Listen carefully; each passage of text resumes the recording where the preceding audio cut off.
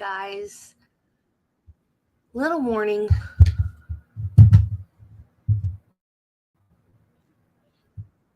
Sorry.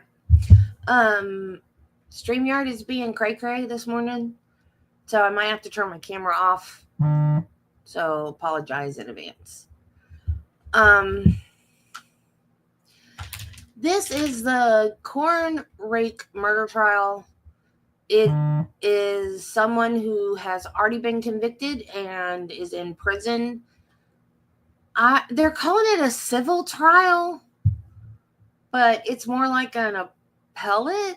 I don't know what category it falls under. The defendant is Todd Mullis. He was convicted. Hey, Lori.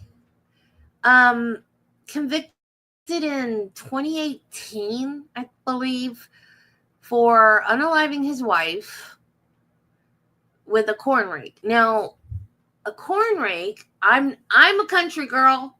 My dad was raised on a farm. When I was a kid, I went traipsing all over my grandparents' farm. But I don't know what a corn rake is. And they grew corn, but I don't know. I've never heard of a corn rake before. I know what a pitchfork is. A corn rake is different. I meant to Google it and I forgot. Pitchfork apparently is not as sharp as a corn rake, but they look alike. To me, they look like the same thing. So she was found by her 13-year-old son, I think, face down with this corn rake in her back. Now, they say she tripped and fell onto it. How? If it's in her back and she's face down? If you trip and fall forward, it's going to be under you. Or is that the difference? There's a 48 Hours episode on this, and I watched it last night, and it said that it was sharper than a pitchfork. I thought that was the only difference, but maybe because like pitchfork it's for like baling hay and stuff, like feeding hay to the animals and whatever. So, if you fall backwards and it goes in your back, then you're going to be face up. But it has 4 tines, and she had 6 holes in her back. The ME said they were going in different directions, so they weren't, hey, Jelly Bean. So they weren't lined up. They were like some here and then some here. So it didn't look like that. Plus, she had bruises and defensive wounds on her hands, her face, her knees. So, but apparently he says there's new information, so he wants another trial, and he's got something like 40 witnesses lined up to testify in, I guess, for him to get a new trial. So 5 years prior to her death, she had an affair. She was a nurse in the ER, and she had an affair with a coworker, and they had reconciled and gone to therapy. To me, it wasn't much of a reconciliation because basically he made her quit working. She had to stay at the farm. She had to always let him know where she was going. He kept her on a tight leash, like always knew where she was and what she was doing, and like, tracked her with GPS on her phone and all that kind of stuff. So thank you. Did you Google it? Corn rake is a specialized tool designed specifically to scoop up corn ears from a field with a few sharp curved prongs, while a pitchfork is a general agricultural tool used to gather loose materials. Oh, okay. Yeah, I'd never heard of a corn rake before. I was like, what the heck is a corn rake? That makes sense. You would think I would know that. Well, let me see. Iowa. This is in Iowa. They have a lot more corn in Iowa than we do in Florida. I mean, we do have cornfields, but still. Yeah, the pitchforks I've seen have a very slight curve to them, just very, very slight. Because I've used that to like give hay to the cows and horses and stuff. But I've never used a corn rake. So the last I checked, there wasn't anything going on. They were all up at the bench. Oh, we have sound now.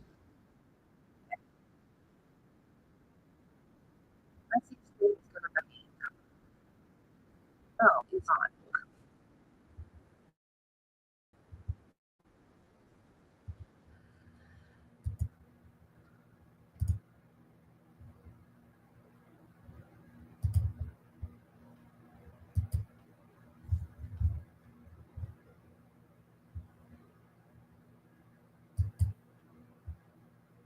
Why is that there? What in the world?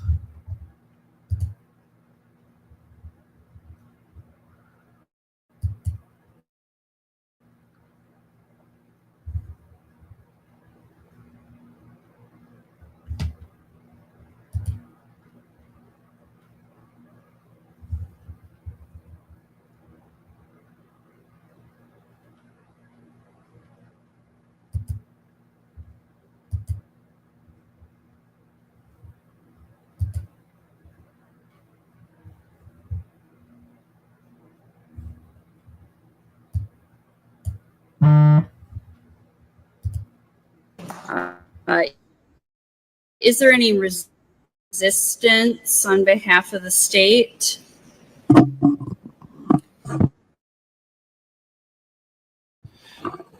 Good morning, Your Honor. I'm just taking that, and we would join the motions as well. Obviously, any undisclosed experts, hearsay, that nature, we agree that the evidence and civil procedure control on that.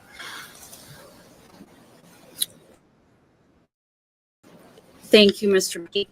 The applicant's motion in limine then will be granted in its entirety. Counsel for the applicant, did you desire any further record on that motion for any reason?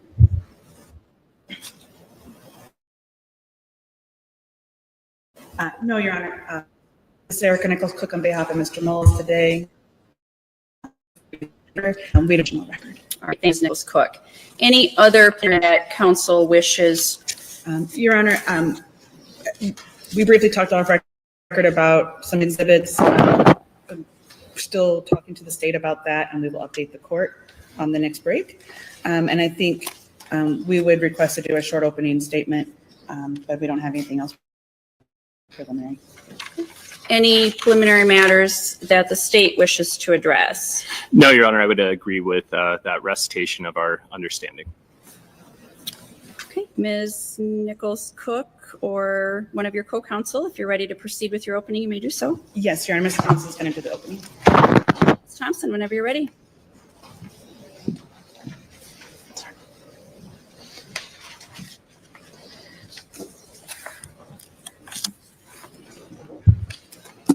Your Honor, with the court's permission, I'll stand just for this opening portion of the proceedings today. Certainly. I forgot to say, this is a bench trial.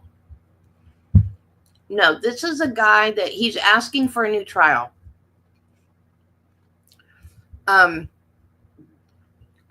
He unalived his wife in 2018, and he was convicted. But now he wants a new trial because there's some new evidence or something that's come to light. So he wants a new trial.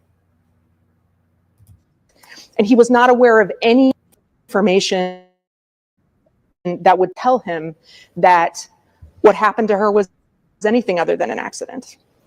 Even and began to treat him like a suspect, he did not stop believing that what happened to Ms. Mullis was an accident.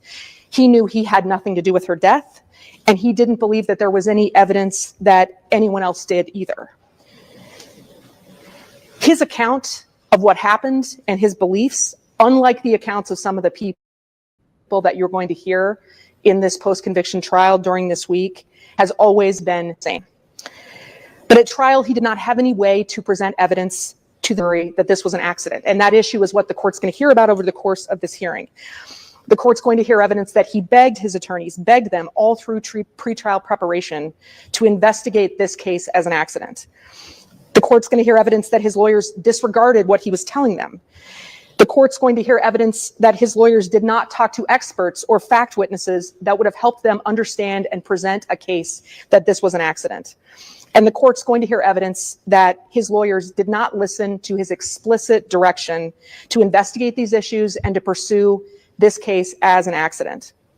And because his attorneys did not listen to him, because his attorneys did not investigate or present these issues, the jury did not hear important evidence that they needed to hear to understand that the state's case was simply wrong. The jury heard the exact opposite of what Todd Mullis asked his lawyers to present. They heard his own lawyer in opening statements tell the jury that Todd didn't know what he was talking about, that Ms. Mullis was murdered. They heard his own lawyer, in effect, tell the jury that Mr. Mullis was not credible. They heard his own lawyer make these concessions on day one, right when this trial began, and then really have no defense to present on Todd's behalf. His lawyers conceded guilt in this case without any plan to present another defense. The court is going to hear evidence that Todd didn't agree to this plan. He didn't know this was the plan. He'd actually asked his attorneys to do the opposite. And at this point in the proceedings, the court has heard in various pleadings at other hearings that we've had, the PCR team for Todd repeat this to you over and over again in all of the filings, that this was an accident, that this is what this case is about. And we've repeated that to the court because it's among just the many reasons that Todd Mullis goes a new trial and what this court is going to hear at this hearing. On behalf of Mr. Mullis and his team, we're grateful that after all this time that we're here, that Mr. Mullis is able to be in court this morning to remedy this wrong. Nobody listened to Todd at trial, but this week he'll have an opportunity to be heard through this case. And the court is going to hear other important evidence as well that the jury never heard, that is going to create at least the reasonable probability that the outcome of his trial would have been different if the jury had heard everything that the court is going to hear over the course of this trial. The court also knows that this is the rare PCR case here in Iowa with an actual innocence claim. And that is what the court is going to believe and know about Todd after this hearing. The court also knows that all of Mr. Mullis's most important claims survived the summary judgment rulings that the court made, and that the court is going to hear his claims and his evidence this week. And everything that this court is going to hear is going to establish that the underlying trial that Todd had was nothing short of fundamentally unfair. It was unfair because of the actions that his trial counsel failed to take, that any reasonable attorney would have done on Todd's behalf. It was unfair because the state withheld from Todd important favorable evidence that would have undermined confidence in the outcome of this trial. And it was unfair because the trial prosecutors did things that resulted in misconduct in how they presented the case and what they presented. And the court's going to hear evidence that makes clear that Todd Mullis was right.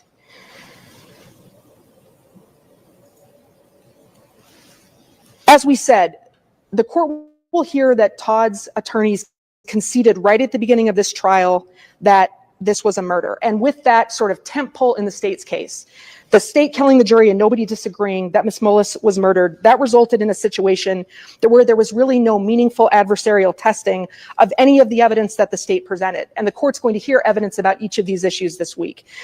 The court is going to hear that the state then was allowed to present witnesses giving contradicted hearsay and innuendo that painted Todd in a bad light. The court's going to hear that that evidence painted a false image of Todd, of his marriage to Ms. Mullis and his family, and that made random Google searches that were done by a family with a house full of teens and preteens seem like evidence that Todd was planning to harm his wife. The court's going to hear the truth about those searches this week. Without Dr. Cruz, the state's main witness telling the jury that this was a murder, that evidence is what it is, which is kind of silly, meaningless, evidence that really doesn't explain to anyone what happened to Ms. Mullis. The court's also going to hear from fact witnesses that have important details that help us understand what experts that the court is going to hear from this week are going to say, which is that Ms. Mullis's death was an accident. The court will hear from first responders and from other people through depositions and through live testimony who witnessed medical efforts for Ms. Mullis. The court's going to hear from those experts that I mentioned that are going to explain from a variety of disciplines how all of the objective evidence in this case demonstrates that Ms. Mullis's death was an accident and that the testimony that Dr. Cruz told the jury in this case was just wrong. The court is going to hear either live or through depositions from Todd Mullis's trial counsel. And the court is going to learn about the mistakes that they made and that those mistakes were not about strategy. They were just mistakes, things that were just wrong and cannot be explained by any strategy. The court's going to hear from an expert, Sean Castle, who's going to explain that the family's Google search history and electronic data from their home is exactly what it appears to be. Google searches from a family, from teens, from preteens that are using Google to search for things, sometimes random things, as we would all expect teens to do. And the court is also going to hear from depositions, from documentary evidence that makes clear that anything that anyone testified to about at trial about Todd is going to be a product of them being told that their friend was murdered. And believing their friend to be murdered made statements that were hearsay, that were innuendo, that don't aid in understanding what happened to Ms. Mullis at all. I want to say one final thing about the evidence that the court is going to hear during this trial. Mr. Mullis is here today because the state made the Mullis's private family tragedy public. And I say this because Mr. Mullis is here, his children are here, members of his family are here, and certainly for Todd and his family, they would have preferred that the investigation into Ms. Mullis's case was private, and that their family's privacy was respected, and Ms. Mullis's privacy was respected. If that had happened and the authorities had made the right decisions in their investigation, then he would not have needed a public hearing like the one today to get the justice that he would deserve.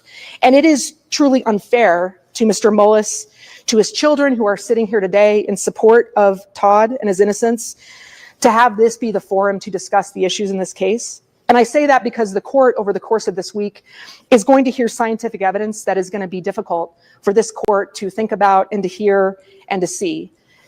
And as Todd's attorneys, and on Todd's behalf, we're going to do the best we can in our presentation to respect Ms. Mullis's privacy, to respect the tragedy of her death, but it's going to be difficult to do that in light of the evidence that we need to present, because Ms. Mullis's private medical information is going to be the subject of this hearing, her privacy in terms of her body, her privacy in terms of the detail of her death and her medical history. Those are going to be made public during this hearing. Her private life. Everyone has things that are appropriately private about their life that shouldn't be the subject of a public hearing, but we're going to have to present and hear about some of those things this week, and present them in a public way that Ms. Mullis and the Mullis family don't deserve.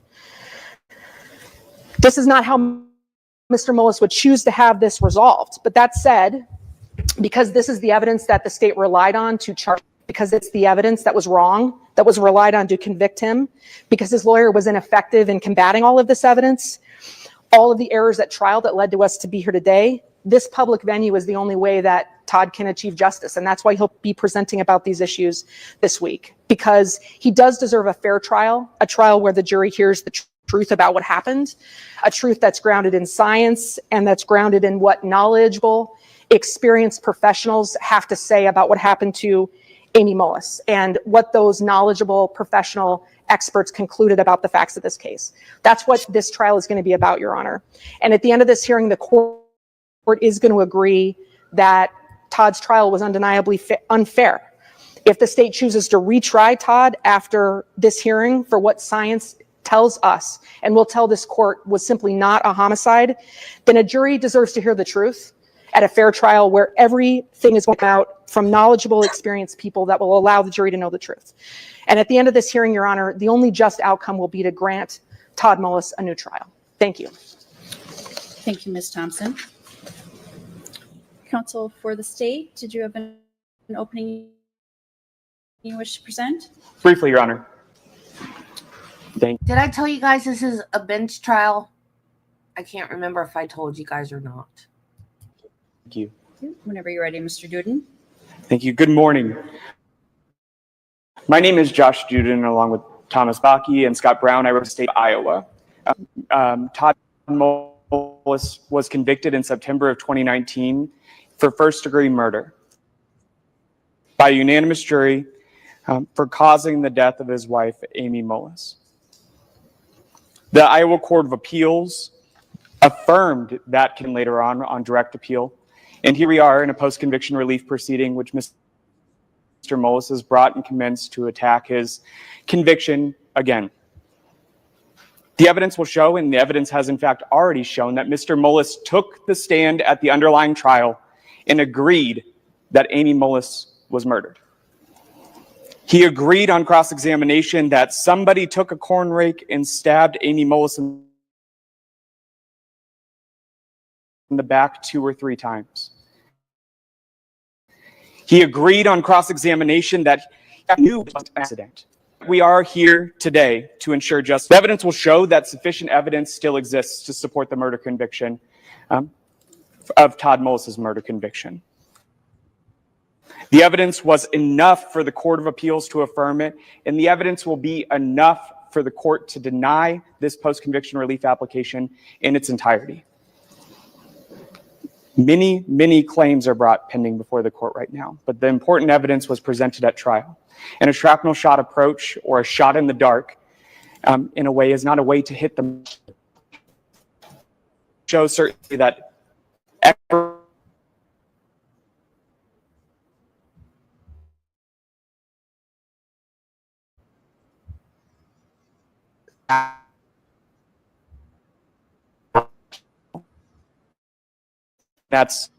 that was wife, Amy Mullis. So it will have to deny his post-conviction relief application and let his conviction stand to ensure that the child.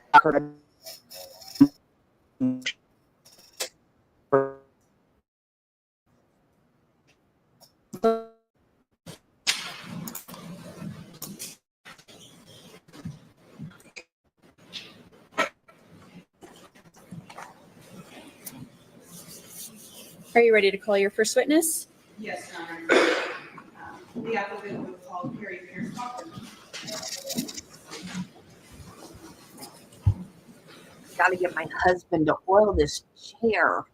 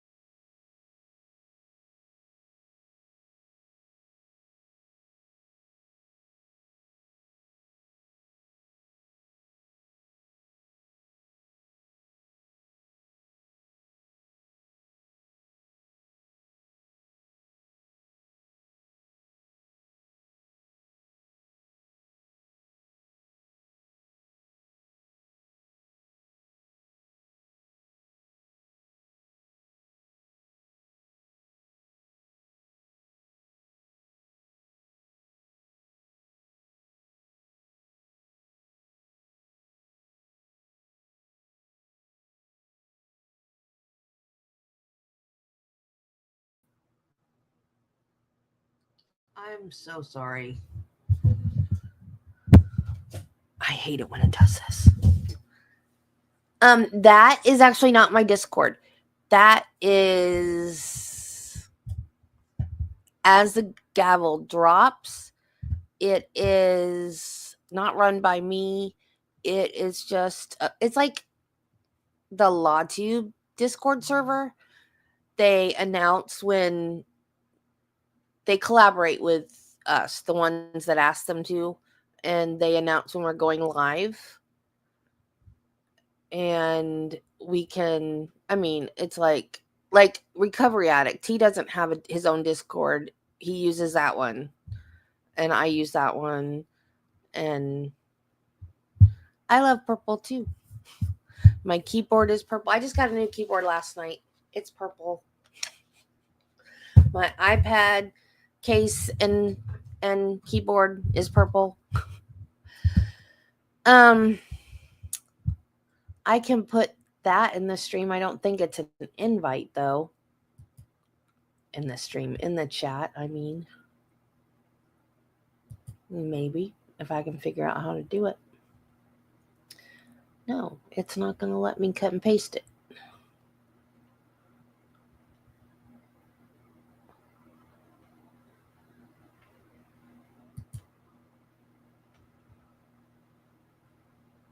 It's going to be stupid and not let me cut and paste it.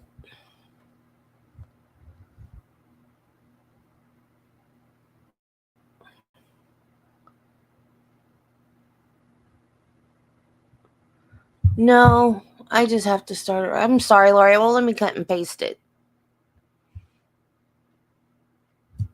I guess I can write it down as it goes by real quick. Oh, well, that should be easy to remember.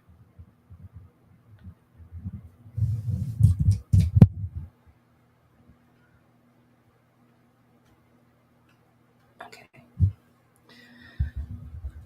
No, my StreamYard crashed again, so I don't know why. StreamYard hates me. I'm convinced they just hate me.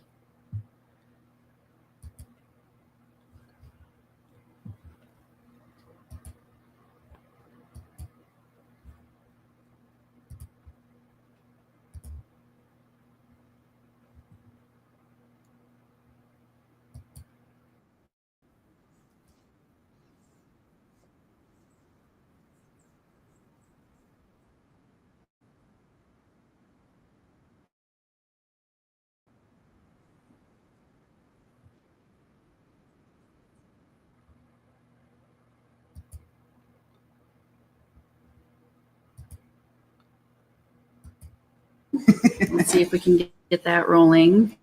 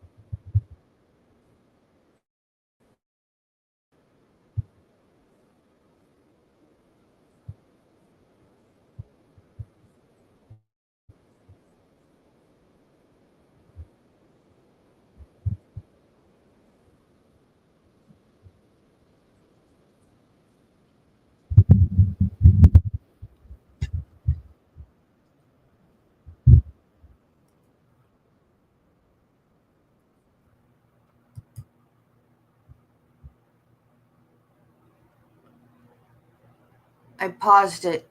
Okay. I'm trying to. I'm trying. I don't, even with my, like, I have my channel up on another monitor, but even then, because of the delay, I can't tell if you guys are seeing it when it buffers. I can't tell what you guys are seeing. So I'm trying to pause it because I don't want you guys to miss anything. So if it's buffering really bad or you lose sound or anything like that, please tell me. And then I'll pause it or back up anytime there, if you can't hear me or you can't hear the court or there's anything like that. Because I'm still new at this, guys. So I've only been streaming for like 6 months. So if anything like that happens, all right, please tell me and we can back up if there's anything you miss or want to see again or whatever, okay?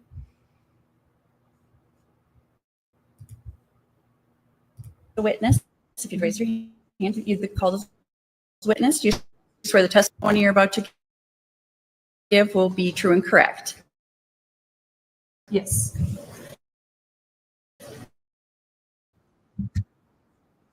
ready, and just for your benefit, when you identify an exhibit, it screen and the screen initially.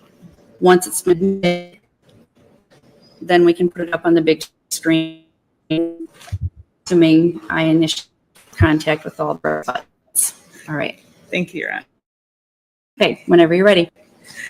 Could you state your name for the record today and spell it for the court reporter? Yes, my name is Carrie Pierschbach. Pierschbacher. Thank you. We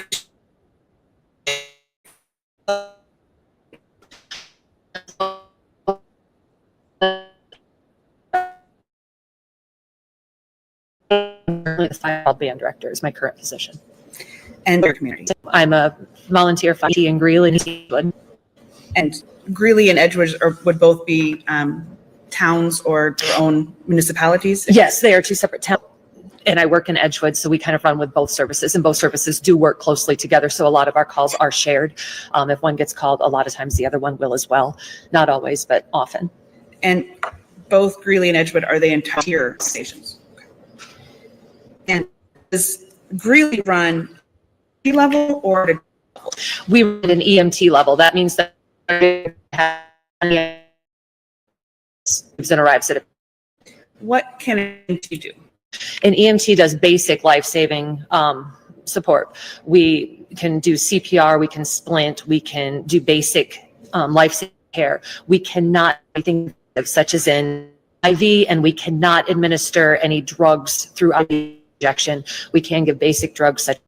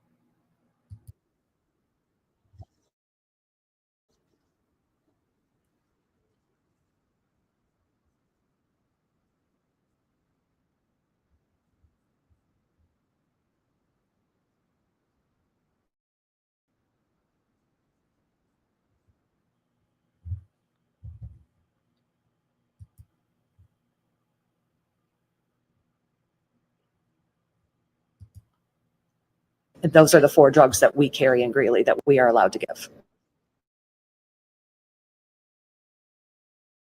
What's the next higher level of care? After EMT, then you would get to the paramedic level, and they can do those extra things. They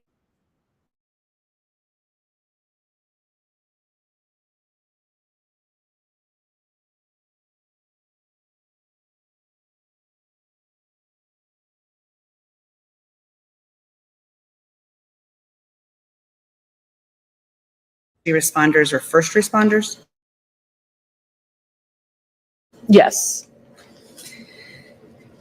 And how long have you been an EMT? 25 years now. I think it was 2000, 2001, around in there is when I took my classes and completed them. I believe I started them in fall of 2000, completed in 2001. And you mentioned that you had to take a class. Yes. What are the components of that class? The class, I don't remember the exact hour amount, but there's so many hours of class time instruction. It lasted 5 or 6 months when I took the class. It began in late September, early October, and ran through March. We met 2 to 3 nights a week for 2 to 3 nights a week.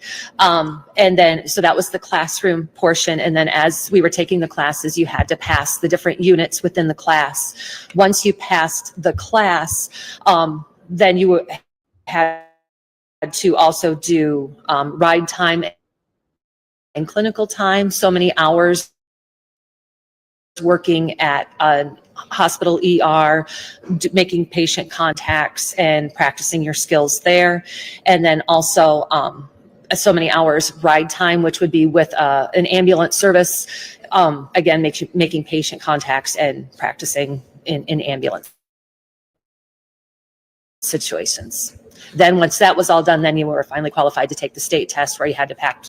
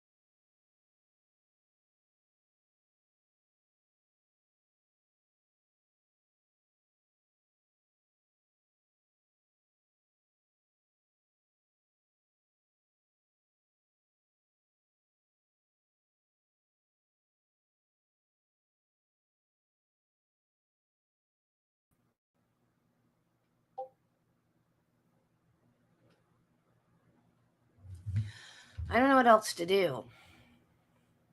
It used to be fine. On my old internet, it was,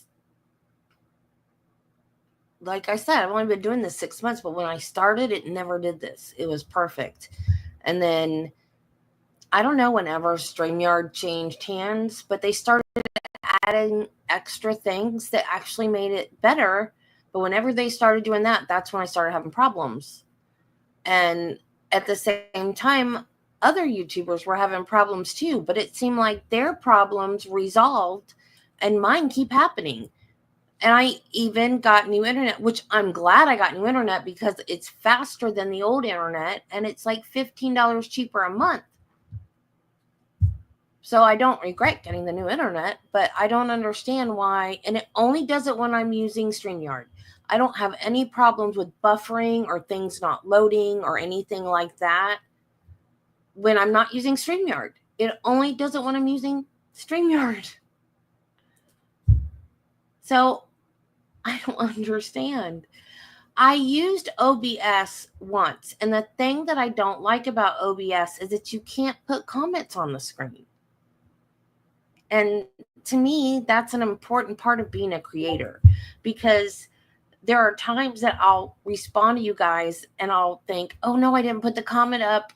Replay crew is not going to understand what I'm talking about because I'm responding to a comment and they can't see what I'm responding to. So I like that I can put comments on the screen.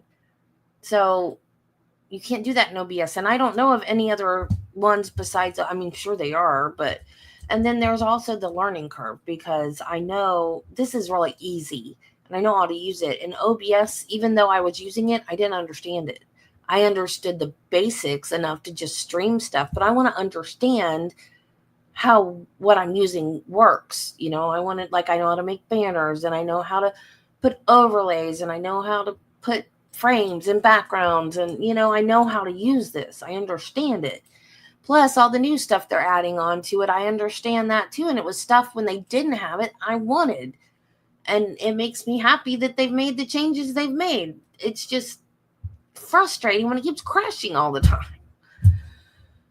And also, I have such a small audience to begin with. You know, people that don't usually watch me that pop in, and then I crash and then they leave. And so that doesn't help me either. How am I going to get a following if I'm crashing all the time so people don't watch me? Because, oh, that's the woman that whose stream crashes all the time, you know?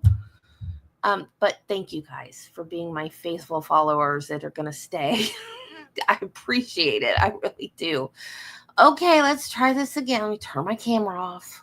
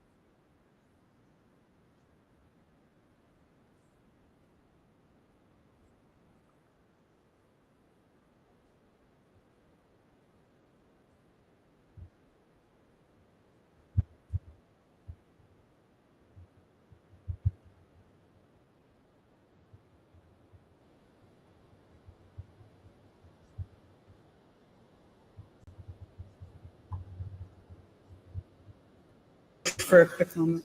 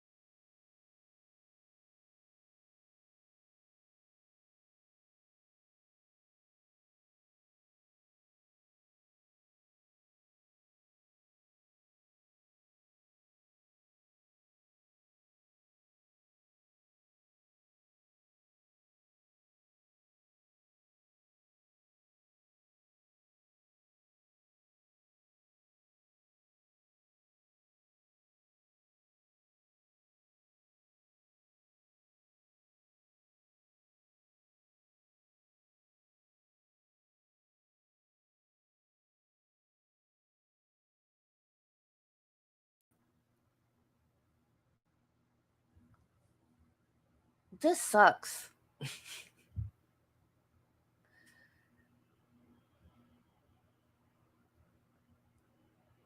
You know, that's a good point. I have no idea.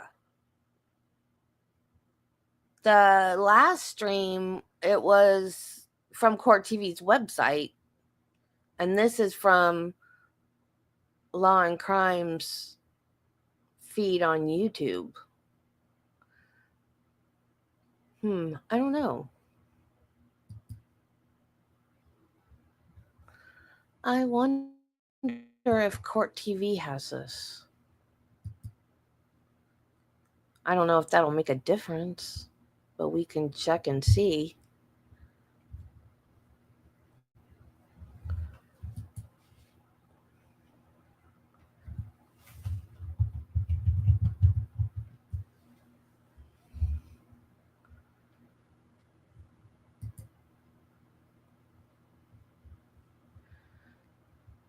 Oh no, they're doing that other one.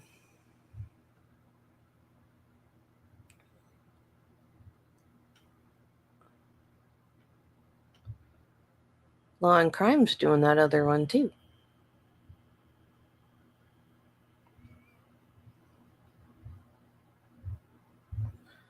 Nope, it looks like Law and Crime's the only one doing this one.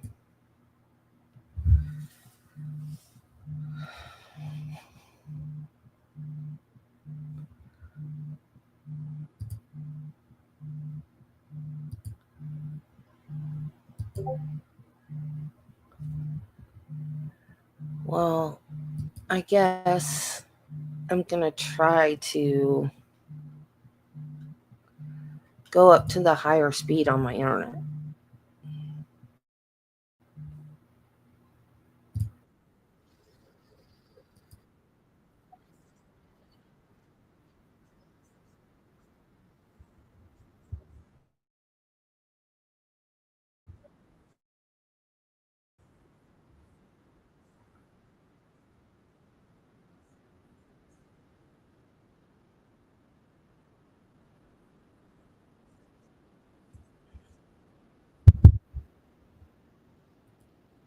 Yeah, I remember that.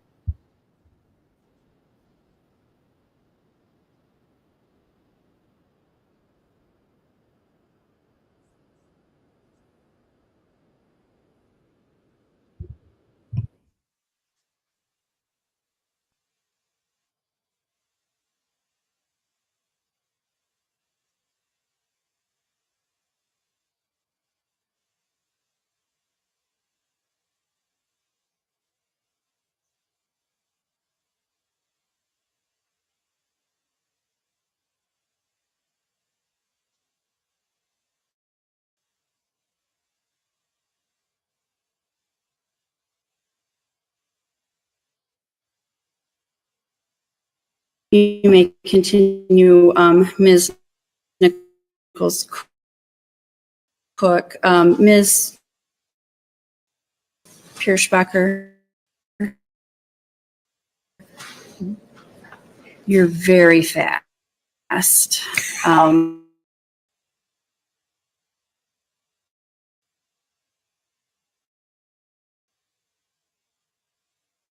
So if you can slow down just a little bit. I will try. Okay, thank you. All right. Start talking about November 10th, 2018. Yes. Do you remember that day and what you were doing? My husband and I had gone to Cedar Falls to pick up our 3 kids. They had a sleepover with their grandparents the night before.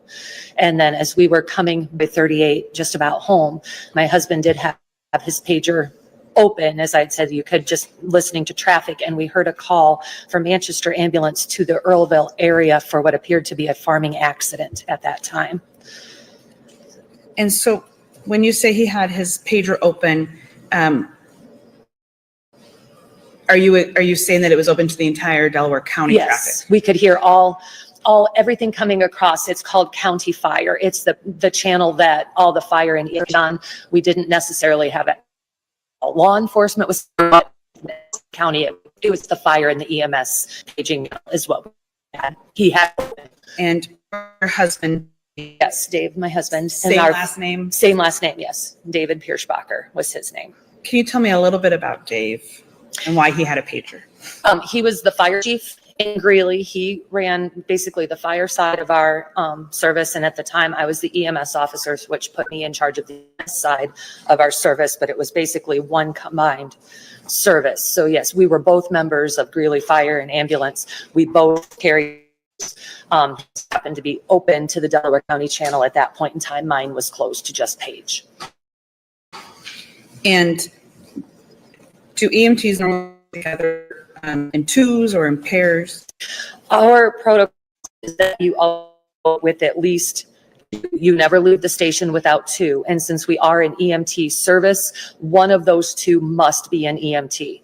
We do have members of our service who are fire only. We have some people who are EMRs, which means emergency medical responders, which would be the next level below an EMT. There's a couple of skills that EMTs do that EMRs cannot, and we have a few of those, but our protocols are if the ambulance goes, there's a minimum of 2 people on board, and one of those 2 must be an EMT. And was Dave an EMT? He was as well, yes. And it's my understanding he's unable to be here today. No, he is not here today. And why is that? He passed away in 2022. Okay. So while you were driving back from Cedar Falls, I think you started to say you were listening to traffic and you heard a call. Can you tell us about that call? We heard, it sounded like Manchester ambulance getting paged for what at that time appeared to be a farming accident. It said that there was a male subject who was transporting a female subject to the hospital along 170th Street, that she had been hit by forks, and that that Manchester was paged out to intercept with them. But also at some point it was said that the original location was somewhere near Earlville, because I remember Dave asked me, why is Manchester responding to Earlville? And I said, I don't know. Was that unusual? Not kind of. Usually, Earlville would have taken a. You have a record of listening to these radio traffic. I just remember everything confusing. We were just listening to traffic and we heard Manchester ambulance go en route, and we heard them continue to ask dispatch for a location, and that they said that they were coming in on 170th Street. And then at some point we heard them say that the subject had stopped so that they could start CPR.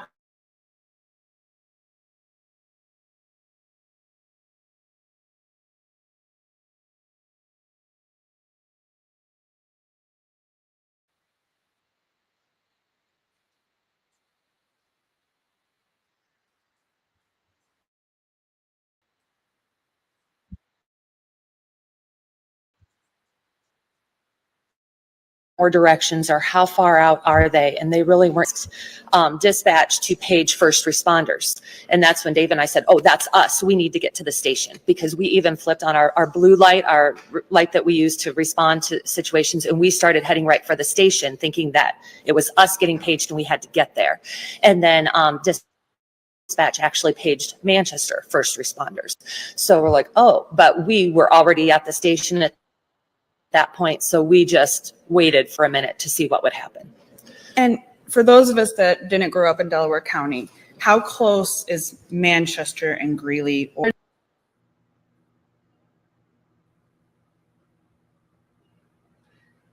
170th Street? Along 170th Street, 170th Street, it's also known as the Oneida Blacktop. It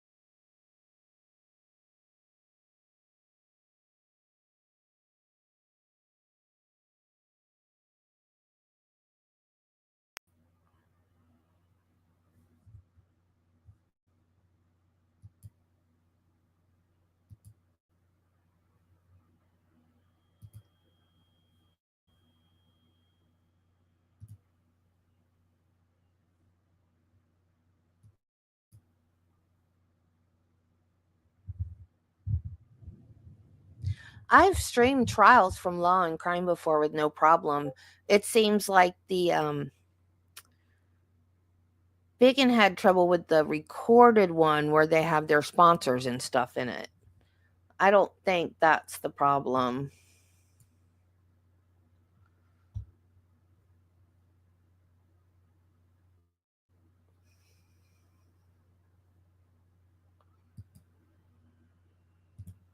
Close to Greeley. Actually, they had not gotten as far as so close to Manchester as we had thought they had maybe gotten. We actually them just south of Greeley, 2.5 miles, at kind of the intersection of 38 and 170th. When you got to that intersection? When we got to intersection, the first thing like from the we had just location a few minutes before, but didn't see anything. Now we saw the flashing lights. So that's where it is. And one deputy ran to the road to meet us to make sure that we saw them and that we knew that's where we were going. So we pulled into the driveway. It was the driveway of a home that was under construction at the time. So there was nobody who lived there. And the driveway was very rocky and muddy. It was under construction. And so when we pulled in, we could see a deputy was performing chest compressions on the female victim. And there was a forklift nearby for the construction of the home. And so after being years from a tractor, and then I started to think, oh, that forklift was somehow involved.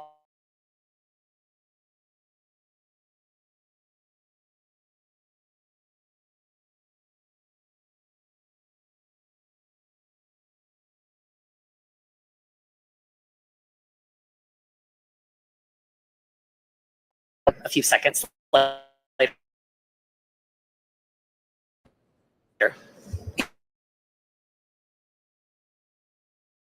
And I can't believe if I I missed this, and you mentioned that from the radio traffic and from the dispatch statements that you thought you were going to a tractor baling fork accident.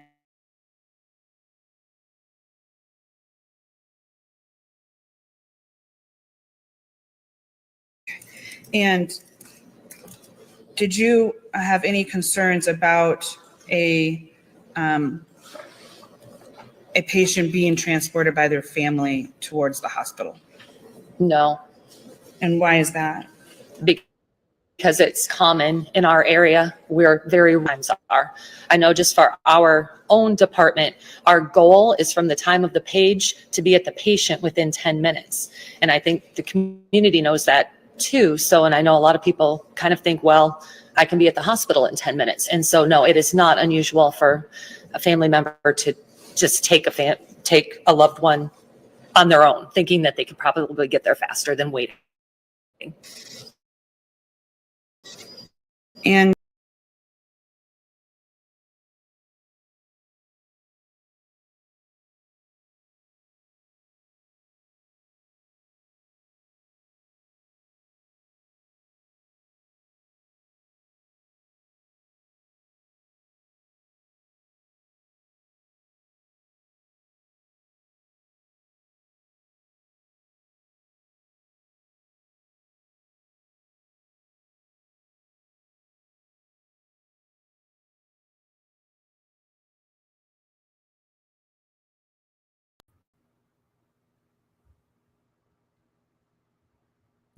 StreamYard says it's my internet connection.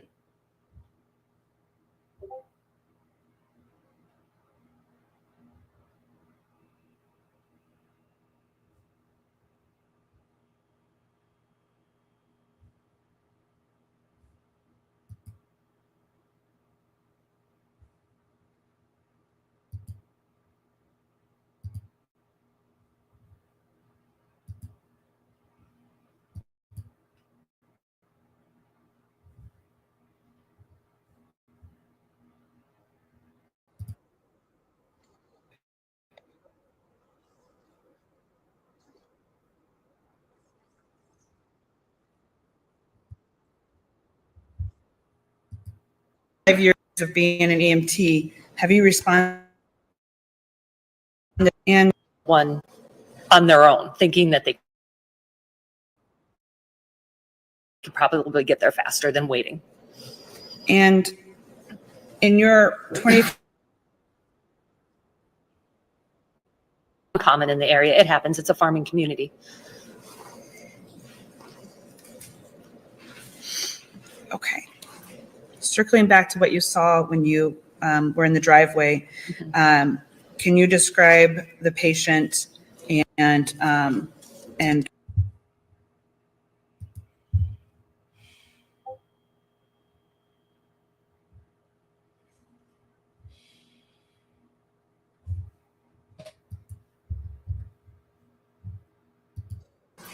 circling back to what you saw when you were in the driveway, can you describe the patient and what you did next?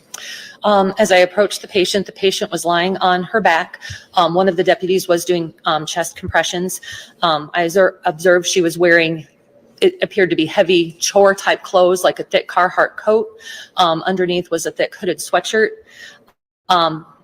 I believe I said she was lying on her back on the gravel driveway. Her head was turned slightly to the right, and her face, the right side, was covered with blood and a brown substance that appeared to be vomit. And the vomit was coming from her nose and her mouth. It was on the right side of her face, and it was also caked in her hair. Okay. And what was the first thing you did when you reached the patient? I took over compressions for the deputy. Why did you do that first?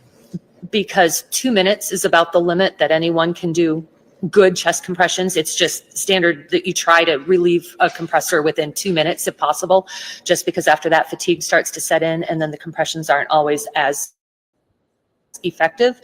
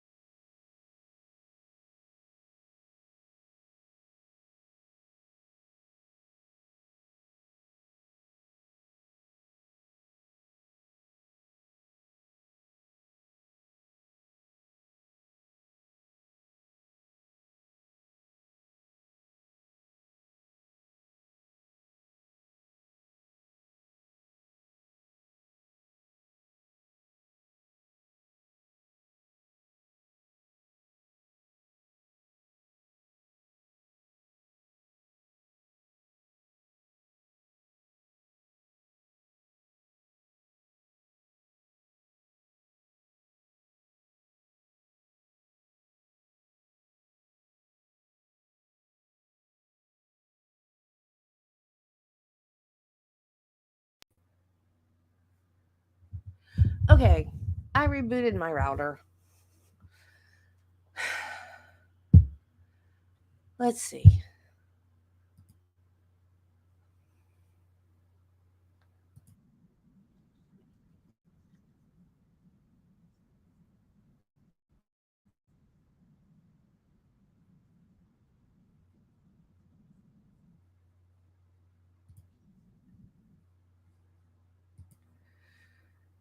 Let's see if it does any better now.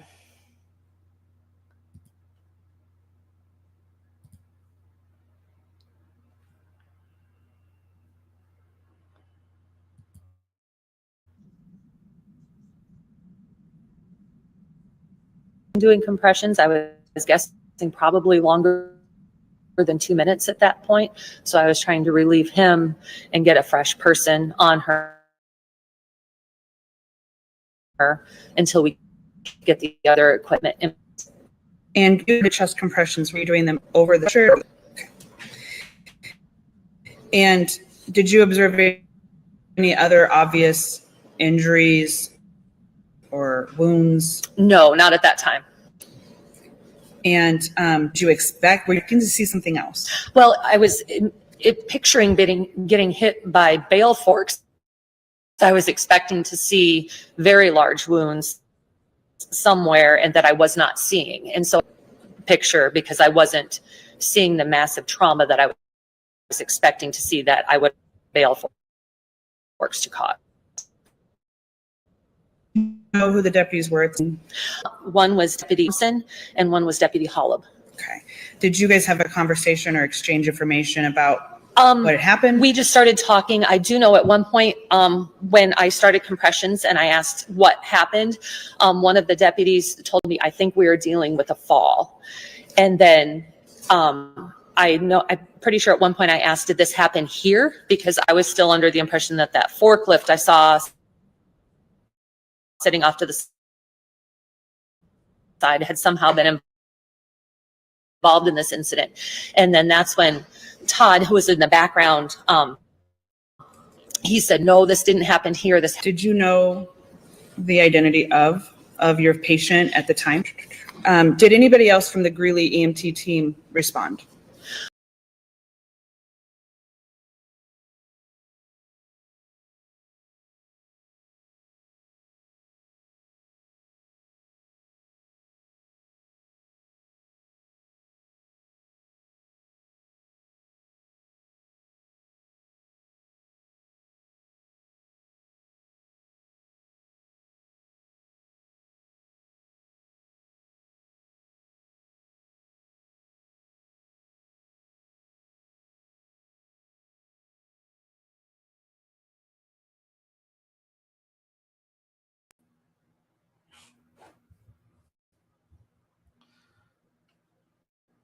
Well, that didn't work. Shoot, I have no idea what to do, guys. But I'm stubborn, so I'm just going to keep trying because that's what I do.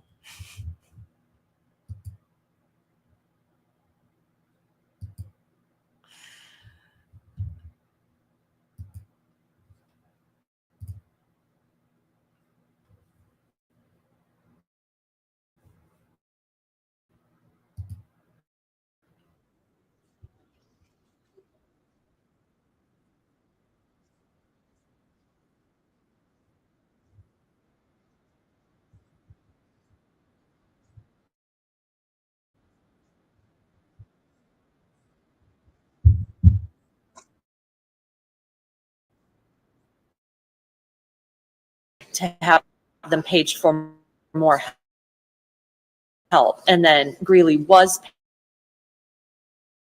paged. By the time most of the responders responded, Manchester had already gotten there. So Steve Engelken is another member of our service who did get to the patient. I believe he got there at roughly the same time that Manchester ambulance arrived. Okay. But I know he was helping with resuscitation efforts at some point. The rest of the Greeley people arrived, but already saw Manchester ambulance and Greeley ambulance and everyone there. So they stayed on the road and conducted traffic control and did not approach. And then you mentioned that Lucas device and the AED. Can you tell us a little bit about what this device is? A Lucas device is automatic. I don't know, maybe it's to think of. It goes under the patient's back, like armpit to armpit, and there's another U-shaped device that comes down and clips over top of that, and then from that device goes down to the patient's chest, and then once it's turned on, the pumps for you, so then the manual compressions are no longer an issue, and we don't have to.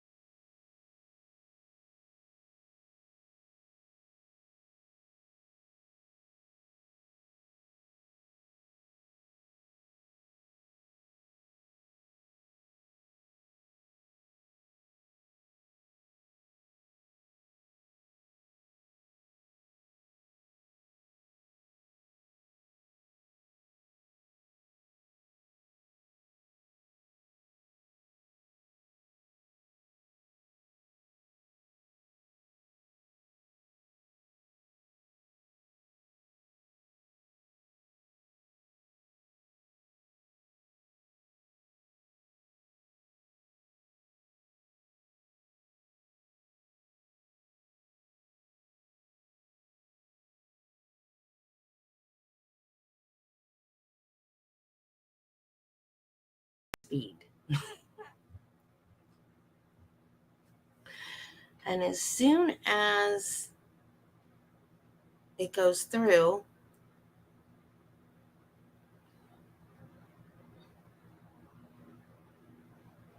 well, I can't tell if it went through or not.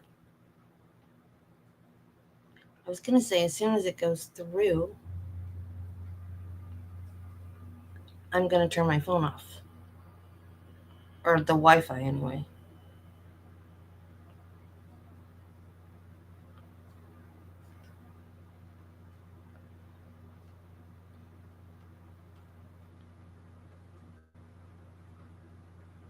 Oh, it went through. Cool. I don't know how long before it takes effect, though. And now I'm going to turn the Wi-Fi off. And maybe that will help.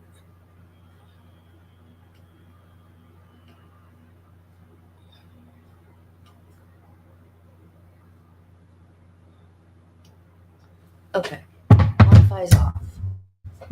Now let's try this one more time. Hopefully this is the last time.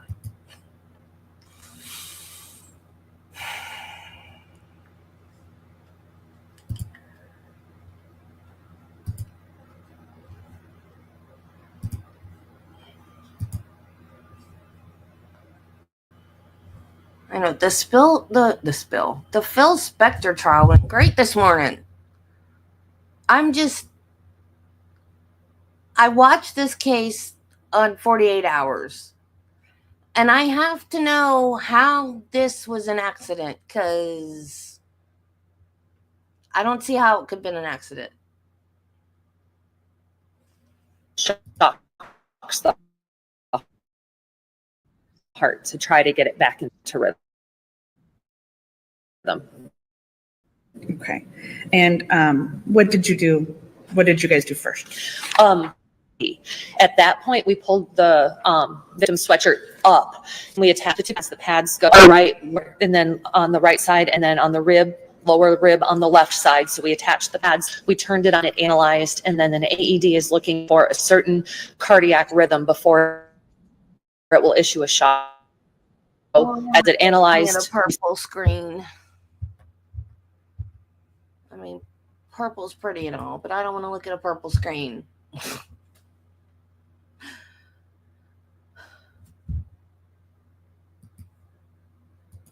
lower, and then on the right side, and then on the rib, lower rib on the left side. So we attached the pads, we turned it on, it analyzed, and then an AED is looking for a certain cardiac rhythm, let it analyze, which is protocol. And then the first 10 time times. it analyzed, it said Ran no into shock my corn advice, port, which meant it did whatever not it's pick called. up that shockable rhythm, continue CPR. So we continued CPR. Okay. And when you pushed your patient's clothing up, did you make any observations about other injuries? Yeah, we looked, as we lifted up her shirt, we were looking for some other things to see because I was still trying to figure out how this injury happened. There was what appeared to be possibly a slight bruise on the right rib cage. At that point, it was very faint. We thought maybe it was a bruise, but we weren't 100% sure. And then there was also a mark above her right breast that looked possibly like a very small puncture wound. But again, we weren't 100% sure what we were looking at. We saw something there, but had not, we're not able to determine what had caused that. So we made note of it in our report. Did you observe anything, any injuries on her face area? Again, possibly a slight bruise on the right side that was noted in the report. Again, at the time that we saw her, it appeared very faint. We thought it was possibly a bruise, but we were not 100% sure. So again, we noted it in the report. Okay. After you set up the AED, did you then do the Lucas device? Yes, once we did the first analyzing with the AED and says no shock advised, continue CPR. I continued manual chest compressions, and then Dave and the deputy started setting up the Lucas device. Dave started and the deputy assisted with getting everything in place. I continued manual compressions until the Lucas was in place and could start. Okay. And you were able to utilize the Lucas to do chest compressions? Yes, and then once it was in place, we turned it on and the Lucas took over chest compressions. What did you do after that? Then I went back to the ambulance to get the airway bag to secure an airway and to start breathing for the patient. So I brought the airway bag back to the patient, opened it up. I took out a King LT. That was the intubation device preferred at the time. And so that's what I took out. At the time that I had gotten that out, then that's when Manchester arrived on scene. Okay. I apologize for the interruption, but could we have a quick second? Sure. Oh, good. I was going to pause it. I don't know. There's no jury. It's a bench trial or a bench hearing or whatever it's called. I don't know. So I don't know if that's his prison orange. I mean, it's just a t-shirt. It doesn't look like the scrubs that they wear. So I don't know if that's like prison issue or... Why does the string keep going black during sidebars?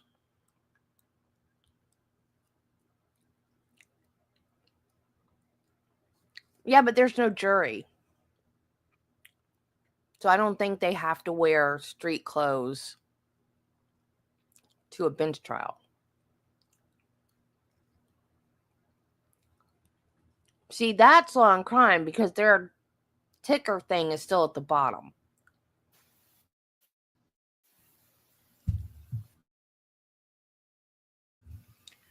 I don't know what to call this. I don't know if it's a trial, a hearing. I don't know what it is. The lawyer from the state called it something and I didn't write it down and now I forgot what he called it. Application for conviction, overturn of conviction, something like that.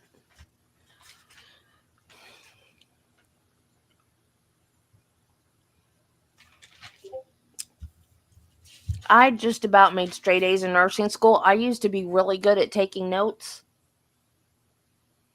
And I am terrible at it now.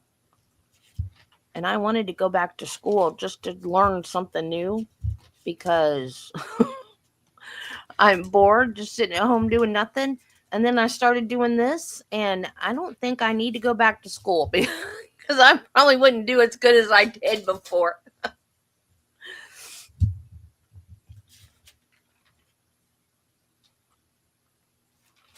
I won the Academic Excellence Award in RN school.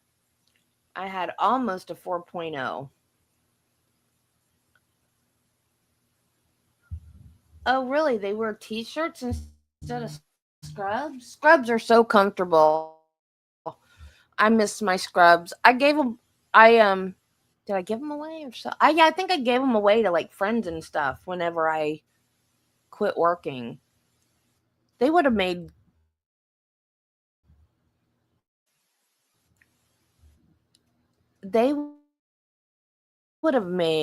really good pajamas. I don't know.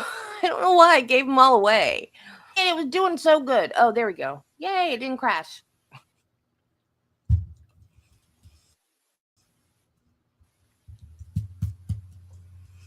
Well, I was watching Matt Walsh on YouTube yesterday. There is, oh, thank you. There is a free online college. It's not accredited. But they have a class on the Constitution, and I started doing that yesterday because I don't know, you guys, not all of you, but some law classes. And I thought, a Constitution, that's perfect. So I am kind of taking a Constitution class. I mean, it's not accredited, but it's still college.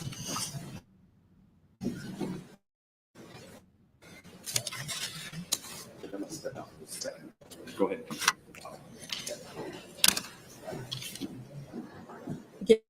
Again, folks, I want to be crystal clear that unless you are an approved member of the media, there is to be no photography, recording, social media posting. Kick them out, Judge. Or any recording of any kind of this proceeding. I am aware that there is a specific individual in this courtroom who has posted photos on a social media site from this trial this morning. It is only because I cannot ascertain specifically if that photo or those photos were posted before or after my preliminary warning that that individual is not already being removed from the courtroom by a deputy. If there are any further posts, the individual will be removed. We will not have this proceeding derailed by members of the public who are not following the restrictions on recording, photography, and the rules of this court.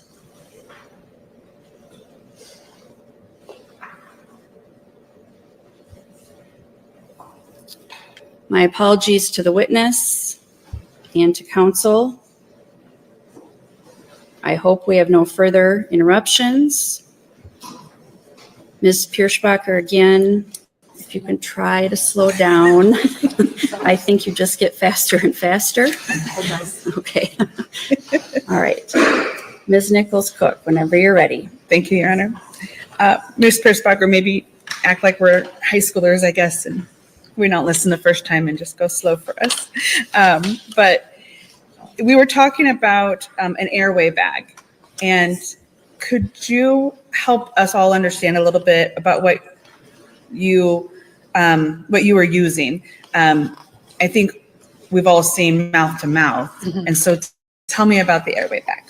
Okay, so our airway bag specifically carries all of the equipment that we would need if a patient were to have a breathing problem. There is an oxygen tank in that airway bag. There is also it's called an AMVU bag. It's the bag that you put over their mouth and squeeze to help ventilate them, that we carry in there. There is also nasopharyngeal airways, which go into the patient's nose, and oral airways, which are hard airways that go into the patient's mouth that are used to hold the tongue out of the way. Those airways are used for a patient who is still semi-conscious and would have a gag reflex, who would not tolerate anything down their throat. In this particular case, we used a King LT, which is a long tube that is inserted into the patient's mouth, and it goes into their trachea, and there are 2 balloons that blow up to hold it into place, and then there's a small opening at the top that ambu bag I was talking about. If you take the mouthpiece off, the round tip goes right onto the top of the King airway, and then we can ventilate directly into the patient's lungs. So that is what I was getting, the airway bag, and that's what we had decided was our best option for that patient at that time. Okay. And was your patient responsive at all? No. And in order to insert the tube then into your patient, did you have to do anything with her mouth or her nose? Yes. So when I inserted the tube, what I did is I positioned myself at her head so that she was directly in front of me. I was at the top of her head. Other people were still working on doing things with her. I was kneeling on the ground above her head, and then what I do to insert is I reach through and I grab her lower jaw and her tongue, and I lift it up to pull the tongue out of the way and to open her mouth. And then with my other hand, I take the tube and insert it into her airway, and then we have a syringe that then blows up those balloons to hold that tube into place. Okay. Earlier, you mentioned that the right side of your patient's face had blood or maybe a vomit substance. Yes. Was that still present when you were inserting the tube? It was still present, and before the tube was inserted, we used a suction device to suction her mouth clean and clear so that we could get the tube in without getting any extra debris into her airway. Would getting debris in her airway be harmful to your efforts to get her breathing? Well, it could, because then it would be basically like aspirating whatever that was, and then it would just cause further problems for the patient down the road. And I think you mentioned that as you were working to do this, the Manchester paramedics arrived. Yes, the Manchester crew arrived because at first when they arrived, we filled them in on the situation and told them what we had done so far and what we knew. And then I actually backed off on the airway for a moment, just because at that time it was their scene to control. And I just said, we're about to insert an airway. And then that's when they said, well, you are an EMT, you can do that skill, right? And I said, yes, I can. And then they said, please do help us. And so we stayed on scene and continued to help them as they were doing what they were doing. And in addition to suctioning out the mouth, and you also have to move. I don't remember if we did any wiping. I do know we did have to suction, and then her head was turned slightly to the right, so we would have pulled her head back to center to make the tube. Okay. You insert airway tube. What do you remember doing next? At that point, we hooked up the airway bag, and I started to ventilate for her. The ventilations were going in harder than I expected them to. I was feeling some resistance, which is not normal. But at that time, that's when we were getting ready to move the patient. They had brought a sheet from one of the ambulances. And so the way that we lifted her that day is we did something called a log roll, where we roll the patient onto her side, put the sheet under her, pull it back out from the other side, and now she's laying on a sheet instead of on the bare ground. And then we're able to use that sheet to lift her and get her onto the cot and into the ambulance. So the sheet was the method that we used that day to get her up onto the cot and loaded. So at the time I got the airway in place was the time that we rolled her, got her onto the sheet, and moved her towards the ambulance.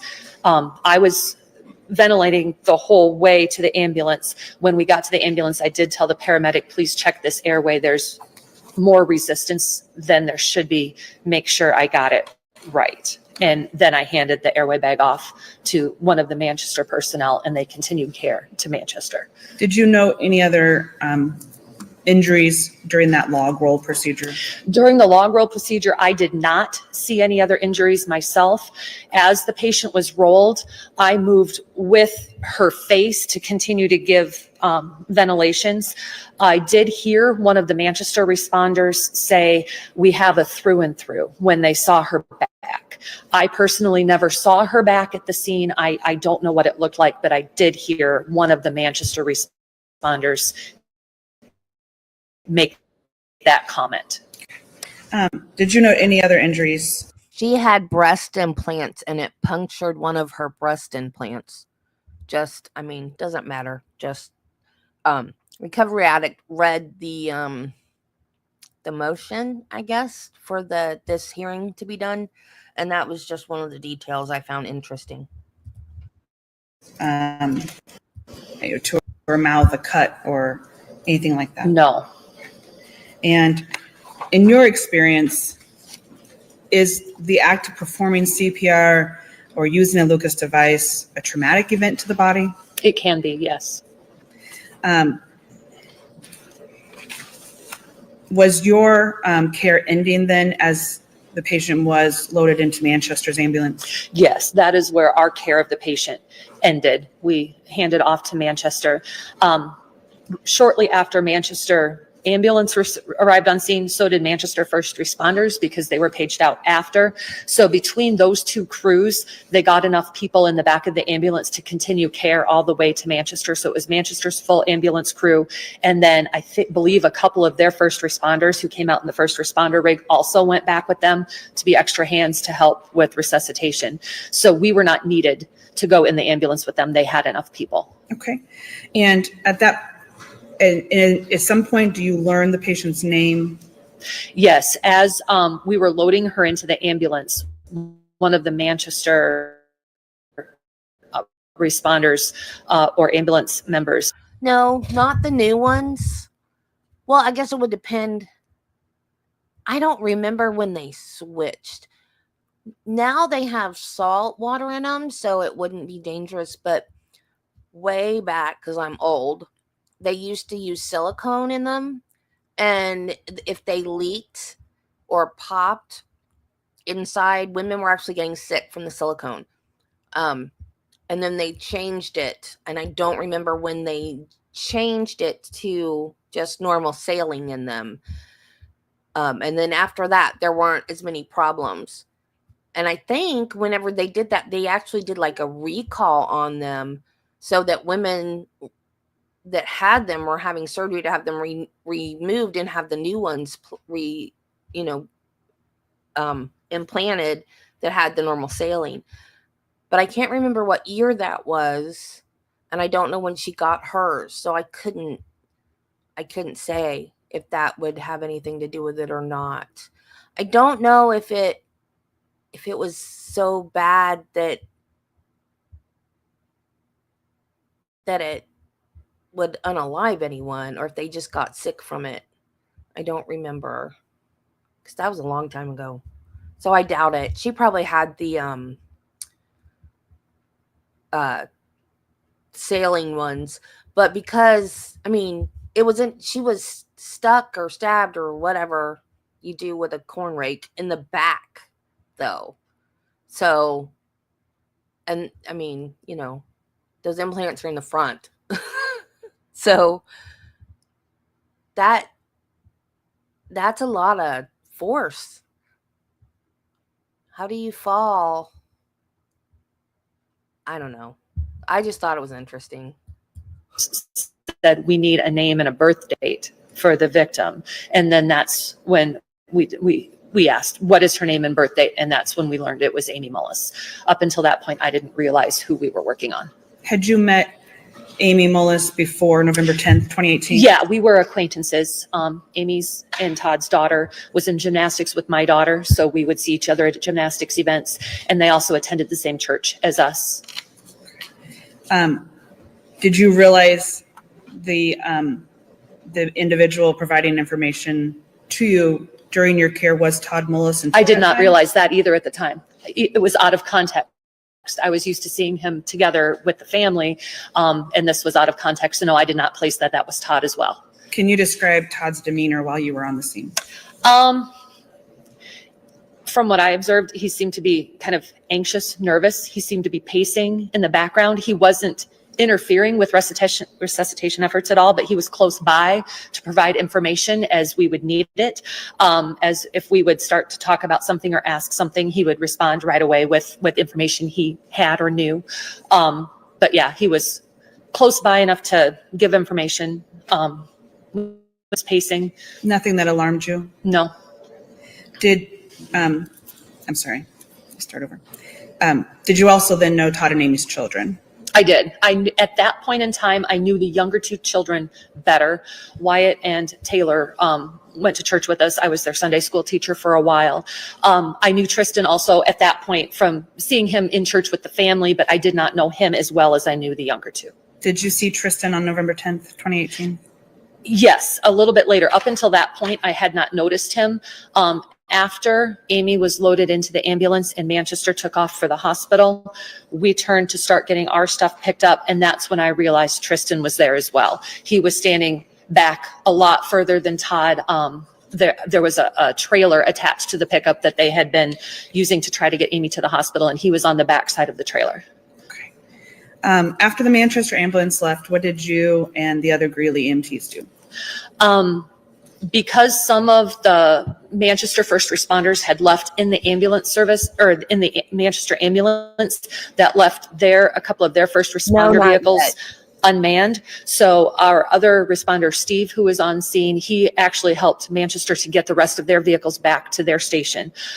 Dave and I took the ambulance and we followed to Manchester because our Lucas device was still being used in resuscitation efforts. And so we said we would just follow and wait for it to be done to get it back. So we proceeded to Manchester. We stopped at the fire station we stopped at Manchester Fire Station to pick our other responder, Steve, up because that's where they keep their first responder vehicles after he helped them drop those off. And then the three of us proceeded to the hospital to wait for the Lucas. Okay. When you got to the hospital, where did you go? We just went into the common area in the ER, the hallways. We were just planning to hang out in a corner and try to stay out of the way until things were done. And did you observe Todd Mullis or any of the other family there as well? Todd, I believe, was there and had a friend with him. And they were in kind of the family waiting room. They had a special waiting room, not the general public waiting room that everyone goes into. There's a separate one back in the ER for family to wait in. And so he was in there with a friend. Okay. Did medical staff approach you and Dave or Steve? One of the RNs came up to us as soon as we got there and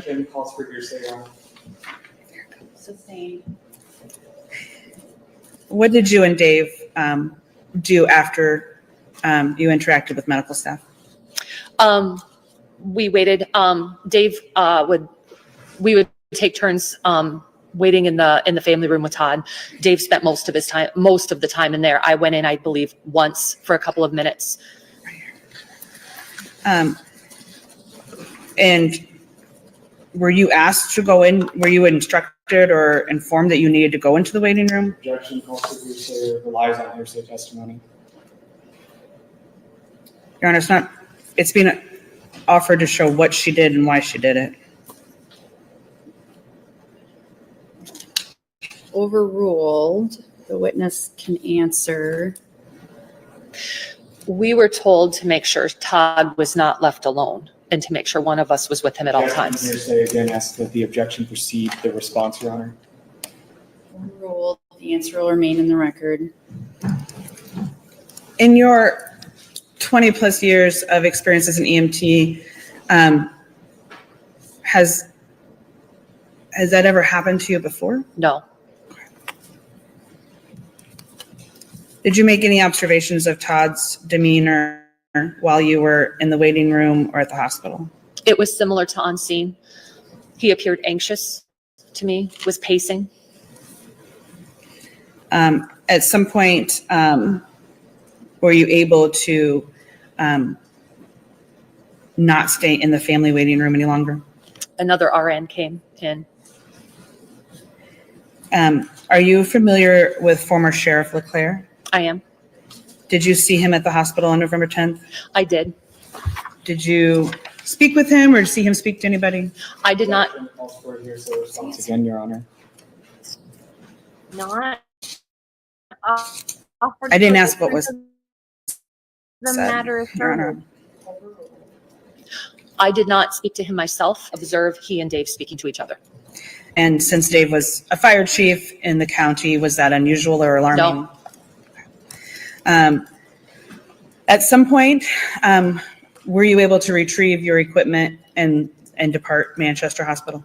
Yes. At some point when the Lucas device was finished being used, we got it back and then we left and returned to Greeley's Air Station. Okay. Did you respond to any other EMS calls that day? We did have another EMS call later that night. Did that take you back to Regional Medical Center in Manchester? Yes, we transported that patient there as well. Did you ever learn that there was concerns or instructions to complete your report in a certain way?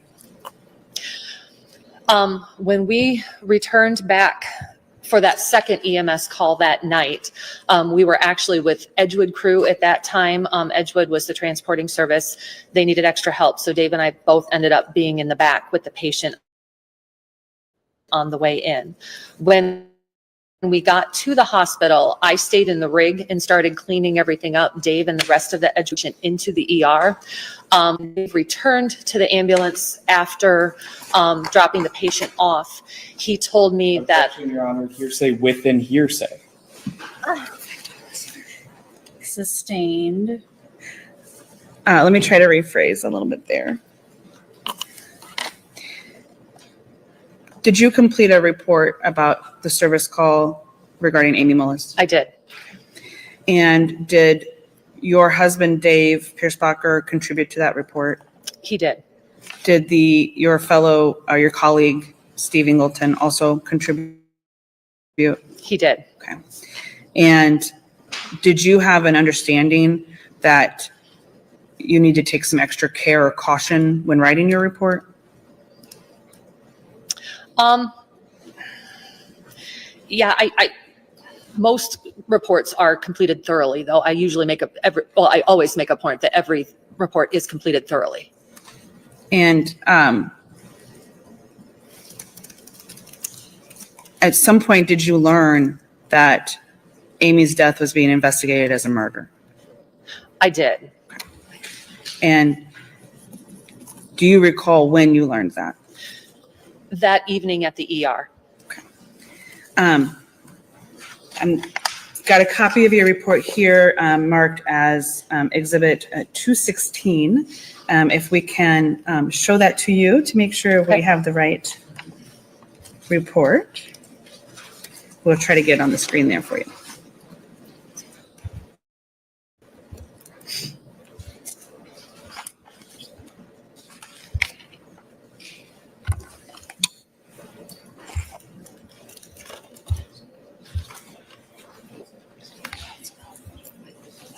I thought it was a pig farm. Did they even have corn?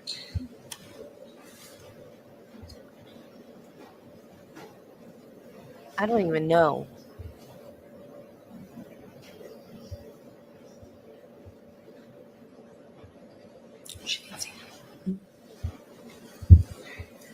Ms. Pierce-Clark, have you had an opportunity to look at Exhibit 216? Yes. Okay. And does this appear to be the report that you wrote and submitted regarding? It appears to be. And can you tell the date that you submitted this report? I'm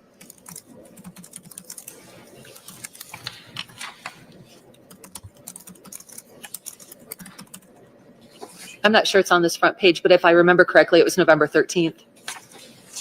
And so that would have been just a couple of days after Yes. you responded to the call?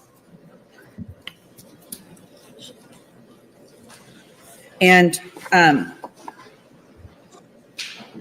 think you just said you submitted it. Can you tell us a little bit about what that means? Okay, Like, that makes how do you sense. submit it? Where does it go? The system that we use for EMS reporting is called Image Trend. We all go in and it's what every EMS service uses. We complete the report and then it stays open. And when we are satisfied that it is done, we hit lock and submit, and it is locked and submitted, and then it uploads to the state database. And at that point, then it is considered submitted. Okay. And after you submitted your report here in Exhibit 216, did law enforcement ever talk to you about your observations from November 10th or your report? No, Did anybody from the Delaware County Attorney's Office talk to you about it? no, And I apologize, I said law enforcement earlier, specifically Delaware County Sheriff. Did anyone talk to you? The Iowa DCI? no, And have you ever spoken to anybody from the Iowa Attorney General's office about the substance of your report? no, And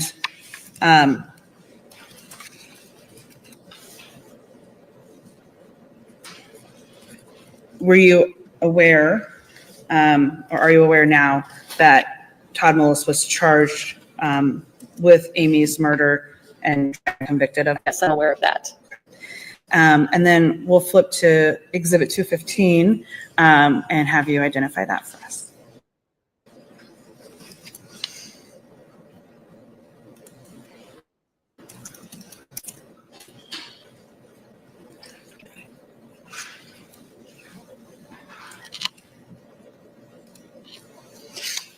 Yeah, this is an affidavit. So 215 is an affidavit that you signed regarding November 10th. Yes, And my copy is yours is a little better. But is it dated in 2023? I believe so. I don't see the signature page on my screen, but I believe that's when it was. We'll scroll.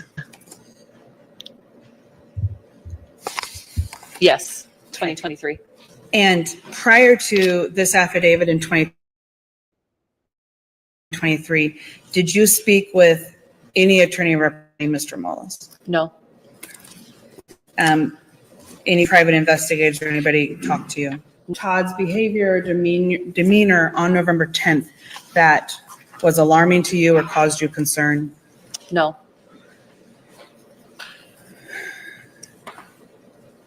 Your Honor, if I could have one moment, and then I think we already have an agreement to admit 215 and 216, but I would formally move to admit those exhibits.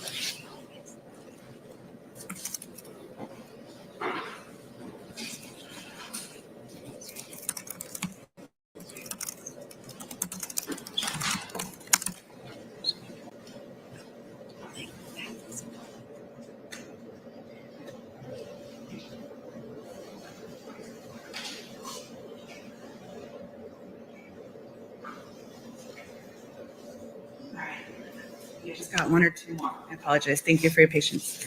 Ms. Piersbacher, while you were on the scene that day, providing care and waiting at the hospital, did you ever observe any or hear anything that caused you to think that Ms. Mullis's injuries were not an accident? no, And I know you said earlier that it's not uncommon for there to be farming accidents. And so can you expand a little bit on that? Like what types of accidents you have responded to over the years? Your Honor, I am going to object on the grounds of beyond the scope of the lay witness's testimony. She's not a certified expert, and it's her testimony as to other incidents are relevant for her insight and for purposes of this proceeding. Sustained. Let me re-ask that. Have you responded personally as an EMT to other farming accidents? yes, And have those included things like falls yes, and onto whether it's a farm implement or a fork or some other tool? Objection, Your Honor. Again, this is irrelevant. It's both beyond the scope, not an expert. And simultaneously leading. Your Honor, I'm asking for her personal experience. I'm not asking for an expert opinion. Yes, we have been called to emergencies that involved farm implement, and we have been called to emergencies where people have fallen. We've been called to emergencies where people have been trapped. Yeah, there's several different types of farming emergencies that happen. Okay.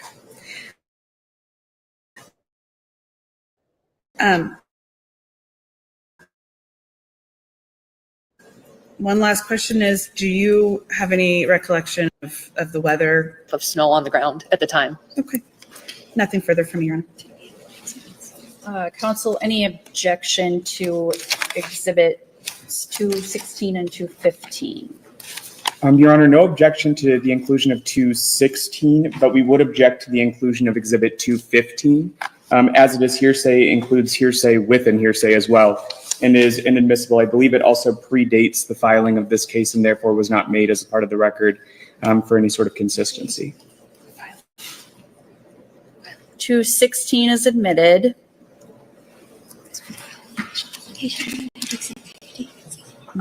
Council, did you want to respond to the objections 215? Yes, Your Honor, I think there might be some confusion.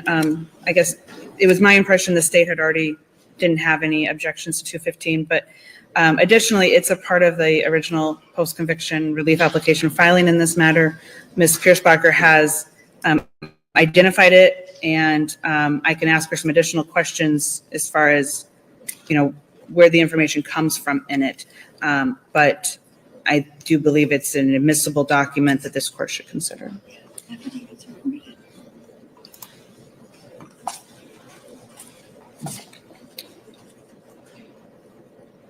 Well, to the extent it was identified as an attachment, I guess, to the petition, it's there. The court will consider it in that fashion. Generally, I'm not going to admit affidavits, though, of witnesses who are here to testify.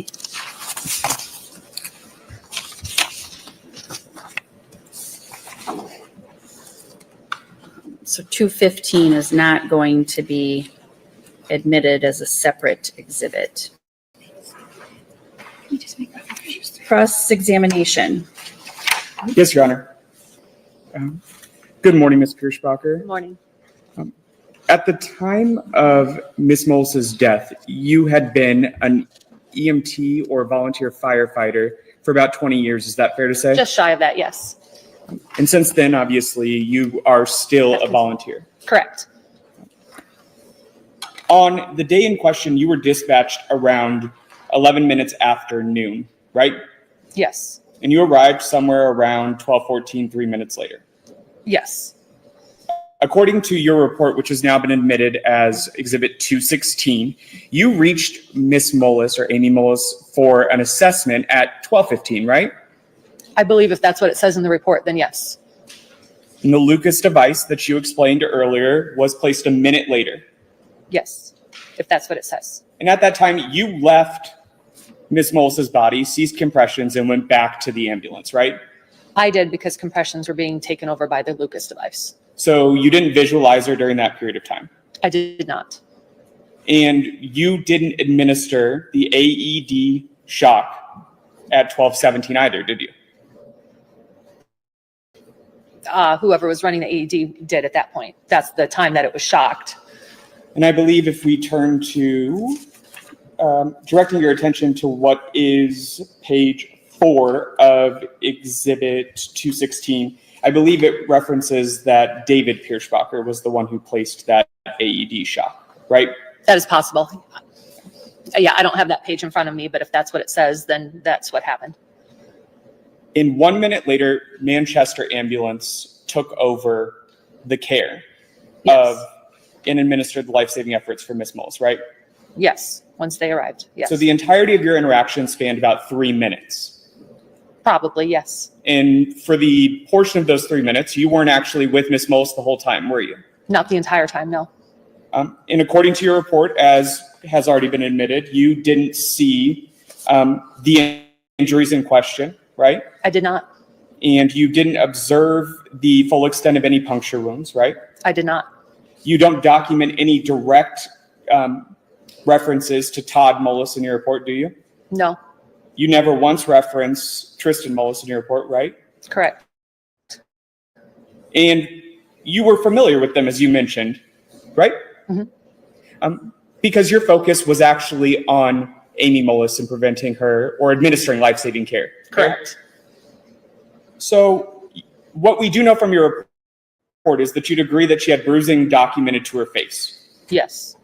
And you didn't actually note anything about her hands in question, correct? No. In fact, based upon your examination, you had no reason to check her hands, fair? We did not. So you can't say whether or not she had any injuries to her hands, right? That is correct. Nor could you say that she has any injuries to her legs or feet, right? No. Those, that was removed by Manchester Ambulance. They cut the rest of her clothing off of her when they took over care. So that's why that is not in my report, because that was under their care. So directing to your specific interactions with Amy Mullis on this day, you administered manual compressions. I did. And you placed the King airway device, right? I did. Tube. How long or how many tubes have you placed, would you say? Over the years. Can we get a little, I'm sorry, objection, a little foundation as to like a time period? Are you talking the entire 20 years or? Sure. In a general sense, without holding you to any specific number, over your 20 years time at that point, how many airway devices had you placed? How many tubes? At that point, well, those were relatively new at the time. I mean, we haven't had those in the entire 20 years that I had been an EMT, but I have placed a dozen. So you were fairly experienced or aware of how to place them? Yes. And to be fair, those don't come into contact with a patient's lips or anything like that specifically, right? No, mostly it's my hand that comes in contact with her face or her lips as I'm moving her face out of the way to put the tube in. And in this instance, Manchester is the one who was not you. Yes, that is correct. So you weren't applying any force with an outside suction, right? No. And do you recall or have any reason to believe you caused an injury to her lips yourself? No. And generally, when you place a King airway tube specifically, do you cause injuries to the patients you place them or administer them to? I have not heard of that. And in your instance, that hasn't happened, right? No, not that I'm aware of. So you don't have any reason to believe that she would have caused any damage to Amy Mullis's face or mouth or otherwise, right? No, And you didn't ride with her to the hospital either, did you? I did not. So your care or interactions with Amy Mullis ended at 12:18 or so. Yes. Whatever time she was loaded in the ambulance, that's when my interaction with her stopped. And so your total interaction with Amy Mullis would have been 3 minutes, right? Probably, yes. In your report, you don't call it a farming accident though, do you? What did I reference it as? What did I put in my narrative? I believe when you were dispatched, and you can correct me if I'm wrong, that, like you said earlier, you believed that a woman had been hit by forks, right? Yes, that's what it was dispatched as. You don't mention a forklift though, do you? No. And you don't mention any bale spears, right? Nope. So overall, you had no reason to believe or any reason to look into the cause of Miss Mullis's injuries, did you? Just to ask what had happened, and again was told we weren't sure. We thought we were maybe dealing with a fall, was the answer that we got on scene. Is it safe to say that the family members who are noted in your report, that would be Todd Mullis? Yes. I believe I just referenced family members in general, correct? Correct. Yeah. So in that sense, it would have been reported as an unknown incident to you, right? Yes. So it wasn't referenced as an accident by Mr. Mullis. Fair? No. I'm going to object at that point as asked and answered and beyond this witness's testimony. Overruled. Answer will remain in the record. That was it, yes? Sorry, could you please re-ask the question? So Mr. Mullis had never referred to it as an accident or otherwise to you, right? No, it was very confusing. We were trying to figure out what had happened. As you said, the 3 minutes that I was with her, we were trying to see if we could resuscitate her. So that was our primary cause. In my mind, I was running over what could have happened, but our primary focus was to get her back, get a heartbeat and breathing. So your job wasn't to look into what caused the incident in question? We asked the questions to help us figure out what we're dealing with. But in this case, it was very confusing. Nobody really knew. So we focused just on what we could see and took care of that. So we've referenced your report extensively, which has now been admitted as Exhibit 216. Who do you submit that report to? I believe it goes to the Iowa Department of Health. So it doesn't go to any specific agency for inclusion, right? No, it gets uploaded to the state. And I believe you've previously referenced the National Emergency Medical Services Information System. Mm-hmm. Fair? Yes. Is that also called NIMSIS? Yes. And for NIMSIS, do you know who that goes to? I do not.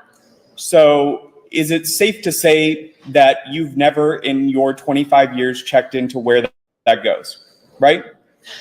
No, I do know that when our service gets inspected every 3 years by the state, the Iowa Department of Public Health comes out and they do have access to all of those reports, and they have all of our information on when reports were filed and in what a timely manner, and that is checked into them. So I do know that at that point, the Iowa Department of Public Health Emergency Services Agency, who keeps track of the EMS services, they have those reports. And so those reports don't actually go to anyone other than the state agency designated to receive them, right? As far as I know. And in that case, the NIMSIS program is actually administered at the federal level. Fair? I believe so. So that data is not being aggregated by, say, the hospital in Delaware County. I don't know. You have never provided the report specifically to a hospital in Delaware County, right? Not that final report, no. Did you provide any other version of a report to a healthcare provider in this case? Yes. And so that would be documented in the medical records or referenced otherwise? It should be in Manchester's report that they received ours.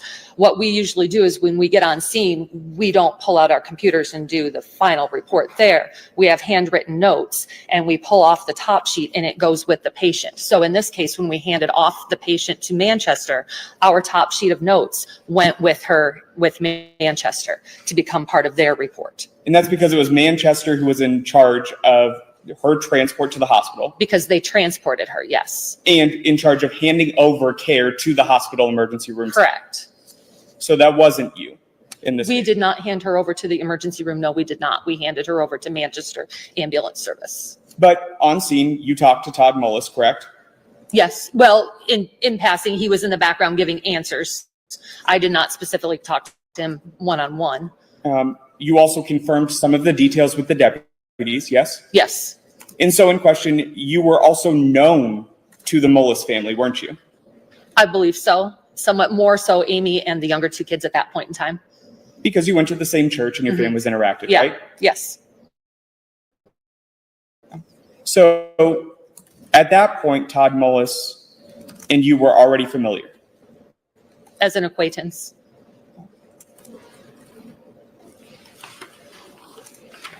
Ultimately, it's safe to say you can't actually explain the full extent of Amy Mullis's injuries that she sustained that day, right? No, I cannot. And you can't describe the extent of the location of where her injuries were seen. No. And your report would only document the injuries that would already be noted in her medical records or by other care staff, right? Objection beyond the scope of this witness's knowledge.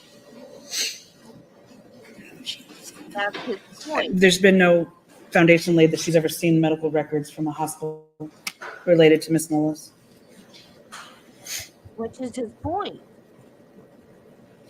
Kelly, can you read me the question? I'm sorry.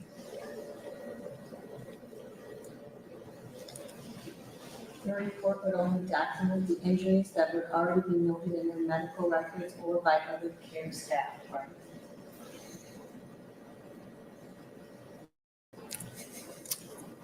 I'm not sure I understand the question. I'm Would you mind happy to repeating rephrase, one? Your Honor. All right, thank you. You mentioned earlier that the extent of the injuries would have gone to Manchester ambulance, right? Correct. And that Manchester ambulance would have provided that information also to the hospital, correct? Yes, they should have. Yes, I assume they did. And that's because they ultimately transferred care to the emergency room, right? Correct. So the bruising on Amy Mullis's face or the puncture wounds to her body or any other documented injuries would primarily be noted by her medical records or by that staff. Is that fair? Possibly. Because you would have provided or noted the same names that were in Manchester ambulance, right? No, Yeah. Objection, Your Honor. I think the question is asking this witness to say what Manchester paramedics did or what's in the Manchester reports, which she has not seen or nor did she write. So this is an improper question and asks for speculation. Sustained. After you responded for those three and provided those 3 minutes or so of care, did you have any other interaction with Amy Mullis? No. You did not provide the report to any law enforcement, correct? No. And you normally would not provide those reports to law enforcement, Not right? unless asked.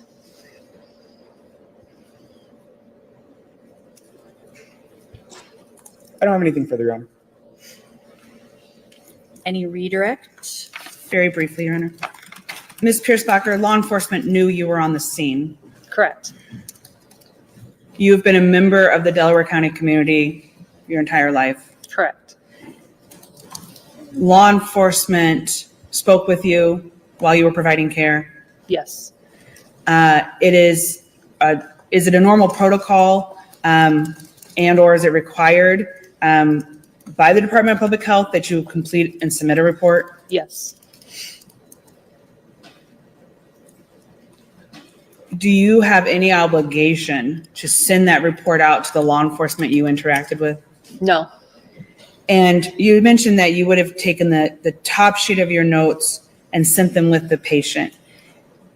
When you describe that, are you describing like a carbon copy where you also kept a copy of those Yes. notes? And we talked a little bit earlier about you submitted this report, but it included observations and actions of the other two EMTs from Greeley. Yes. Okay. And is that normal protocol for an EMS EMT report? Yes. And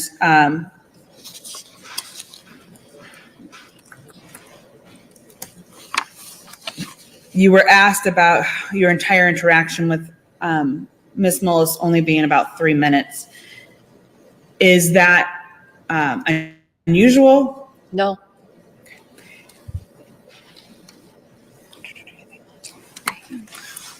You were asked a little bit about the dispatch and the farming records.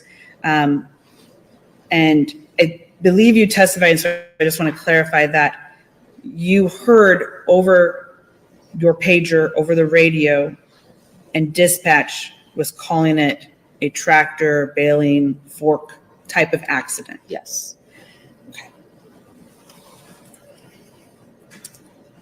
And you and Dave responded from Greeley in part because Manchester was not responding fast enough or could not find the patient. Is that your understanding?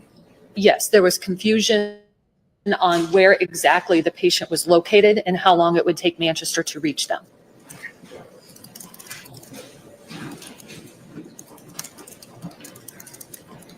Ms. Pierce-Bacher, you heard us talk a little bit about your affidavit. Is there anything in your affidavit that you feel it is not accurate or reflective of your experience on November 10th? No. Objection and relevance, Your Honor, this affidavit's already been excluded.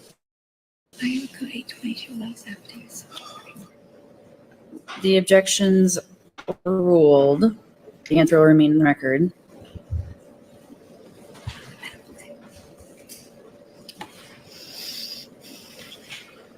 Did you ever talk to anybody from the state medical examiner's office about Amy Mullis's death?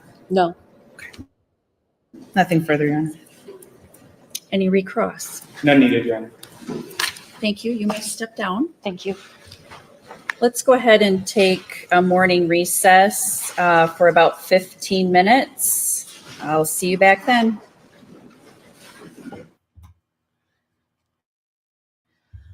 Well, with all the hiccups we had this morning, maybe we can get caught up.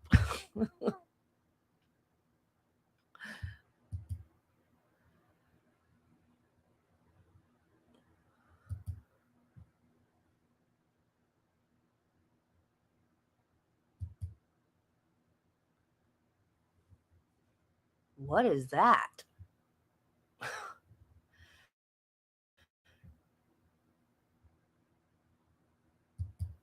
I mean, I know what it is, but I've never seen it before. Oh, yeah, that's his prison oranges. Oranges? His prison orange.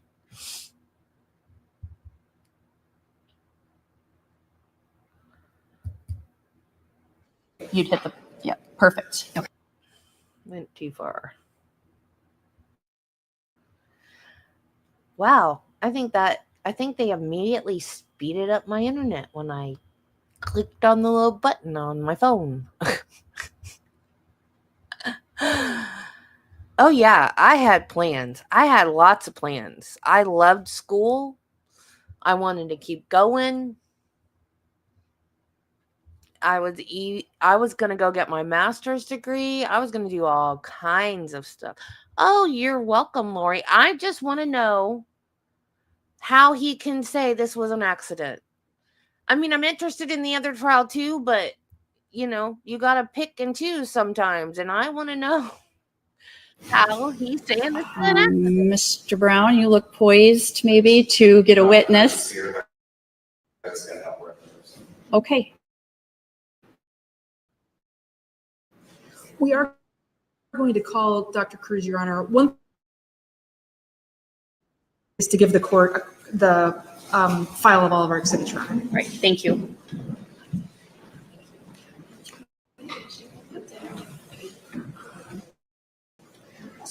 Morning, Dr. Cruz. You've been called as a witness. Do you swear the testimony you're about to give will be true and correct? Yes. Go ahead and have a seat, please. Okay. Off topic. Nothing to do with trials. Lori, do you have fibro too?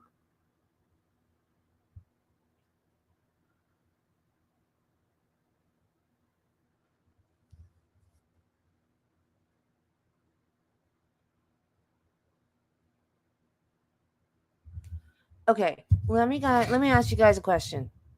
I hope I don't lose people because of this.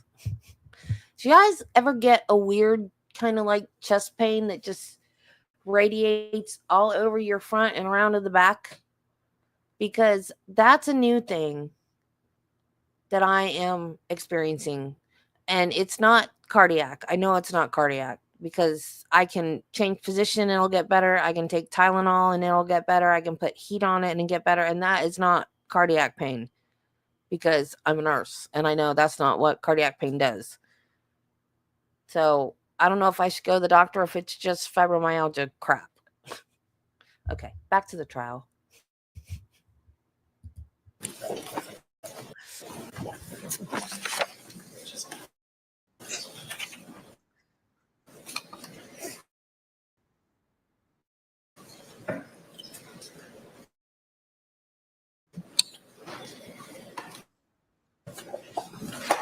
Ms. Thompson? Thank you, Your Honor. Whenever you're ready. Good morning, Dr. Cruz. Good morning. We have not met, but my name is Kara Thompson. One of the attorneys. It's KELLYKRUSE.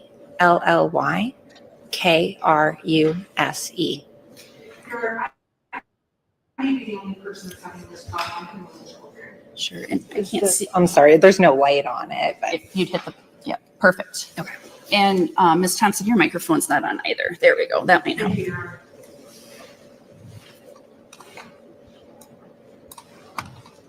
All right, with that out of the way, Dr. Cruz, you gave testimony in Todd Mullis' trial, criminal trial back in 2019, correct? correct.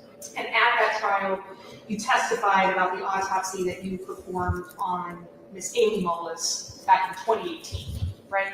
Correct. And you prepared a report based on the autopsy that you conducted? Correct. In your trial testimony at Todd's criminal trial, you gave your opinions about the cause and the manner of Ms. Mullis's death. Correct. And at that proceeding, you testified that the manner of her death was a homicide. Correct. And you testified that it was your opinion that someone struck her with a corn rake and that killed her. I testified she had injuries that was caused by the corn rake. Was someone striking her with the corn rake and that causing her death? Correct. Those are opinions that you maintain today, Dr. Cruz, is that right? Correct. And you're not here at these proceedings to offer different opinions than the opinions that you've already given in your prior report and your prior testimony. Correct. Your opinions about the cause and the manner of Ms. Mullis's death at the autopsy that you performed on November 12th of 2018. Is that right? Yes. Your conclusions about the cause and the manner of her death on what you learned at that autopsy, right? Yes. Is there any disagreement in your mind or any confusion in your mind that Ms. Mullis was found with something called a corn rake that had been impaled in her back and her side? That's information that has been consistent, so I don't have any reason to not believe that.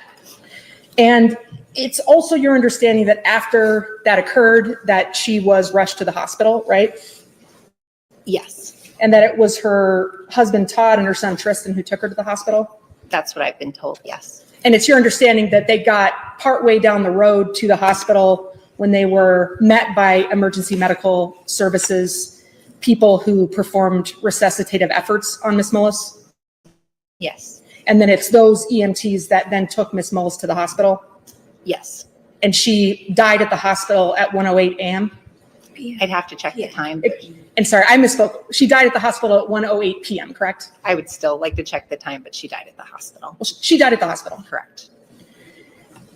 After she passed at the hospital, the medical examiner that was covering Delaware County at that time, Dr. Craig Thompson, he called your office? Yes.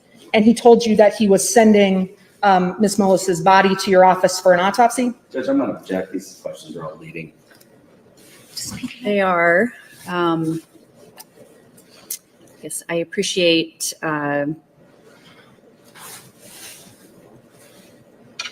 Ms. Thompson moving things along, if that's her intention in using leading questions. But since there's been an objection, if you could rephrase and avoid using the leading questions. Your Honor, this was the subject of the pretrial motion that the applicant filed, and I do want to be heard on this issue. We filed a pretrial motion about this exact issue. We can take it up at sidebar or with the witness, but we filed a motion about this issue.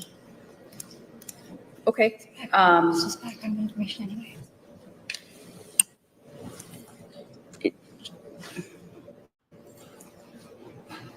Did you want to take it up in a sidebar or just take it up on the record? Obviously, I assume you're referring to the issue of this witness being taken out of order. I'm not, Your Honor. Oh. Yes, I apologize because I truly thought this issue was resolved. Okay. I guess I'll leave it up to you if you'd prefer to take it up in a sidebar or just on the record now. I don't think it impacts the content of the witness's testimony, so I'm fine for the witness to remain. Okay. The motion that we filed addressed a couple of issues. One, that this witness is an agent of the state, and as such, under the rules, I'm allowed to cross-examine her because she's not a hostile person with respect to the witness, but she's hostile for purposes of the rules. This is also relevant to the burden that Mr. Mullis has to prove at this hearing about what her testimony, what the trial would have been like with additional information. And she would have been the state's witness at trial, and she would have been cross-examined by trial counsel. So a cross-examination is appropriate regardless of who is proffering the witness. We certainly are proffering this witness. But the issue of her being an agent of the state alone makes it appropriate for me to lead her.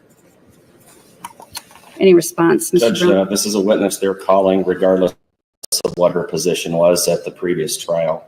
These are leading questions. Developing an issue and asking leading questions in some respect is fine. But we're going to be getting into other details relating to Dr. Cruz's opinion. They're calling her as a witness. I think they should be made to follow the rules of evidence. So that's. Yeah, this is a different situation. You don't think there's been an issue of establishing Dr. Cruz as a hostile witness in any sense.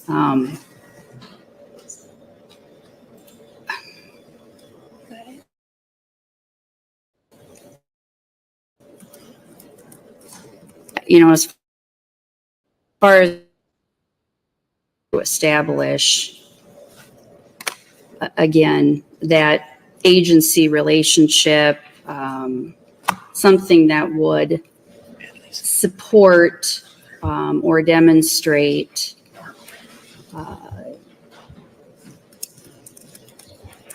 a rationale for treating her as a hostile witness, you may do so.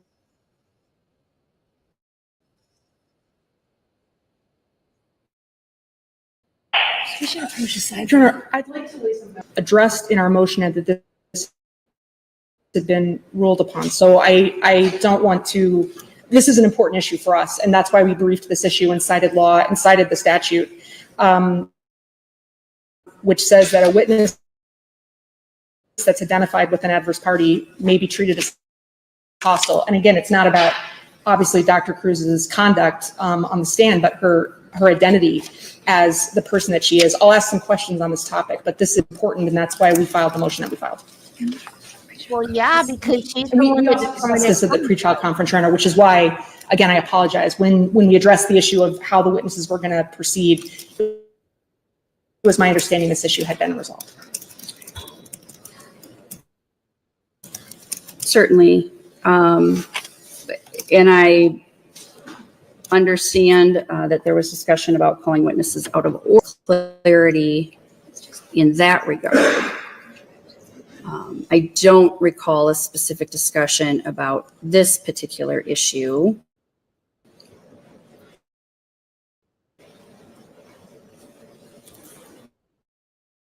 And I certainly could be wrong.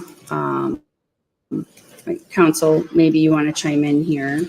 If I may, Your Honor, questions would not permit them normally on direct examination. And we have hotly contested, I believe, as the court knows, whether or not Dr. Cruz is in fact an agent of the state, because the state for this purposes under Iowa's PCR Act is the Attorney General's office and the criminal justice section. Most of the witnesses, if not all of them, would have been in their concept then a hostile witness and would fall under too broad a scope. Certainly Dr. Cruz has been openly answering the questions and trying to be responsive to them. And certainly there should be no reason to believe later on, then maybe this could change, but the court has no reason to grant that right now, as she is not associated or called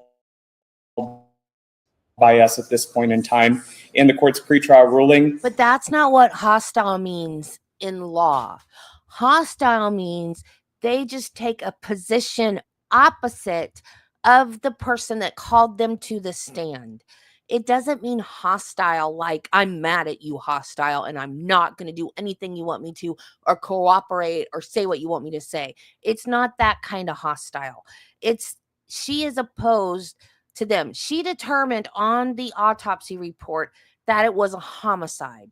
Cause of death or not cause of death, means of death was a homicide. She determined that.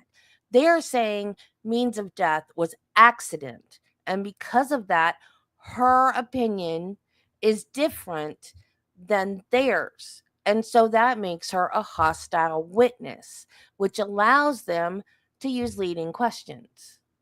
And I think that is perfectly fine because that's what they're trying to do. They're trying. Now, I'm not saying it was accident. I'm not agreeing with them yet. I need to hear more evidence. I'm just saying, I think that's a perfectly fine way to view it because she's not agreeing that it was an accident.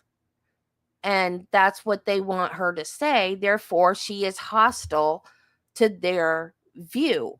So they should be allowed to treat her as a hostile witness. She can still say as much as she wants that, yes, it was a homicide and not an accident.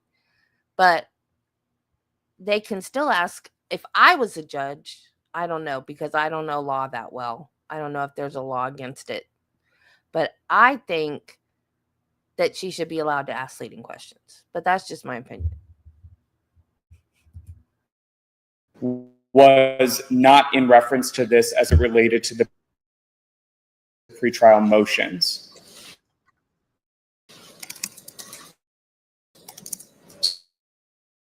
That finding. Your Honor, our topic is at D03. You say 290? Is that correct? Yeah, From- D0290.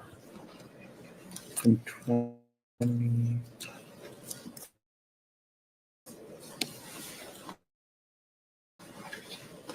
That's the motion to admit deposition testimony, yes? It addresses, which includes being this witness. And you're out there.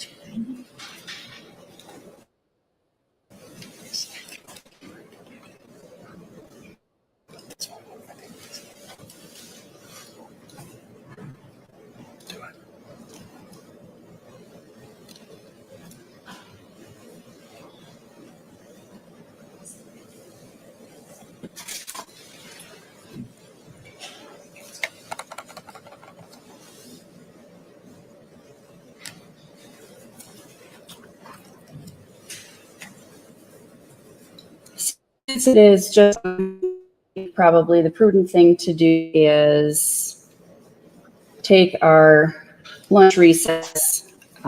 We will excuse the witness for now. We'll pick up any additional argument on this issue that we need to over the noon hour, and then pick back up with the witness's testimony once it's been resolved and everybody knows where things stand. Dr. Cruz, you may step on. Let's plan on resuming at 1:15. Counsel, if you can, if that works for you. Yes. Okay.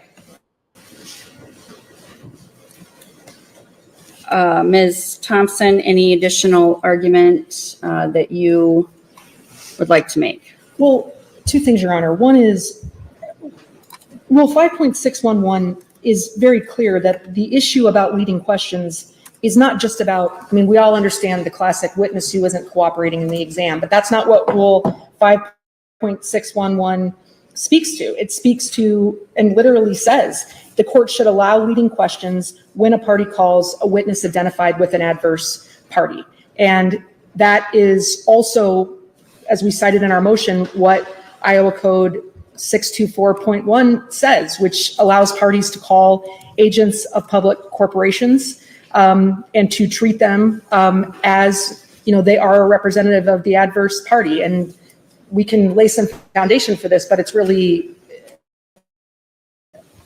undisputed that this is an employee of the state of Iowa.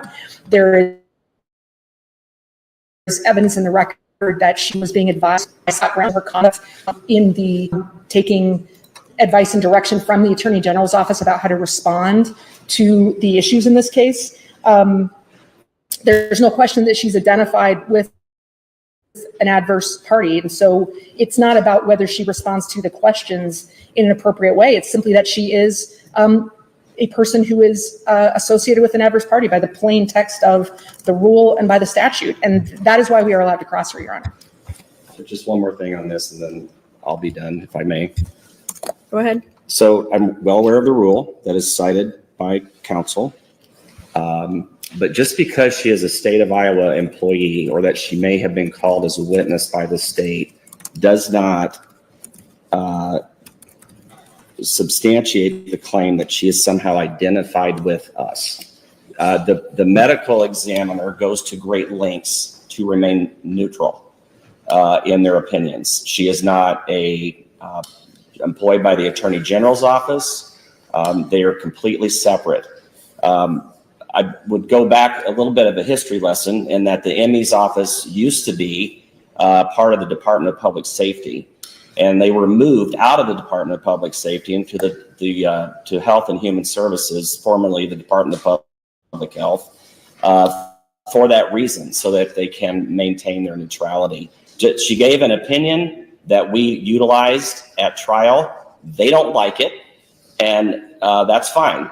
But that does not mean that this rule has been, that the terms of this rule would allow them to ask the leading questions in the manner that counsel is claiming she can ask leading questions. May I make one more point of record, Your Honor? Go ahead. I mean, the offer of proof that we'll make, which we can elicit from this witness on the stand, is that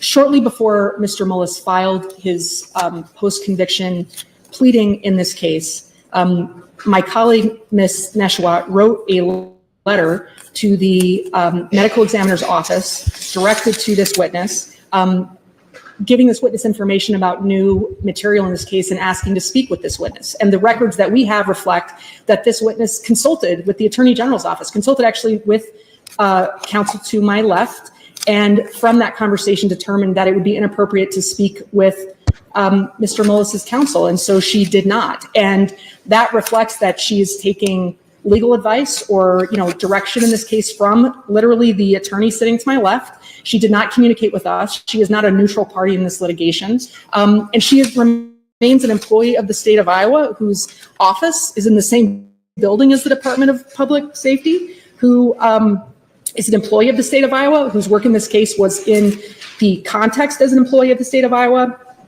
So that's exactly what this rule talks about.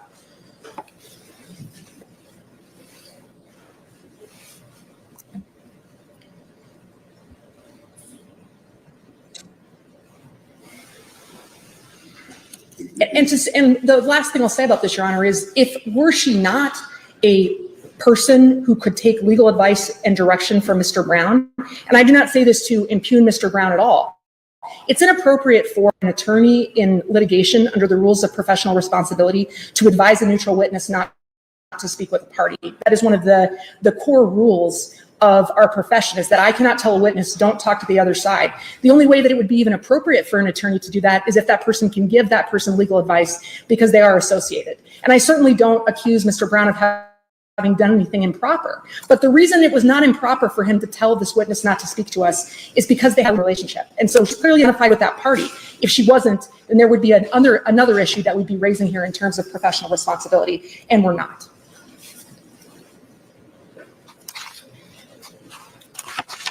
At this time, the state is not planning on calling her as a witness. Is that correct? Your Honor, Dr. Cruz is listed as the state's expert witness and would be handled at the same time. To my knowledge, that would go to the court's pretrial ruling as it relates to the breadth of the testimony. I guess on the point of the breadth of this objection is, one, citing the rules of professional conduct in this aspect would seek to wrongly impugn an attorney's testimony here or an attorney's questioning here. There hasn't been, I believe, proof provided in this case, and perhaps I'd love to see it, that would suggest that there was some sort of impropriety. But beyond that, the deposition testimony that they sought to admit into the record already and sought stipulation to, for instance, regarding Dr. Cruz, they were, Mr. Mullis' counsel was completely comfortable asking open-ended questions there, and this sort of accusation would predate that. Again, we have extensively included in motions and resistances what the state means as a party here in this case, and this is just wasting the efforts. They certainly could ask about that in an open-fashioned way. Before this case proceeded, were you contacted by Mr. Mullis' counsel with new evidence? That can all speak to what Dr. Cruz did, but it certainly isn't shaping the lead purpose or why leading questions should be permitted here. And that is just too broad and too improper, Your Honor.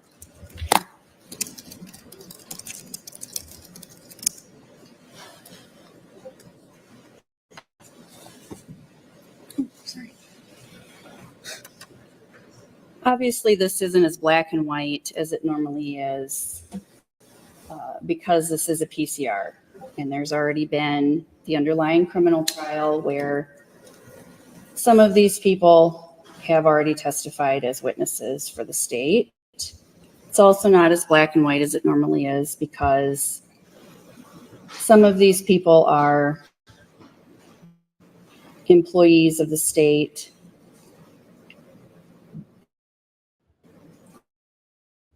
albeit in different offices. Place to turn for questions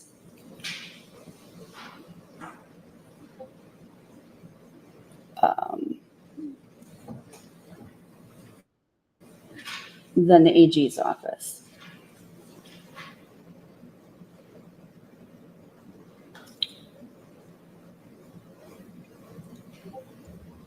Looking not just at Dr. Cruz, but at the list of names that are included in the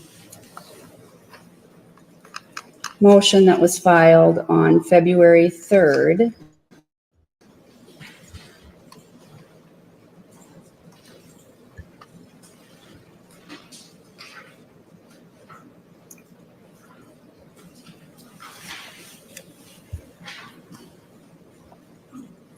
Obviously, I assume there are some different arguments for some of these other people, but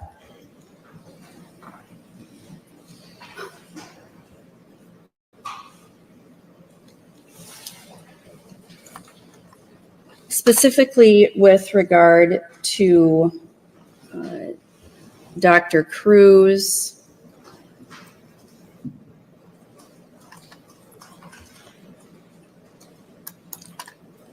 the responsibilities of the state medical examiner are dictated and directed by statute and rule. They're not controlled by or directed by the Office of the Attorney General. In the absence of some foundation or finding that the state in this matter was directing Dr. Cruz's investigation or autopsy, I don't think she falls under this rule. So I'm not going to allow leading at this point.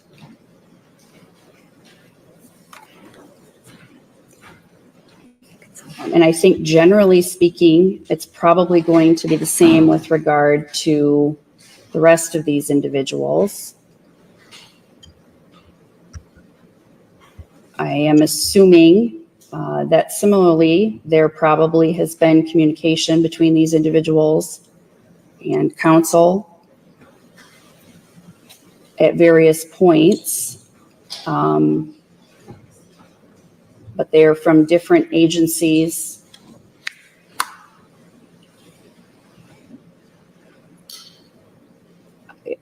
And you're free, obviously, to make whatever arguments you need to individually, whatever record you wish, either now or when we get there, but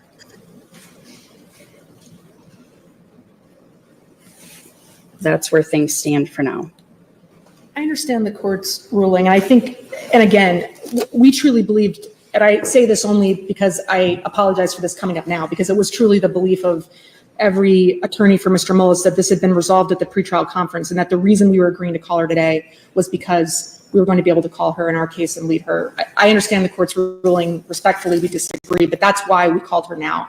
And I do think we need to confer briefly about what this means for us, because the appropriate examination for her, in our view, is this one. And if this isn't the exam, we need to decide whether to have the state call her. So we need to make a determination about that, Your Honor. Okay, certainly. And we can, as I said, we'll take our lunch break at this time and plan on resuming at 1:15. And I'll be in chambers, so if there's anything that we need to talk about with regard to the schedule, you know where to find me. Thank you, Your Honor. Okay. Your Honor, there's only one more issue that might be helpful Sure. to address while there's no witness on the stand.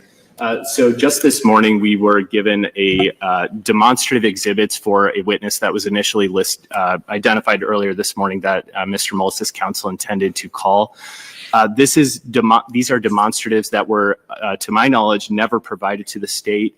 11 months ago, I believe the state did discovery requests, as the court knows, specifically requesting copies of any demonstrative aids intended to be used by Mr. Mullis' counsel or any of their witnesses. We received those exhibits, or demonstratives rather, at 9:42 a.m. today.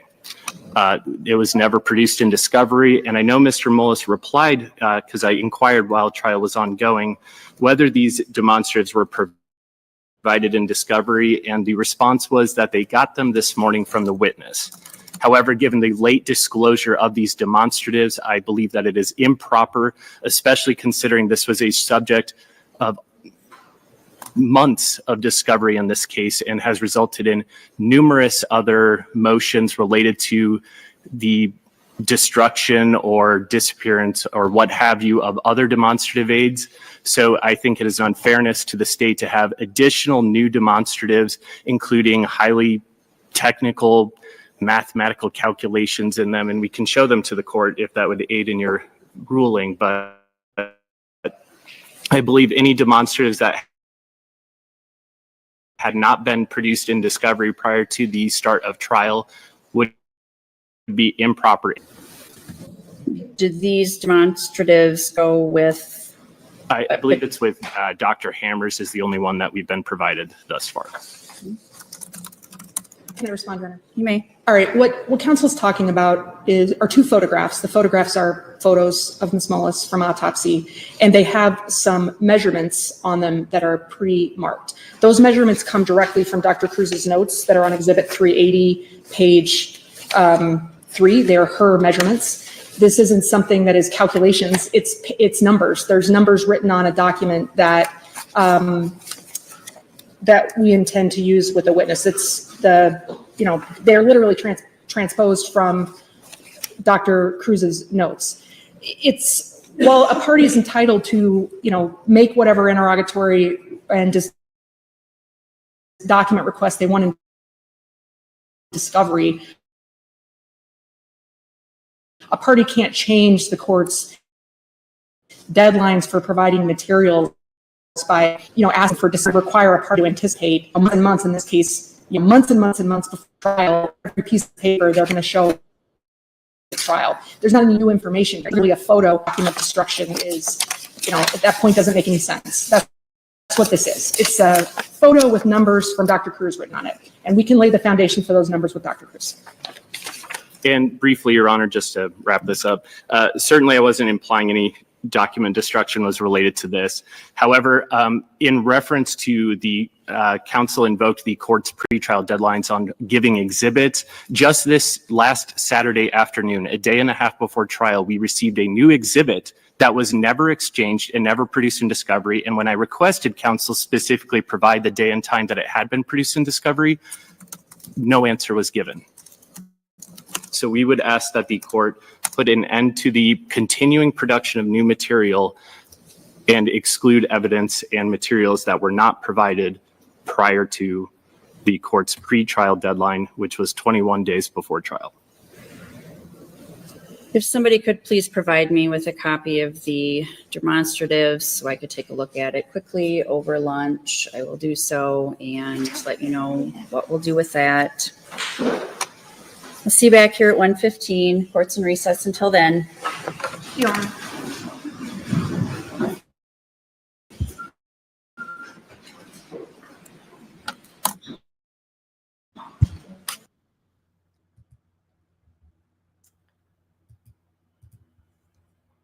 Okay.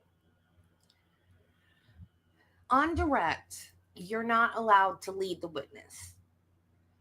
When when you lead a witness, you can ask yes or no questions. But when you don't lead a witness, you don't ask yes or no questions. So when in law, when you have a hostile witness, it's not, when we think of hostile, we think of somebody that's angry and grumpy and doesn't want to cooperate. That's not what that means in a court of law. Hostile means they're just opposed to, like when you think of when the side that calls the witness, they're on your side. And then when the person gets up, I know, I was thinking the same thing. She has to work in chambers while she eats. So then when the person that's crossing them, the person that's doing the cross is the person on the opposite side from the witness on the stand. They're allowed to ask leading questions because they're opposed to them. And then that witness can just say yes or no. So when the side calls a witness and it's their witness, but that witness is going to say stuff that's opposed to what they want them to say, then they're allowed to ask the judge if they can treat them like a hostile witness. And then they're allowed to ask leading questions. So because they're saying that she's an agent of the state because she's the medical examiner, and because in the first trial, she determined that the means of death was homicide and not accident. And the defense is saying that it was an accident. So she's opposed. So they're trying to ask permission to ask her leading questions. So now the judge has said, no, you can't ask leading questions. So, but I don't see why they can't, because to me, there's some rule in law that I don't understand. So, like I said, I don't know law. So, but it seems to me like she's the definition of a hostile witness, because she says it's a homicide where they're saying that it's an accident. So, you guys want to play a trivia game, or do you want to take a break? I mean, I can make a separate stream for after lunch, or we can play a trivia game while we wait. It's up to you guys.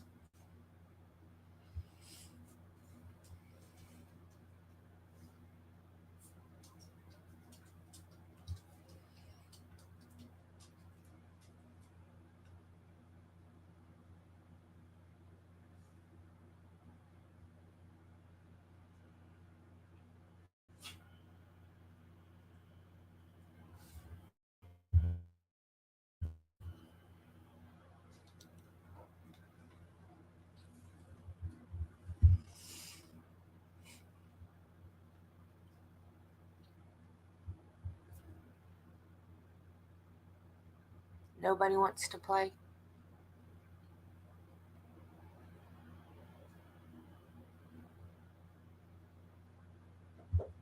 Yes?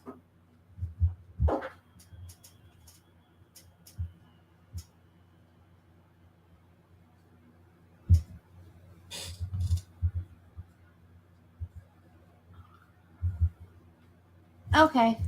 All right. I'll see you later, Lori.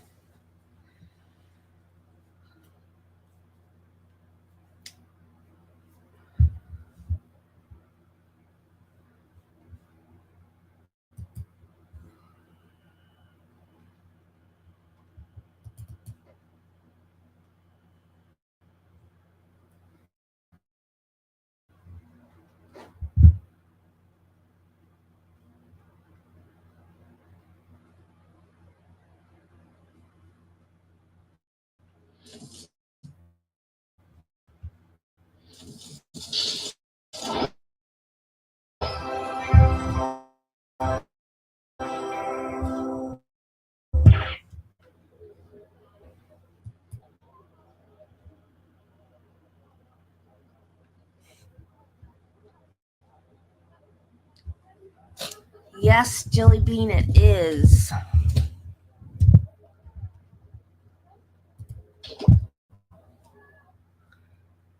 Uh-oh.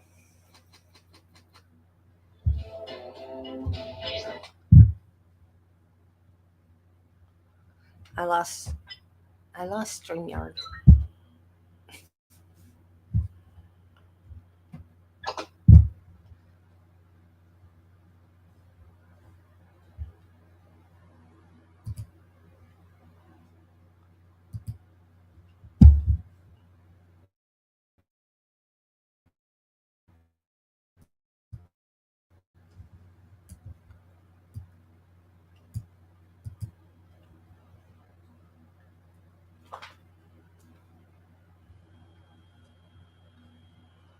I'll figure it out in a minute.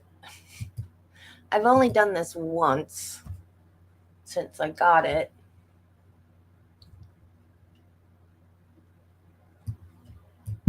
I practiced during a stream last week, I think. And it was only 2 of us playing, and it was so boring with 2 people.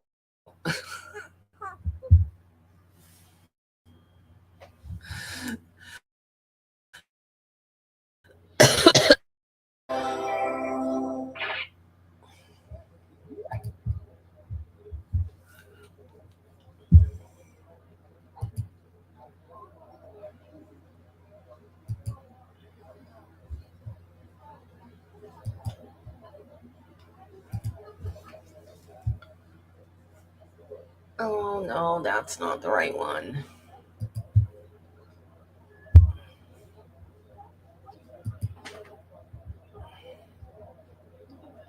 That's not the right one either.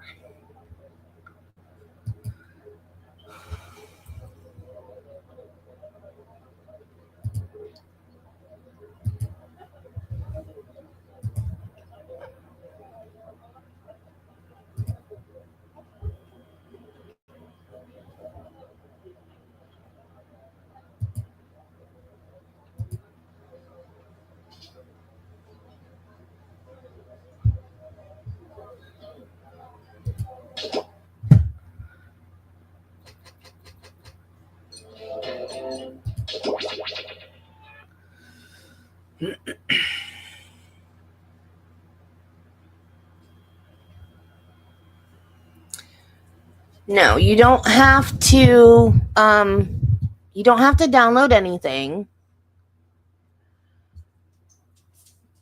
You have to have 2 screens though. So you can use a phone or a tablet, or when I used to play, when I didn't host, I watched it on TV just like you regularly watch my channel. Just watch it on here, and then you play from your phone or your laptop or your iPad or whatever. Or if you have 2 monitors, you watch it on one monitor and then play it on another.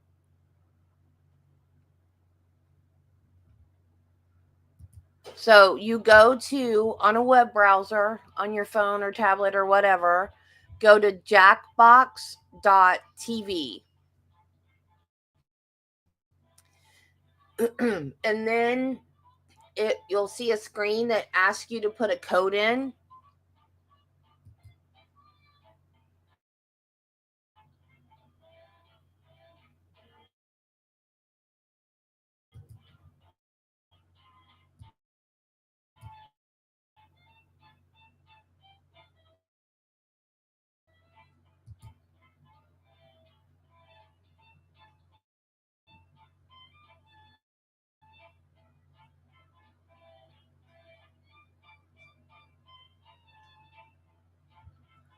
Which I lost mine.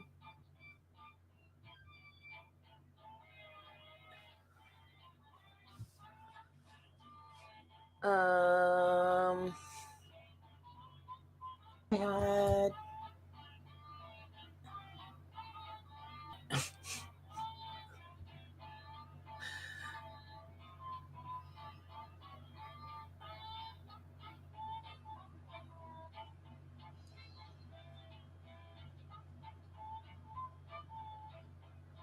I'm going to have to open another window because I don't know where mine went. The only thing is I'm not going to be able to see my chat while I play. Unless I do it. I know, I can do it on my iPad.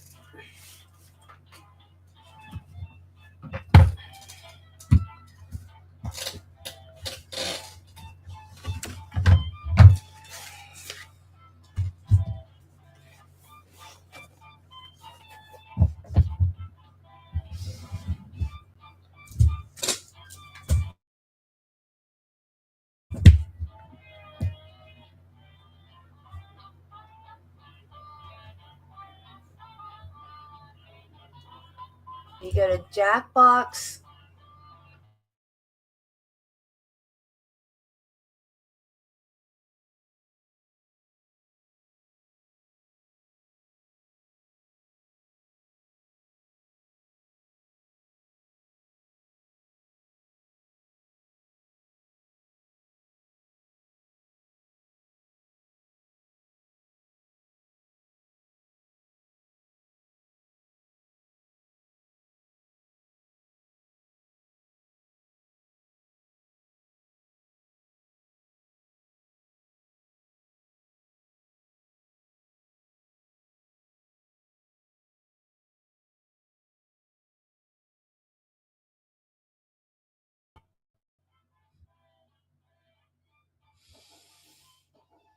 I will not be doing it on my laptop. I mean, on my iPad.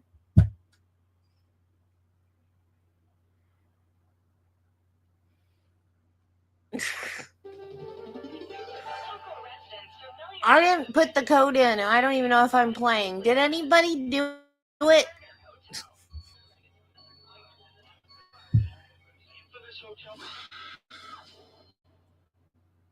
Oh, Ardo.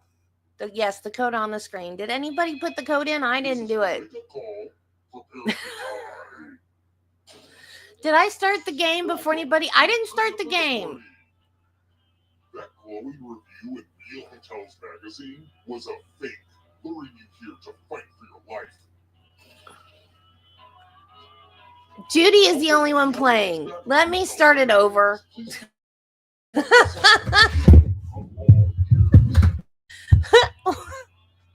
Stop. How do I stop it? What animal does Lark come from? Ah.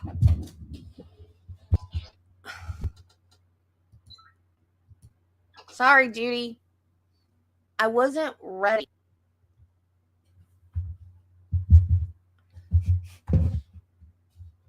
I didn't even know you were still in the chat. Judy, I haven't seen you in forever. Okay, it paused it. How do I get it to go back?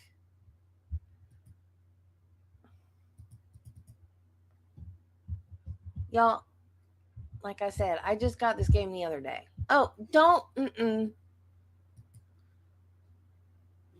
be locking up my computer now.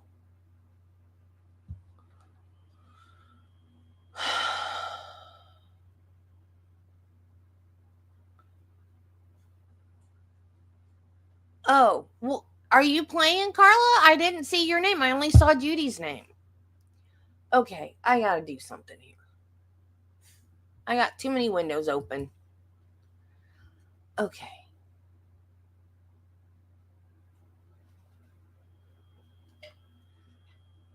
Okay, so this is my StreamYard. And this is my channel. And there's my Jackbox TV. Okay, there's my Jackbox TV. I'm not going to be able to see my chat.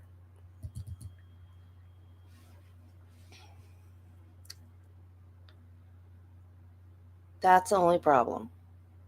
Other than that, we're good.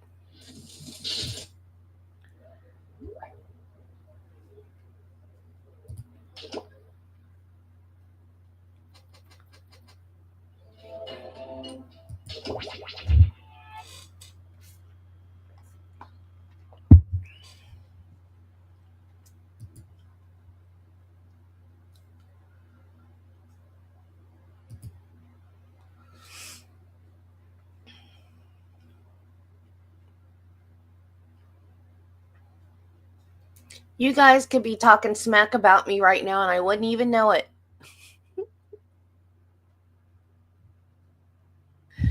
But I can see it later, so don't.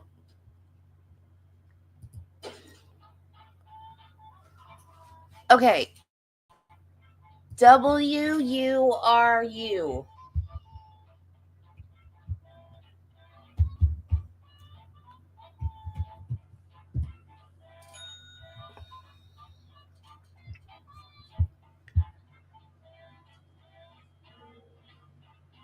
Come on, guys.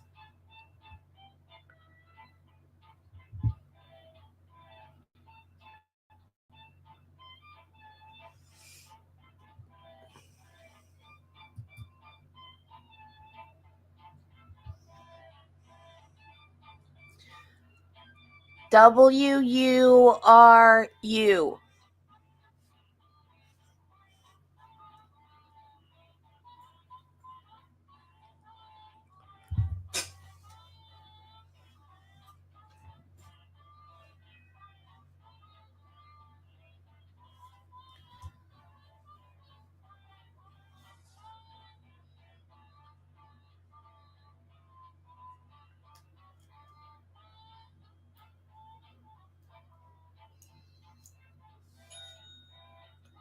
Yay!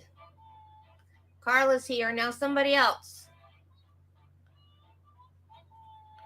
Judy. WURU.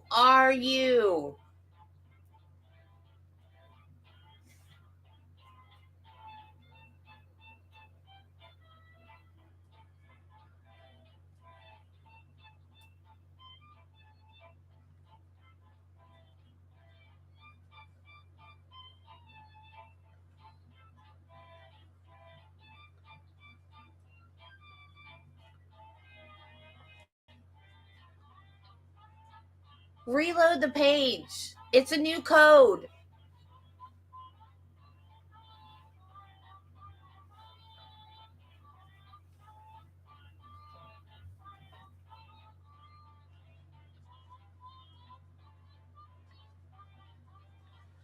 Is it showing up on my channel? Oh, it doesn't show the code anymore. Wait. Where's my channel? Why isn't it showing up?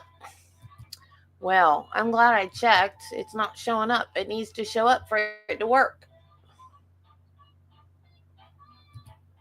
Why isn't it showing up? Well, wait a minute. Now it's not going to work if it doesn't show up.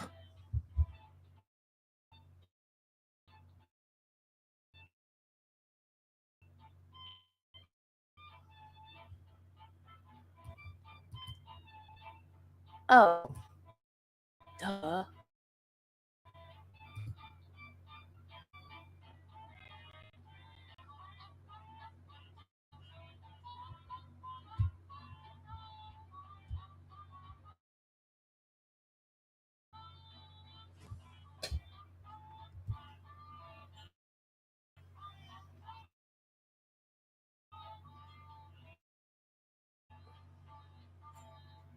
Yay, there we go. Okay.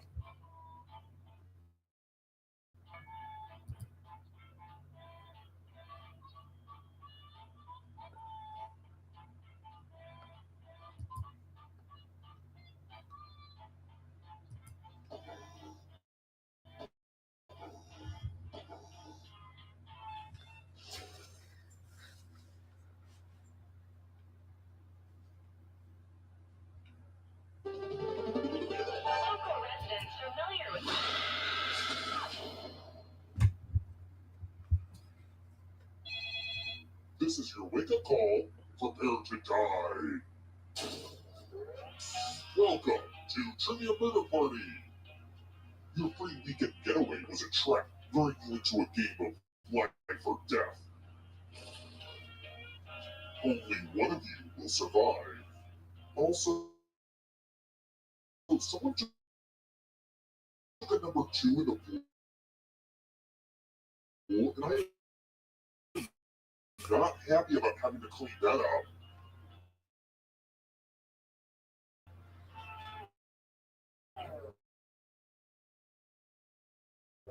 Oh, you say the line, stay alone. I have no idea. To answer the question.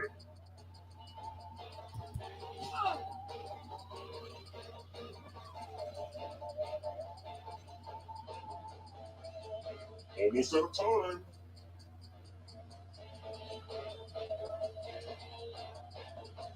And the correct answer is, who got the question right?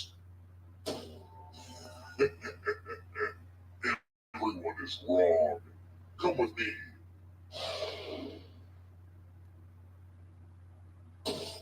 Welcome to room 113.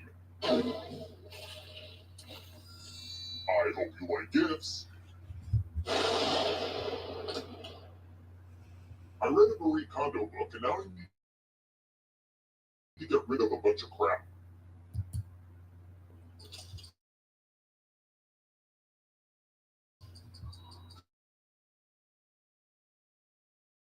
Pick up.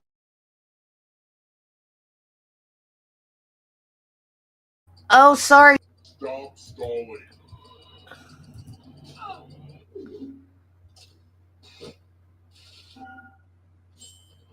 Uh-oh.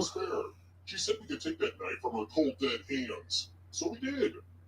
Anyway, I'm gonna need you to choose a finger to cut off. Maybe I wasn't clear. Choose a finger to cut off or you die.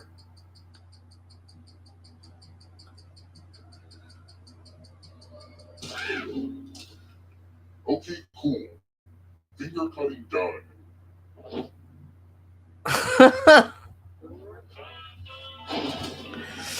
Who will win? Who will die? Maybe the audience. Hey audience, I hope you all die too. If you're not ready now, you can join the audience whenever. It's like super low pressure.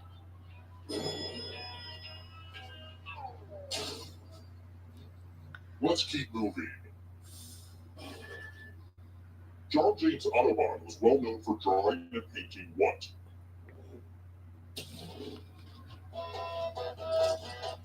If you're in the audience, you need to answer too.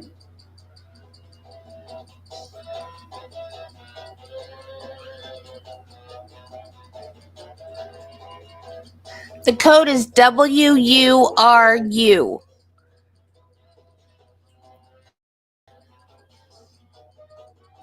Who picked this? The rest of you, follow me. Carla got to keep her knife.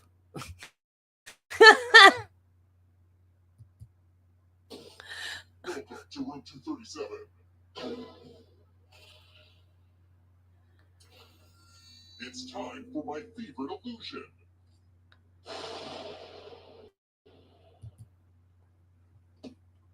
Pick a space in this box to hide yourself. I wish I had a magician's assistant for this, but oh well.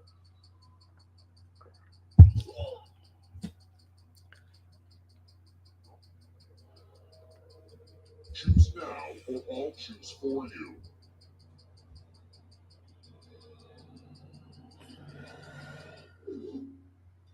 Looks like some people didn't think it was necessary to hide. Luckily, I've got a great spot picked out for you. Of course, this magic trick does need some volunteers. Okay, take this cool sword. On your device, choose a row or a column to run your sword through. Gee, I wonder where they're hiding. Parry, thrust. Magic, you disappointed me again.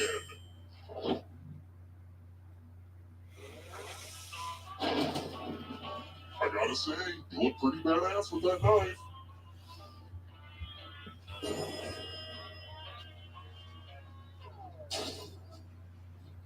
Let's try another one. Where was the tea bag invented?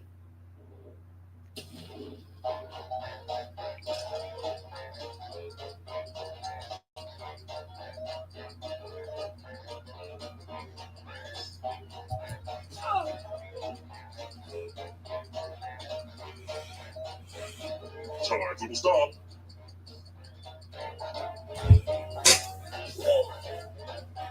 Who picked this? I was wrong. Everyone is wrong. It's time.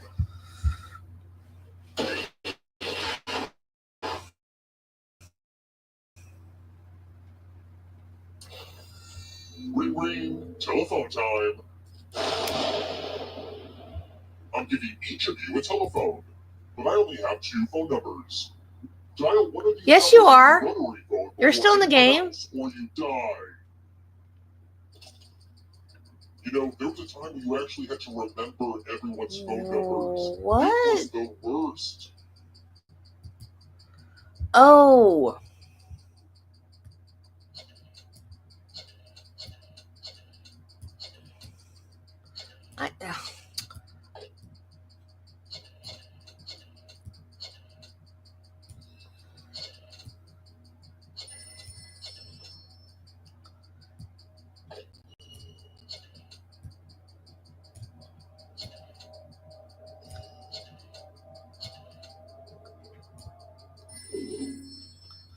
Too slow. Gotta go. Even if you're a ghost, you can still play. You're not even dead, though, Carla.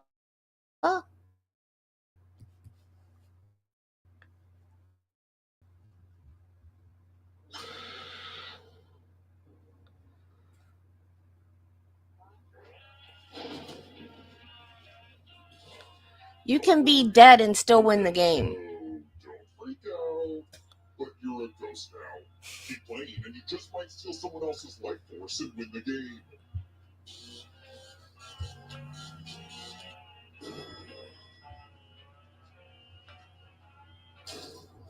We're here. With 1 player is left alive, we'll go to the final round. Next question. Robert Galbraith is a pseudonym sometimes used by what famous author?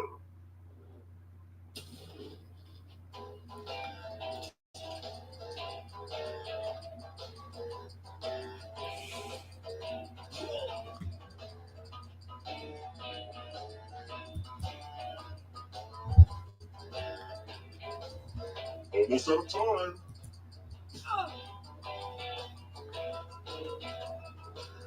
Who picked this? No way. Well, now I gotta find those books and read them. Wrong. Time for consequences.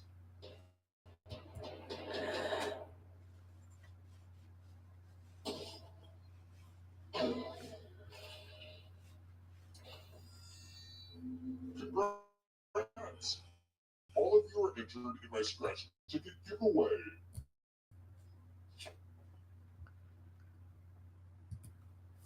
Scratch and find $3 to live. And if you keep scratching, I'll give you cash for all the extra $signs you find. But if you scratch off even 1 skull, you die.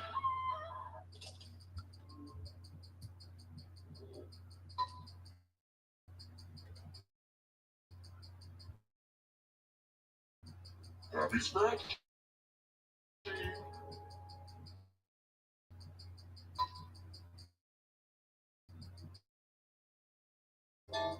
Come on!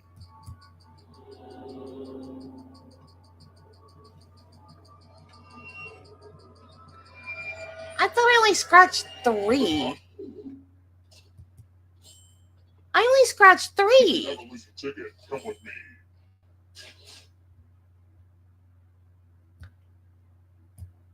That's weird. I only scratched 3. You exploded. That's okay. You can come back to life. Only one of you is still alive. You know what that means.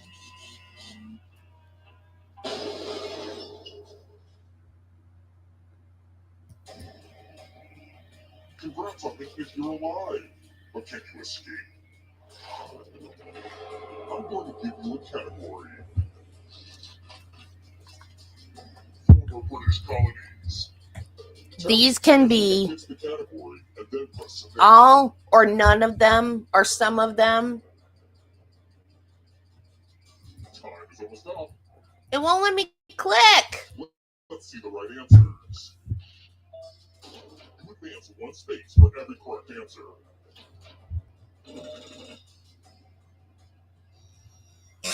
You're a little bit closer to escaping. Oh wait, did you think it was going to be just you? Oh, that's cute. If the ghost catches you, they'll steal your life force. Then they can try to escape and win the game. Here's everyone's next question.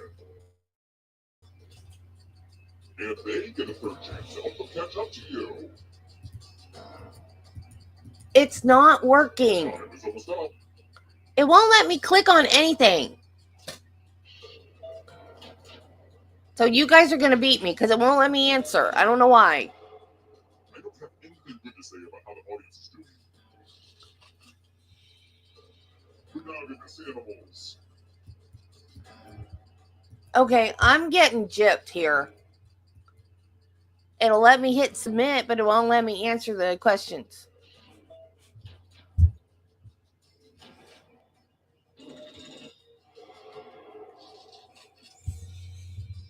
Constellations. What is happening?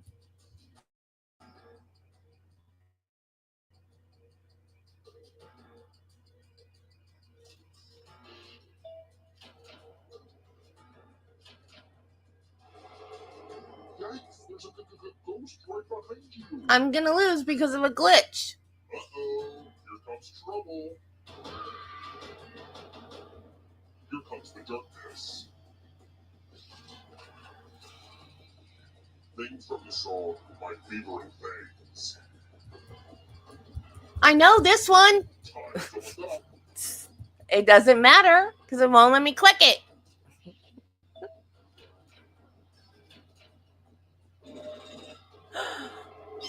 You stole some yummy life force. Lights out for you. Operas.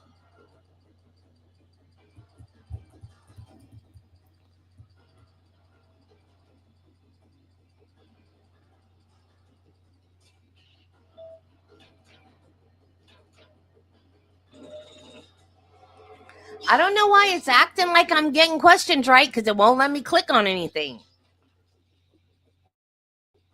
Taco Bell menu items. And that's an easy one. Shoot!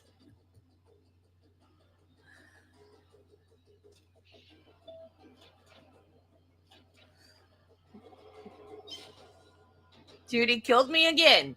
Kentucky Derby winners.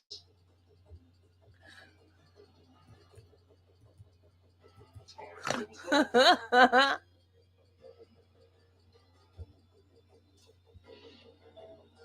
Oh, sorry.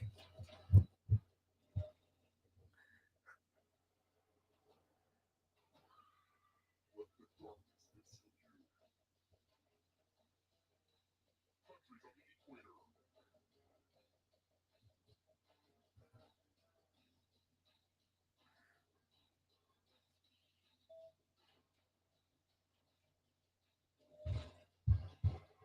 That ghost can smell your life force.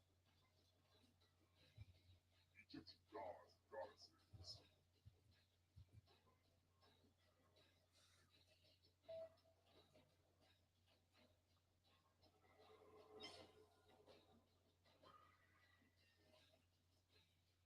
Acronyms.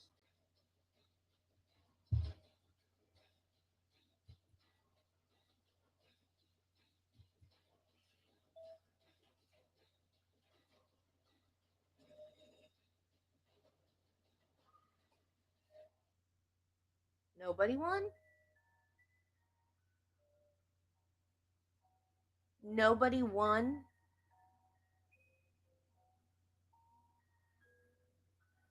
I've never seen it where no one has won.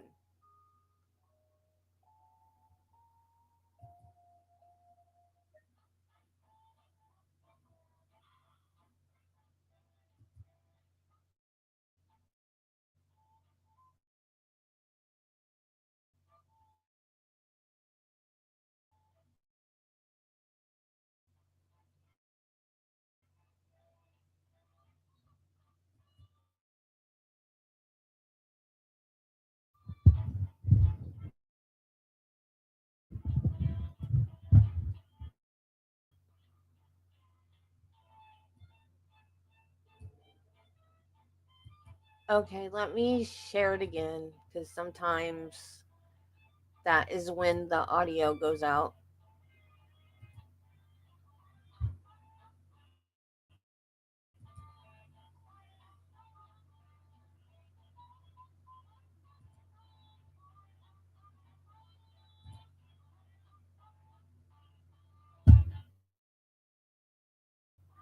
Yeah, yeah, you have to put the code back in. There's a new code.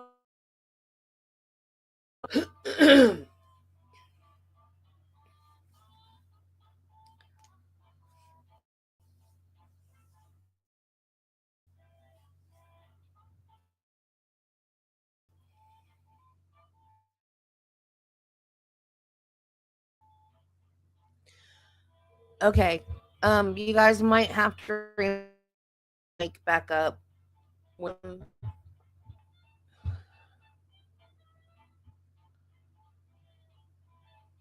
Yeah, sometimes there's problems with lag.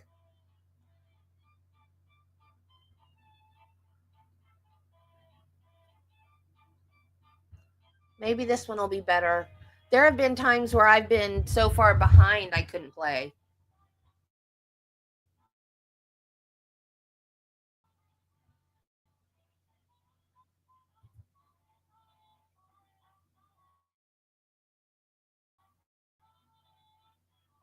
Okay, I have to find it again.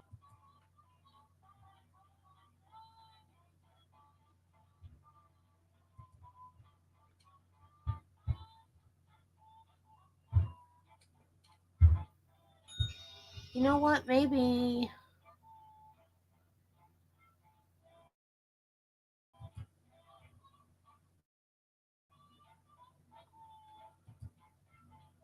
I have a lag problem.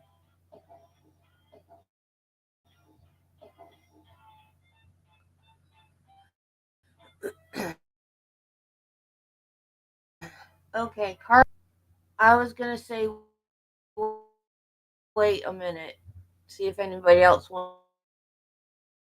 wanted to play.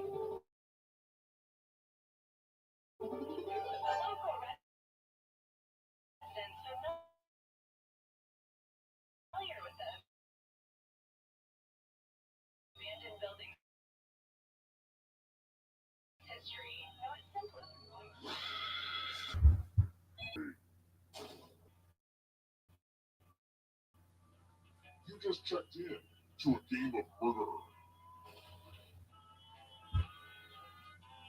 Only one of you will survive. The rest of you will die. Was that clear? I'm trying to be a better communicator. All right, first question. What's it called when a horse has one of those wide white stripes down its face?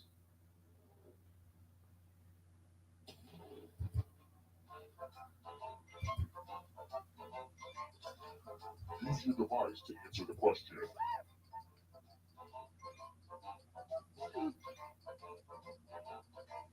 And the correct answer is...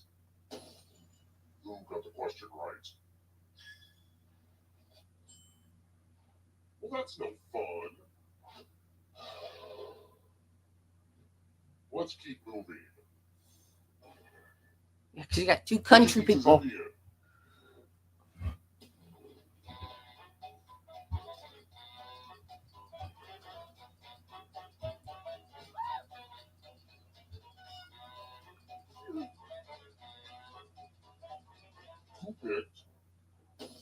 this.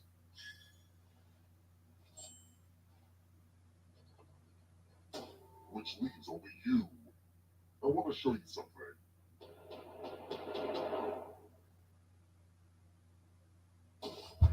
Welcome to the killing room.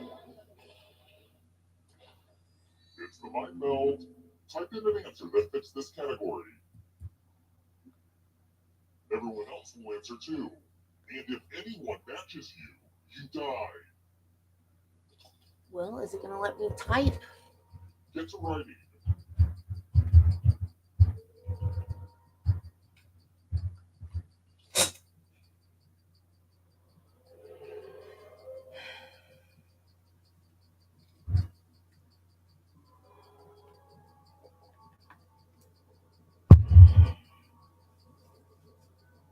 Time's almost up. Yeah, next time we need to wait longer. Make sure everybody that wants to play gets in. One of you didn't answer. That's okay. I was playing too, and I also didn't answer. So I guess answered. We match. I answered. Type my magic, but death is a death. Who didn't answer?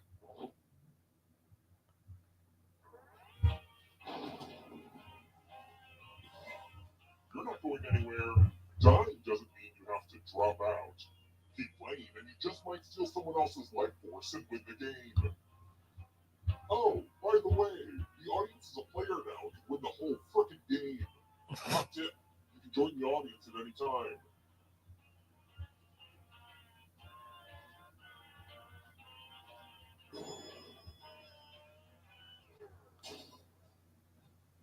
Let's try another one. Who hosted the British game show QI for the first 13 seasons? No idea.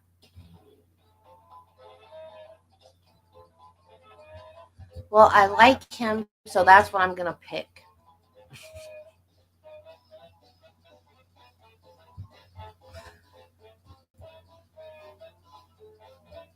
Time's running out.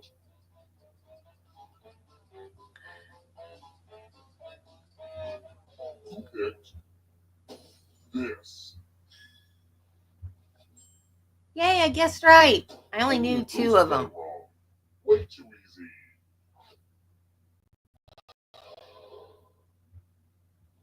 Let's keep moving. What color is St. James Place on a standard Monopoly I board? don't know.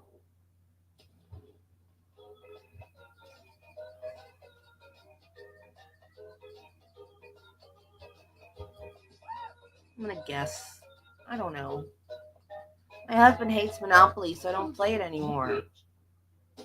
This. I guessed. Oh, crap. I'm just a good Let's try guesser. another one. Which of these lists of horse gates are in order from slowest to fastest? Another horse question.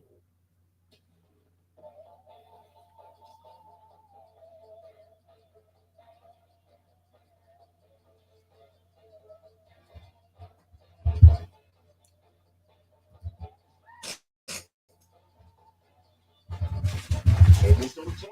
Who picked this? Everyone again? You all need to be taught a lesson. Because they're horse questions. Don't ask Salutations. country people horse questions. Math.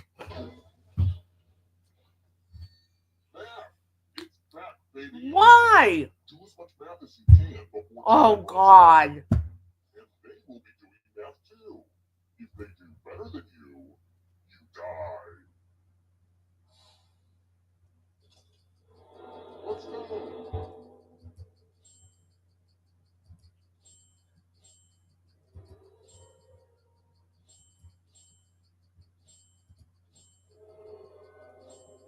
Numbers come in all shapes and sizes. I mean, you just gotta love that.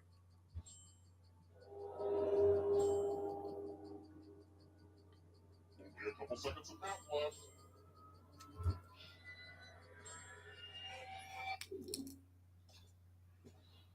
This is what they mean by aftermath. I hate math so much.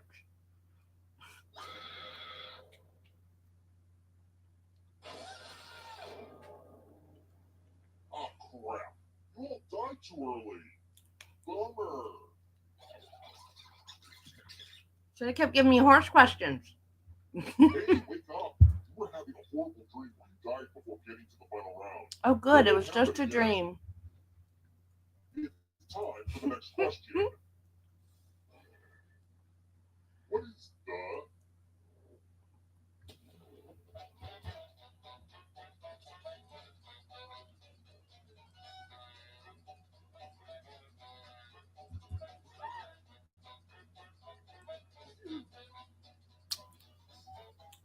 who picked this?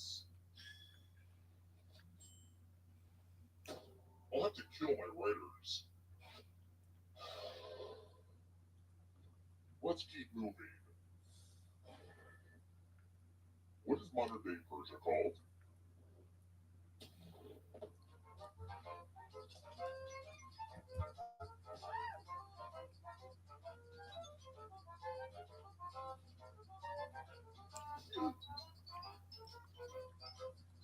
Who picked this? Well, didn't want that to happen. Let's try another one. What was Johnny Cash's last name at birth? I thought Cash was his last name. Oh.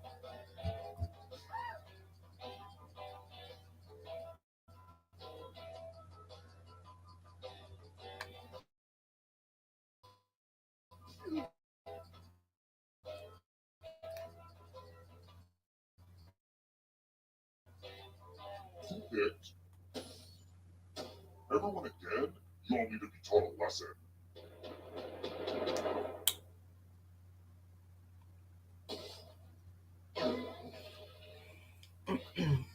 Oh look, it's the loser wheel.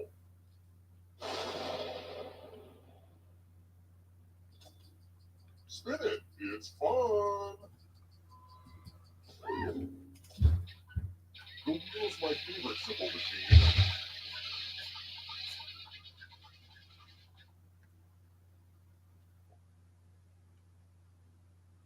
Oh no! One more, come on! What's gonna happen?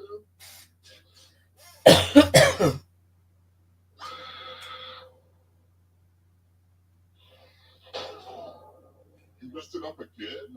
Fine, you don't get my super cool final round. What was that? Again, nobody won. I have never played this game where nobody won, and now it's done it twice.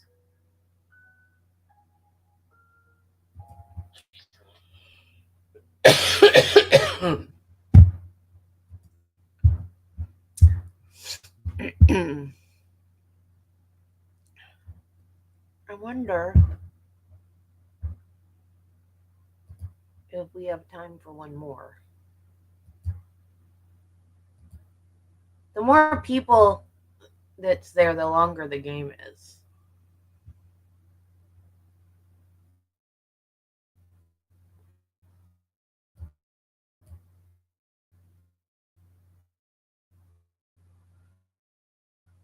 Let's see what's going on in the courtroom.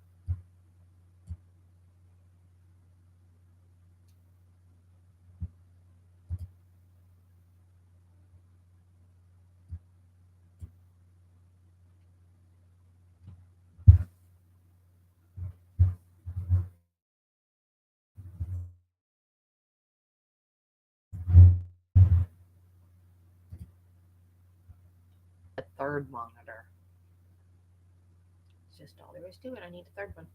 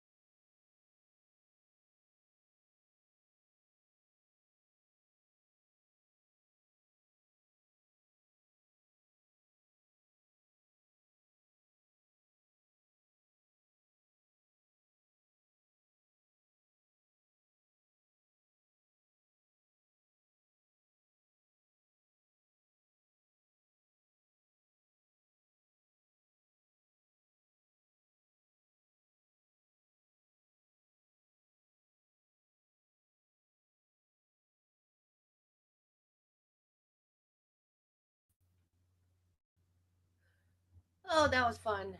I know it was wonky on me too. I don't know what was wrong with it. Probably my internet connection. But my internet connection is faster now, and at least it doesn't crash every minute. I don't know why it's messing up. It's fun when you have a lot of people because it lasts a lot longer.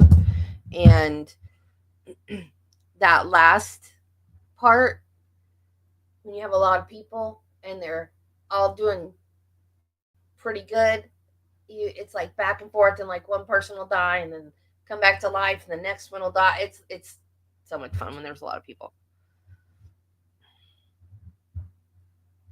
And they have, I don't know how many, but there is a lot of different ones. So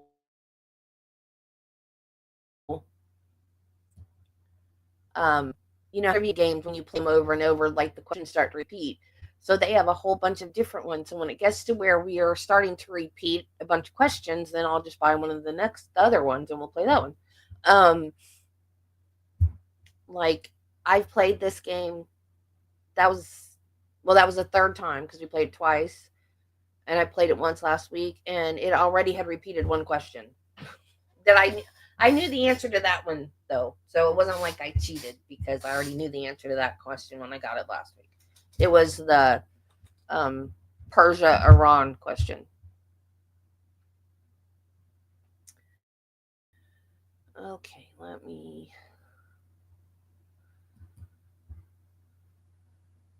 I need to figure out how to play on my two screens and still be able to see my channel.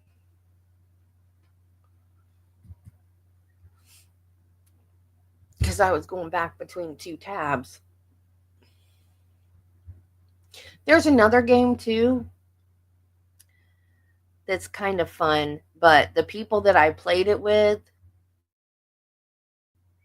at the time could get pretty raunchy with it, and I don't like that kind of humor. So I would try to be clean, and then they were coming up with all kinds of stuff. And so, I mean, there's a little thing you can like toggle for family friendly, but some people can even turn family friendly stuff into inappropriate. So, I mean, I guess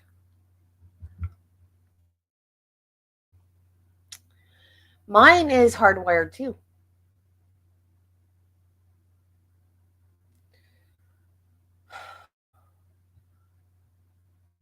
I've got so many different. I only got 3 windows up now. I have StreamYard, my channel.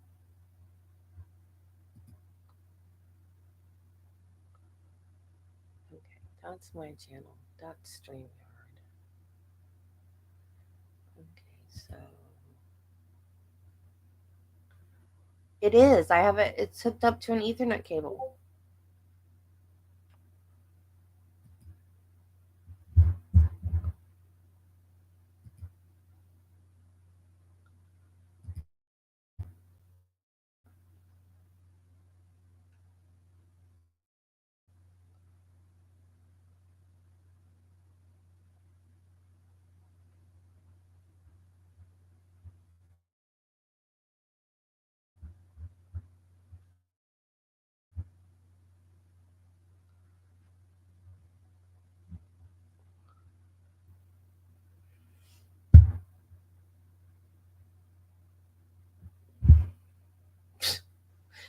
Well, the camera just came back on, and then it went back to their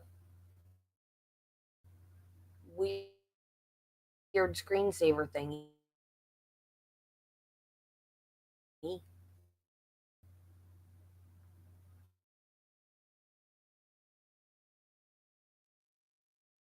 StreamYard, what are you doing? There we go.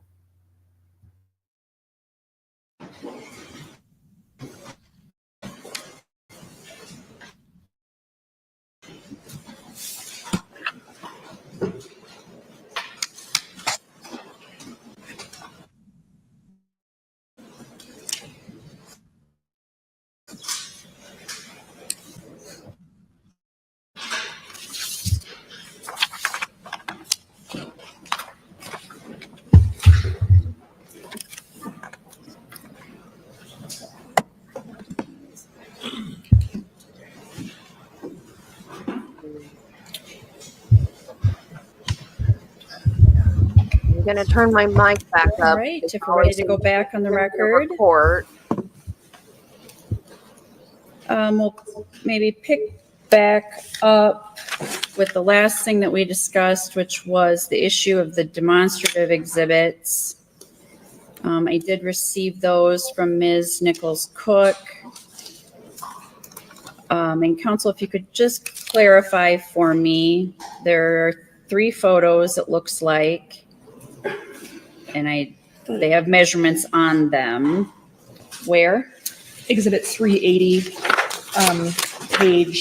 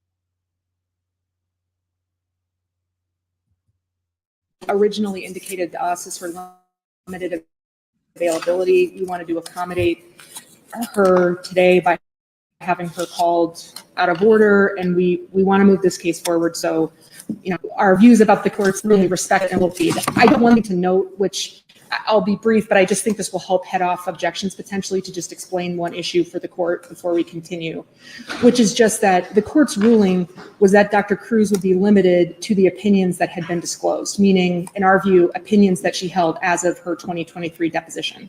I don't want to open the door to invite, whether she has other opinions that she's developed later, I don't want to invite those. So some of the questions I'm going to ask her are going to be framed in that way, as of your 2023 deposition, so that I'm not opening the door. And I don't want that to be a beginning of a question that prompts objections or some concern about why I'm cabining it. That's the purpose, Your Honor. Understood, and I would consider that simply to be directing the witness maybe to a specific area rather than hopefully a leading that would be objectionable. And certainly now that counsel has an understanding that that may be coming, we should all be on the same page. So if Dr. Cruz is available, great, thank you.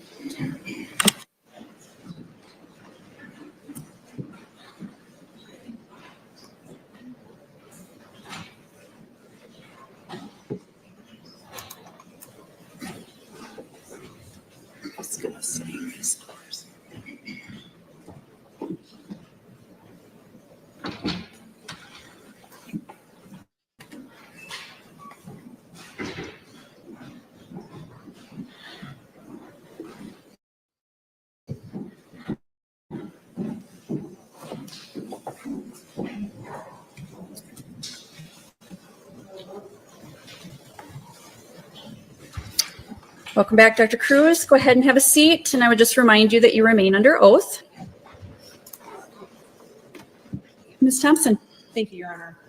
Dr. Cruz, before we broke for lunch, I think you had told us that you made a determination at the time of the autopsy that the manner of Ms. Mullis's death was homicide, and that's where I want to pick us back up.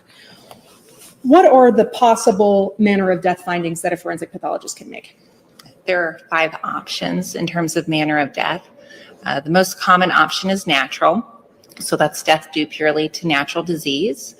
There's suicide, death at the hands of oneself. There's accident, death due to a hostile environment or unforeseen circumstances. There's homicide, death at the hands of another.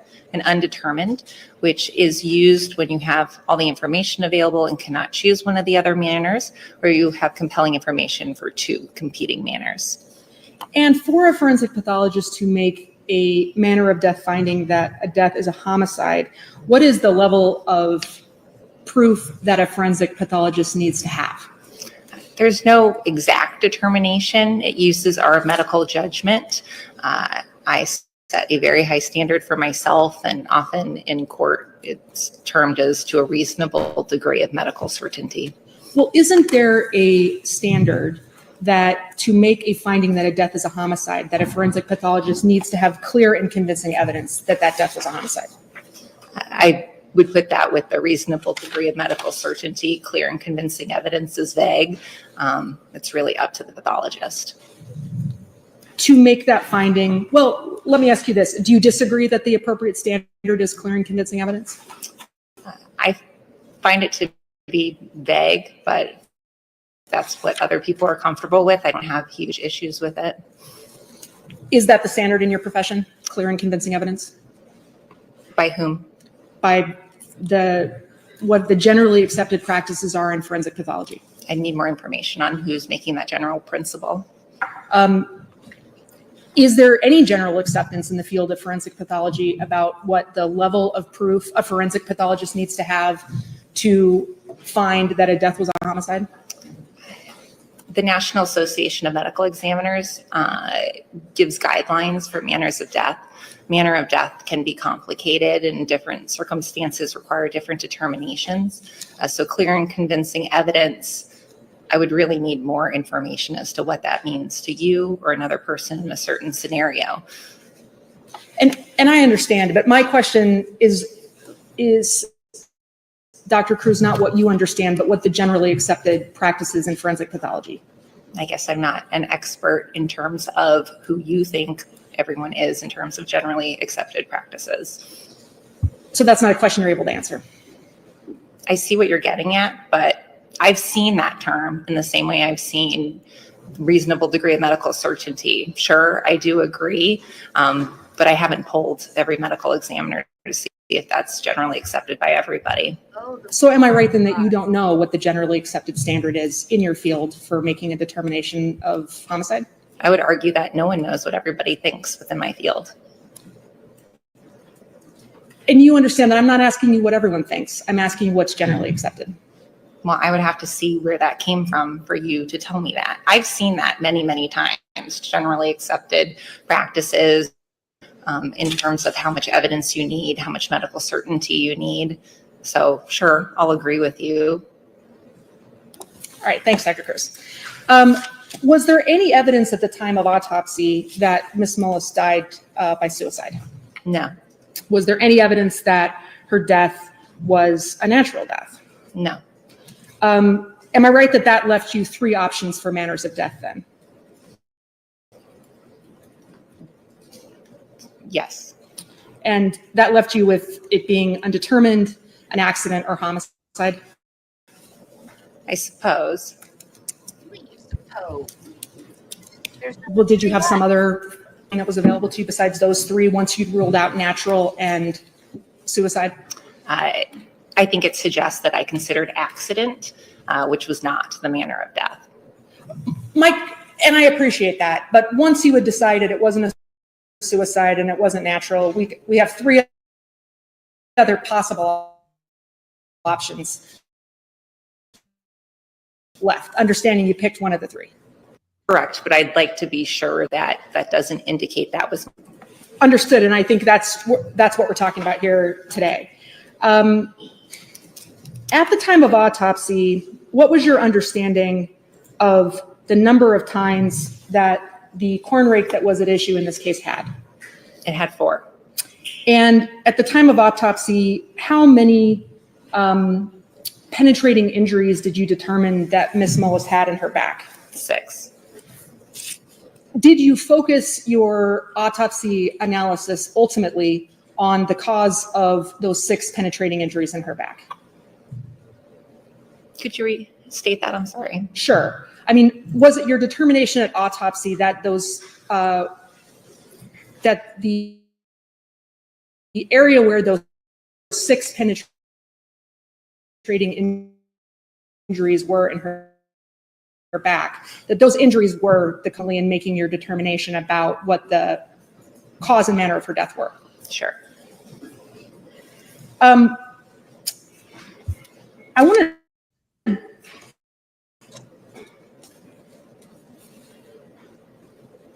And I think you said this to us a second ago, that that at the time of your 2023 deposition in this case, and let me ask you first if you recall being deposed in 2023. Yes.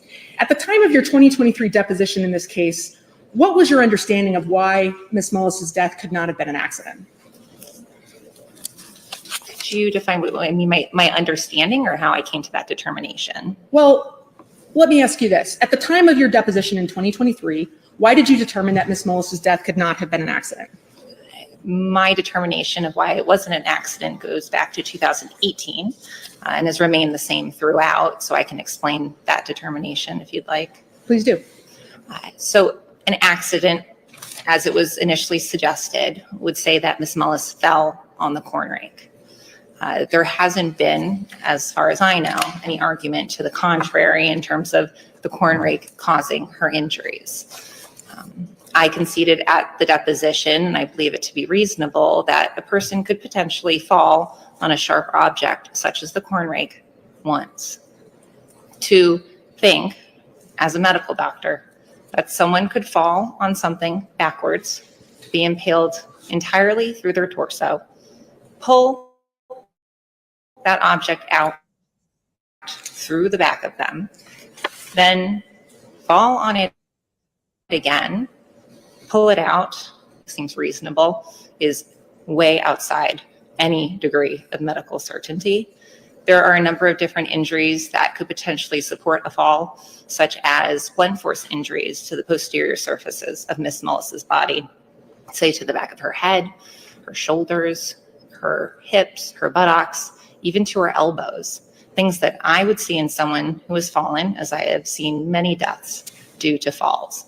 None of them were there. So it's lack of supporting evidence for an accident, and also the thought that she could fall on the rake, pull it out, fall on it again, is entirely impossible from a medical standpoint. I also did reason in her additional injuries. She had a number of additional injuries to the anterior surfaces of her body. So to suggest that she fell backward, then somehow sustained injuries to the front surfaces of her bodies, then maybe falling forward, is entirely impossible.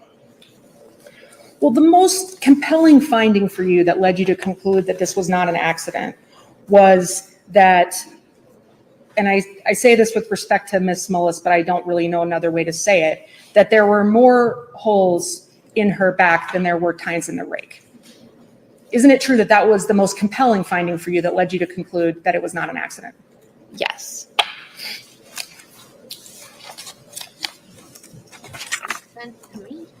And from the testimony you just provided, at the time that you determined that this was a homicide back at the autopsy in 2018, could you envision any way that Ms. Mullis could have fallen on this rake more than once and caused her injuries?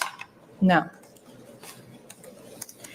How long did your autopsy of Ms. Mullis take? I don't recall entirely. I know I had stated in my prior depositions and testimonies about 3 hours.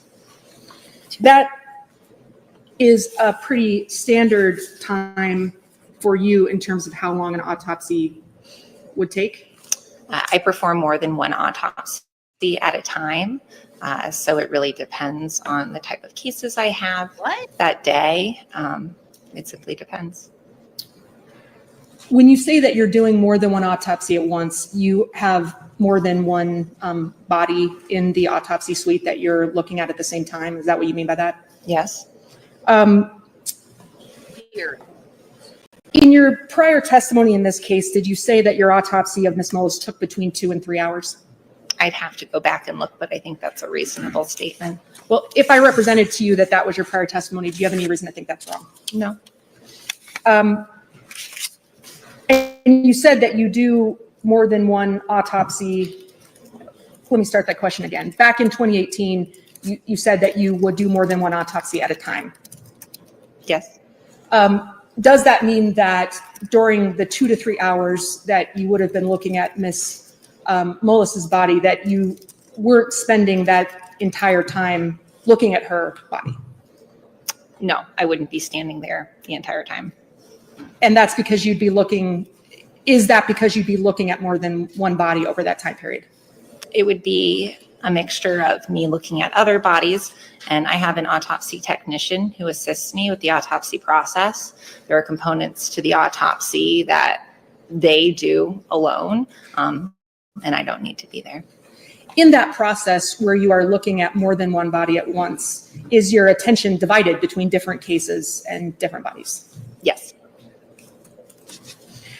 Do you know how many different bodies you were looking at during the 2 to 3 hours that you did the autopsy for Miss Mullis? I do not recall, no. Was it more than 4? No. Was it more than 3? It should not have been more than 3 at that period of time. We did no more than 3 in one day.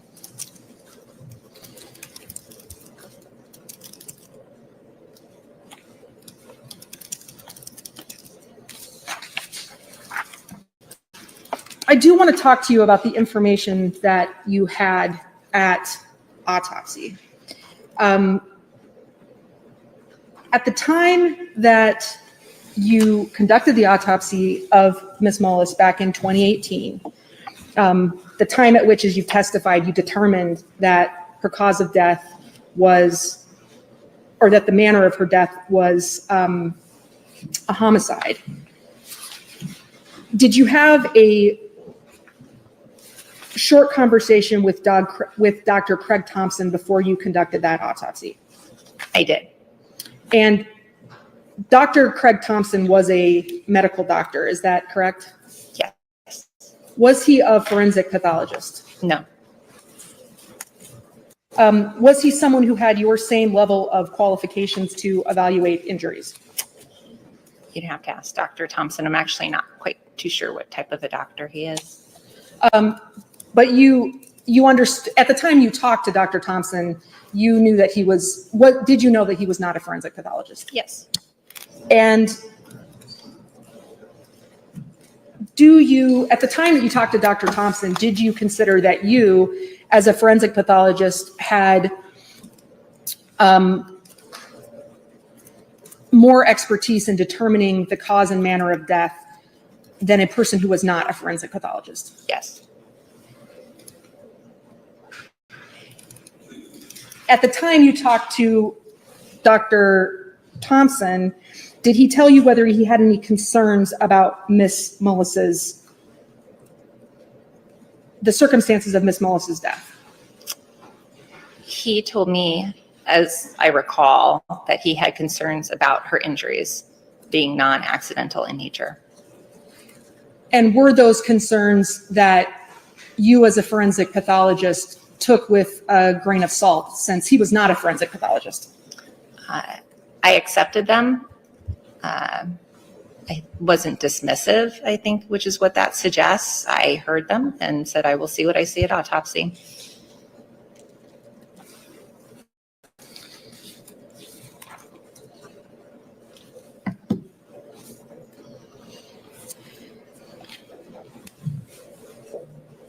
When you went, is it true then that when you went into the autopsy for Miss Mullis, that you had already received information that there was someone who had concerns about her death? As we established, Dr. Thompson told me he had concerns. So is it true then that you started with the thought in your mind that there was something concerning about Miss Mullis's death? I had heard that someone else had concerns, yes, but I had not seen her yet. Well, it was your testimony that you weren't dismissive of that. Is that right? Correct. So you were considering that? Right. I didn't hear it and then forget it. I remembered it and did the autopsy. Did you hear any information before you went to conduct the autopsy that Miss Mullis's death was an accident? Yes. And where did you hear that from? That came from Dr. Thompson, who said that, I believe, as I recall, that he was told that she fell on it, but he had concerns about her injuries. We also received intake phone calls, and the best of my recollection, that was part of our intake phone call that she may have fallen on the rake.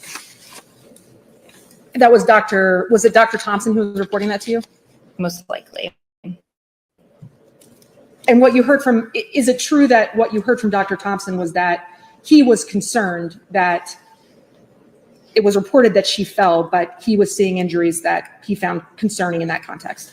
He thought her injuries seemed inconsistent with a fall.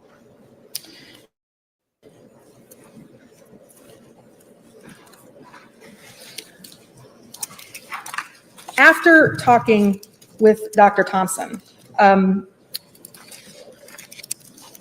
well, let me ask you this. Did you take any other information about Ms. Mullis's death into your autopsy other than your conversation with Dr. Thompson?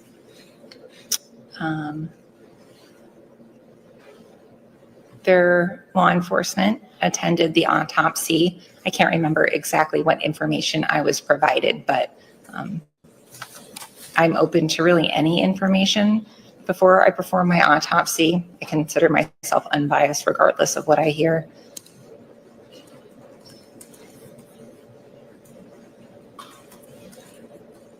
As to what you just said about considering yourself to be unbiased, do you consider at the time you start an autopsy that information that you hear could give you implicit bias?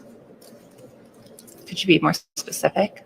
Well, have you ever heard the term implicit bias before? I have, and actually only in legal settings. And each time I say, can you be more specific? Can Well, tell me what you mean by it.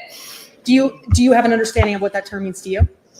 I think I do, but I actually worry maybe it is incorrect. So you could tell me, that would be great. Well, I'm not allowed to answer questions from you. I'm sorry. I'm asking you questions. So I'm asking you what your understanding of the term implicit bias is. I suppose I don't have a strong understanding of it. Okay. Do you, well, let me come back to that. I want to ask you this.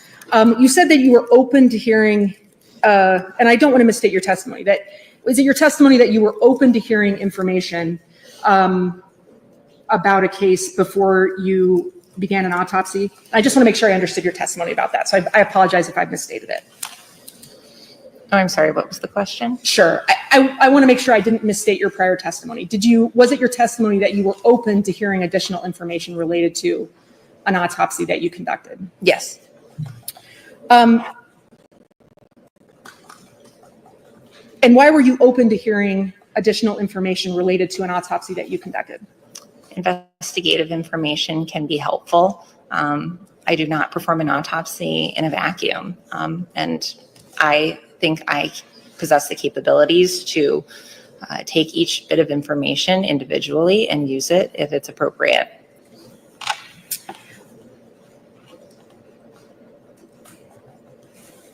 When you began Ms. Mullis's autopsy, the information you had about her death came from your short phone call with Dr. Craig Thompson. Is that right?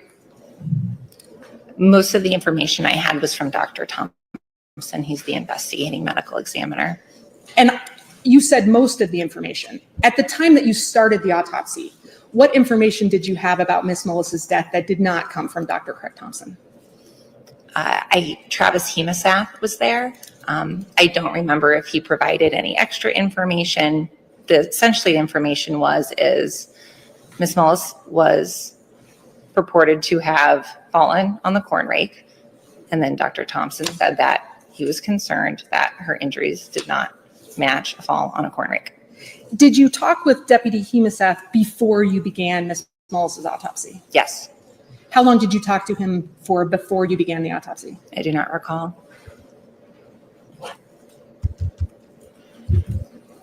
Did you have information from any other source before you began the autopsy other than your conversation with Dr. Thompson and your conversation with Deputy Hemosath? Not that I can recall at this time.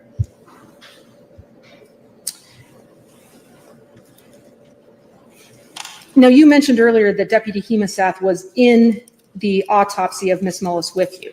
Yes. Was anyone else in the autopsy with you besides your assistant and Deputy Hemosath and you? I don't recall. Sometimes I can have law enforcement on multiple cases. I can't say confidently whether or not other people were in the room. There are multiple autopsy technicians as well when I'm doing multiple cases, but no one else relating to the case. Well, and you said that you have more than one autopsy going on at a time. Is it possible that while you were conducting Ms. Mullis's autopsy? What just happened?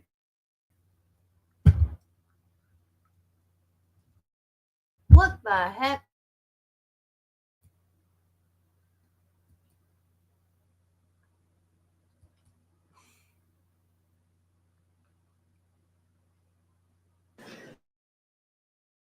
Between the end of the autopsy, the cause and manner of Ms. Mullis's death was homicide. So in between when the autopsy was complete and when I said it was homicide, That's right. clear, I did not. Is there an example of what I could have done? I finished the autopsy and I said it was homicide.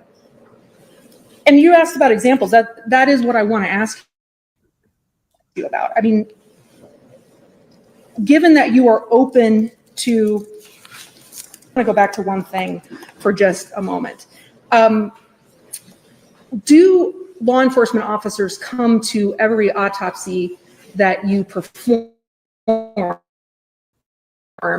as a forensic pathologist? No. Did you draw any significance from the fact that Deputy Hemaseth was at this one? No. How long of a drive is it from where Deputy Hemaseth worked as a law enforcement officer to where you did this autopsy? I don't know. Was it your understanding that Deputy Hemaseth was a law enforcement officer in the community that we're in today? Yes. How long of a drive is it from here to where you did this autopsy? I believe it's about 3 hours. Is it your testimony that you drew no conclusions from the fact that Deputy Hemaseth drove 3 hours to be at this autopsy with you? No, we have many people visit. Some just come for educational purposes. I encourage it. I think it's important for people who deal with death understand what an autopsy is like. When you talked with Dr. Hemaseth or Deputy Hemaseth at this deposition, at this autopsy, Dr. Cruz, did he tell you that he was there for educational purposes? Not that I recall. I mean, did he tell you he was there to investigate Ms. Mullis's death? He did. It was not your understanding at the time of this autopsy he was there to educate himself about your process? Well, he may have expressed it and I didn't remember. I'm just saying people drive a long ways to see an autopsy pretty regularly. Had you ever had Deputy Hemaseth at an autopsy with you before this one? Not that I recall.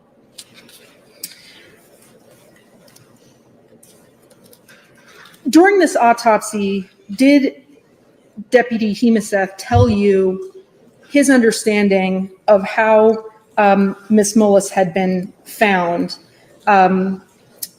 in terms of the position that she was found with the corn rake in her that led to her getting medical treatment in this case? Yes. What did he tell you during the autopsy about that issue, the position of the rake in her body? I was told that she was essentially face down and the rake was sticking out of her back. I believe at that time, and I've been told subsequently, that 2 tines were said to have been inside her body and 2 tines were outside of her body when she was found. During the autopsy, did Deputy Hemaseth tell you that Ms. Mullis had been found with the corn rake in her back with the handle of the corn rake facing toward her head? That does sound familiar. I'd have to go back and look. That's how I envision it when I think back. And to make sure we're talking about the same thing, we understand that she wasn't found in a sitting up position, but I'm not going to get down on the ground for this purpose. But understanding that I'm sitting here today, I'm not in the position that Deputy Hemaseth said she'd been found in. Where would the handle of the corn rake have been relative to my body from your understanding of what Deputy Hemaseth was describing? The way you had just described it, I would envision the rake handle poking up toward the head. Am I correct that given what Deputy Hemaseth was describing to you, he was describing the corn rake handle extending from her back up over her head?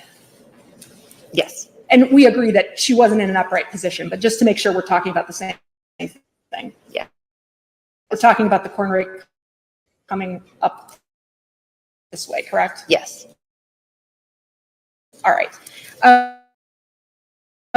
As you sit here, well, let me ask you this. Yes. Was that your understanding at the time of your autopsy? Yes.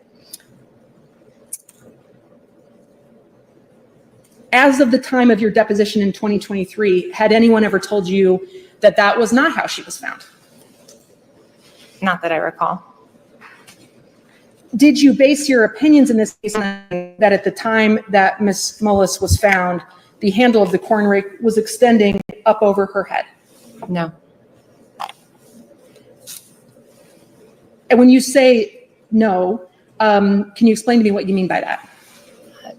How someone said they found the rake, the position of the handle, the position of her body, the rake was moved, removed from her body. If I saw the corn rake like that, then maybe I could take it into consideration, but a simple description such as that had no bearing on my determination and was unnecessary to make the determination of homicide.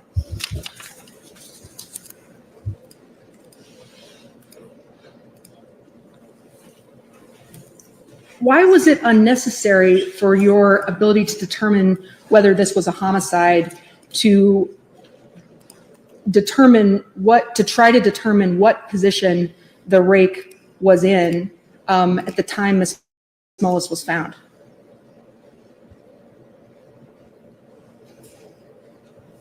Ms. Mullis was impaled with the corn rake, and how the corn rake ended up in her doesn't really change the fact that it's homicide. And I want to make sure that I've asked my question in a clear way. And I'm going to ask with the court's permission, because I don't remember exactly how I worded it, is it possible for the court reporter to read the question back, Your Honor? It is. Thank you.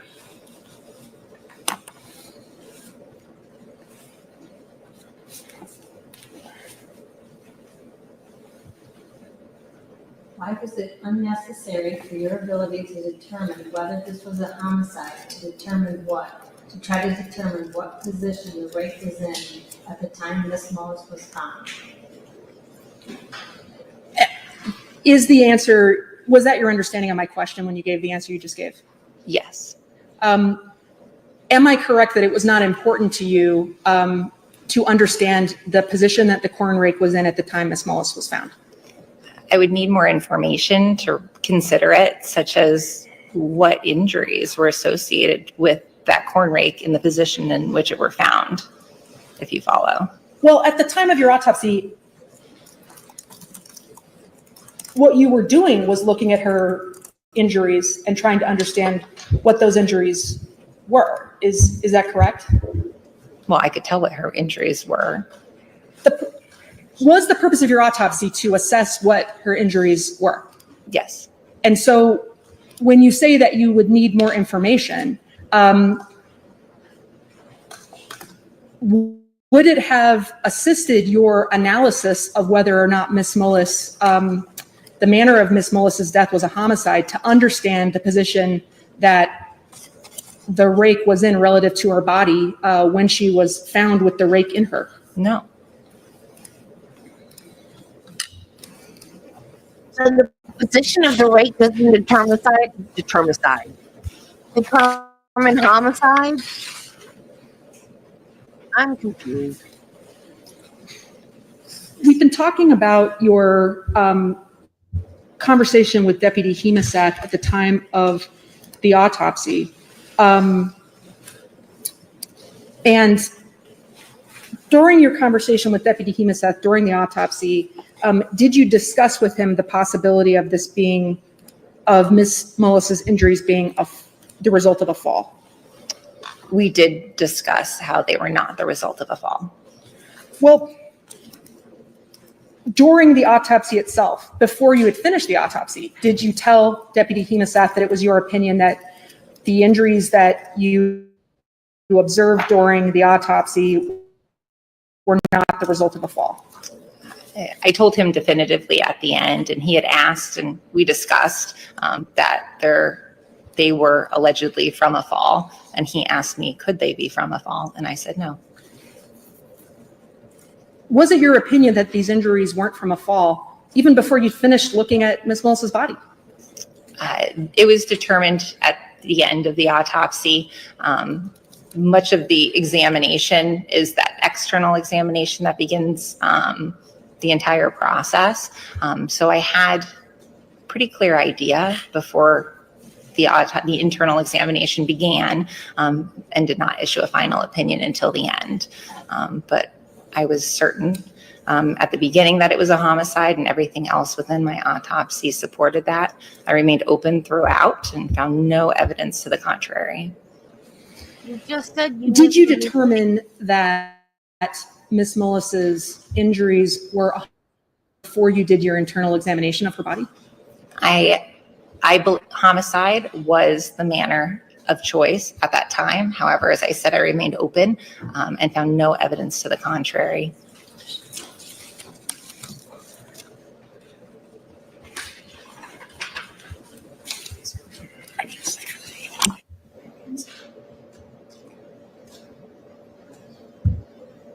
I'm not saying that she's lying. I just don't like the way she's answering the question. While you were conducting the autopsy with Deputy Hemosath present, did he ask you if he could bring the corn rake into the autopsy to assist in an analysis of this case? He asked if he could bring the corn rake closer to Ms. Mullis and her clothing items. I said I preferred to keep them separate. The corn rake itself was within the autopsy suite, which is rather large, for the purpose of photographing it. The corn rake did not come in contact with Ms. Mullis during the autopsy. During the autopsy, did you photograph the corn rake? Yes. During the autopsy, did you compare the corn rake directly with the injuries on Ms. Mullis's body? I examined each separately. As I had said, I did not put them close together, but I examined them separately and within a very small time period. How far apart were the tines on the corn rake? I would have to check my notes. I don't quite remember. Which notes would you like to check to answer that question? I guess I would have to go back at the photographs because I did not put that in my actual written notes or in my autopsy report. Was it important to your analysis to know how far apart the tines of the corn rake were? It was information to consider. Like I said, there had been no information to suggest that anything other than the corn rake caused her injuries. There's some inherent difficulties in comparing a fixed object with the human body, which is malleable and can contort into different positions. So taking straight measurements from an object and comparing them directly with the body is fraught with issues.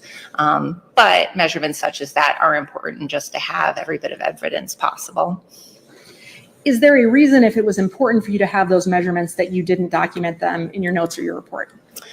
They were documented with photographs, and I can't recall why I didn't simply write it down.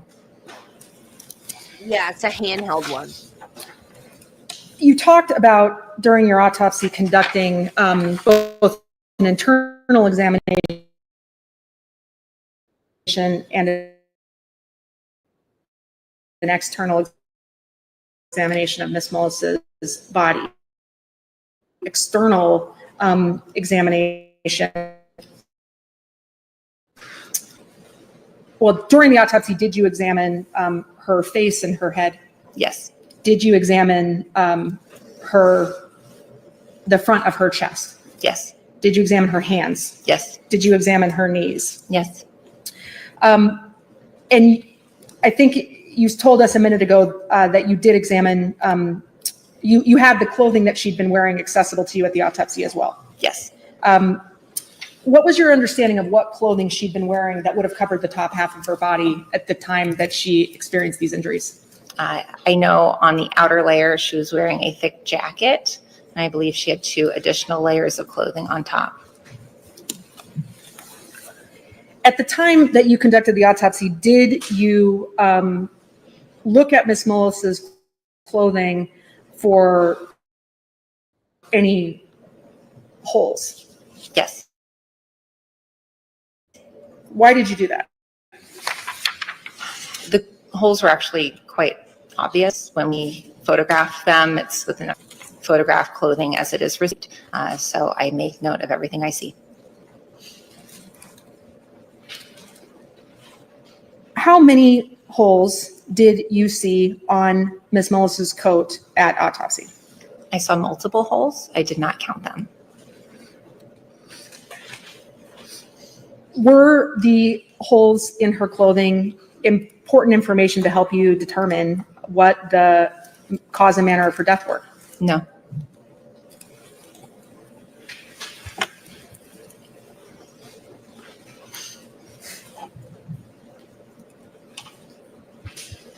Did you photograph her clothing during the autopsy with the holes that you'd observed in the clothing marked? Yes.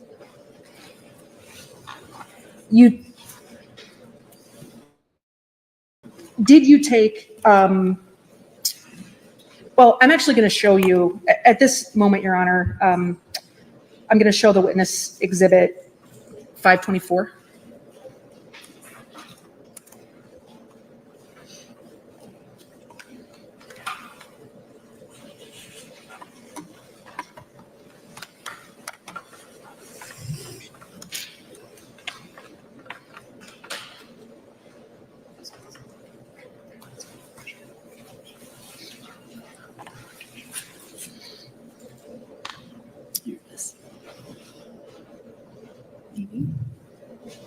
Is that being displayed?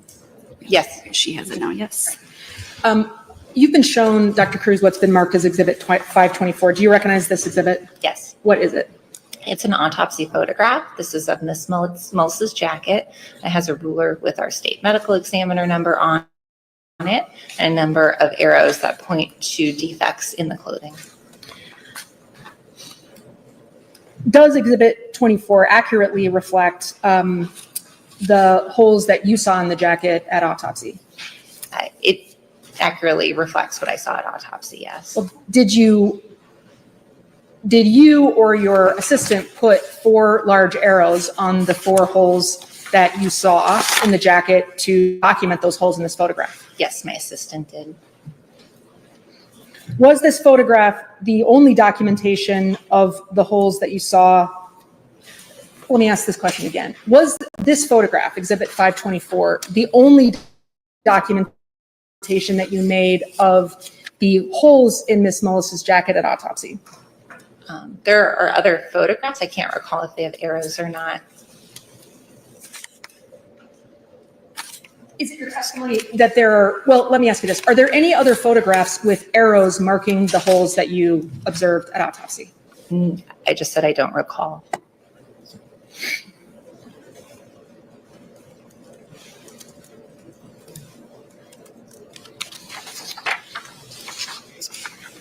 We were talking about your conversation with Deputy Hemaseth for a minute.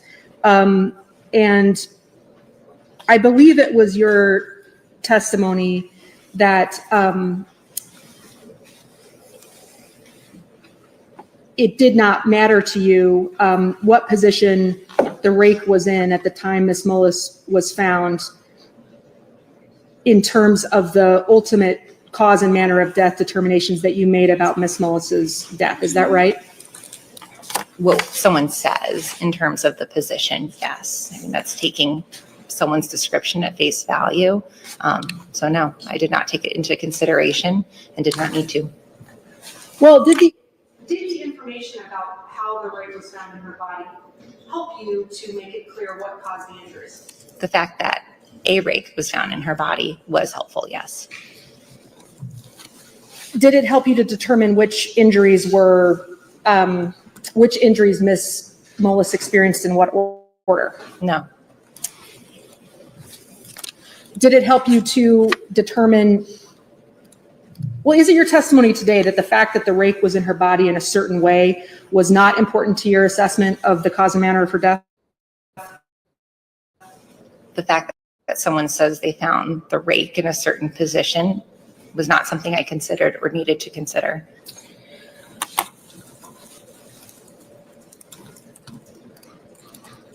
At the conclusion of your autopsy, did you feel confident that Ms. Mullis's death was a homicide? Yes.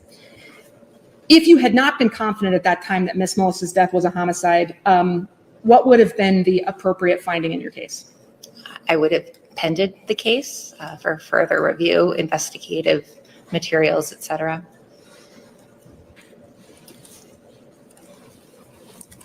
And you did not pen the case at the conclusion of the autopsy? Officially, I did on paper, but verbally, no, I did not. It was determined to be a homicide.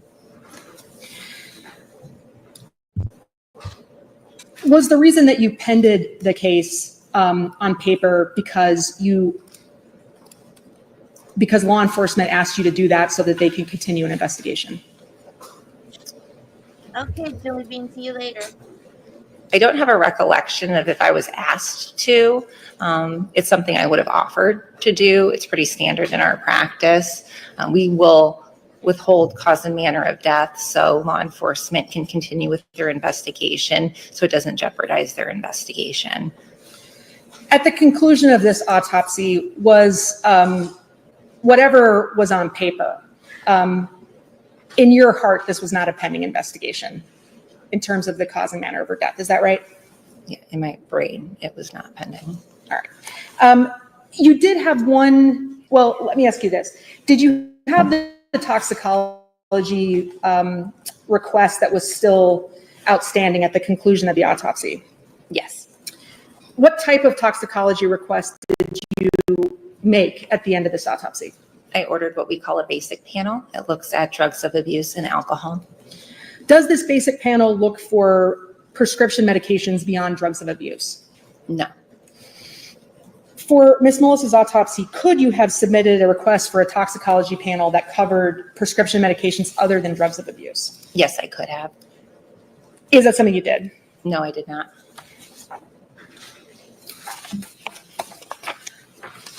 You told me a minute ago that you were open to, that you, in your general practice, are open to other information about your cases other than what you see and observe at autopsy. Is that right? Yes. At the time that you determined that Ms. Mullis's death was a homicide, did you want any context about where exactly her body had been found? No. Did you want any context at the time you determined this was a homicide about where on the Mullis property she had been found? No. Did you want any context at the time you determined this was a homicide about what the materials were, what the floor was made of in the area where she was found? Out of all the information you provided, that would be the most interesting because I do think she did sustain blunt force injuries that could be related to hitting the ground. So I think that information would be useful, yes. But it would not change my manner, sorry. At the conclusion of your autopsy, how did you know that it wouldn't change your opinion what surface she'd been found on if you didn't know what surface she was found on? She was impaled in the back with a corn rake, so what she was standing on didn't really make a difference. But it's important to be able to understand all different sorts of wound patterns. And in addition to the injuries on her back that caused her death, she had some blunt force injuries. Was it,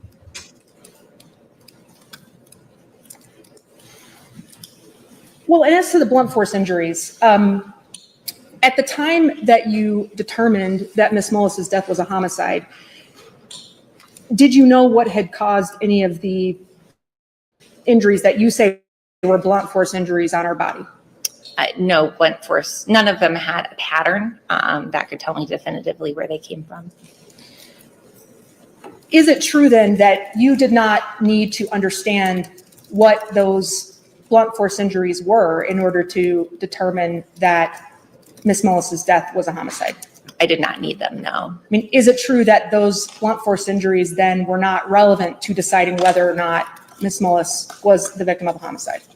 They were supportive, but not absolutely necessary for that determination, no. Dr. Cruz, how could they be supportive if you didn't even know what caused them?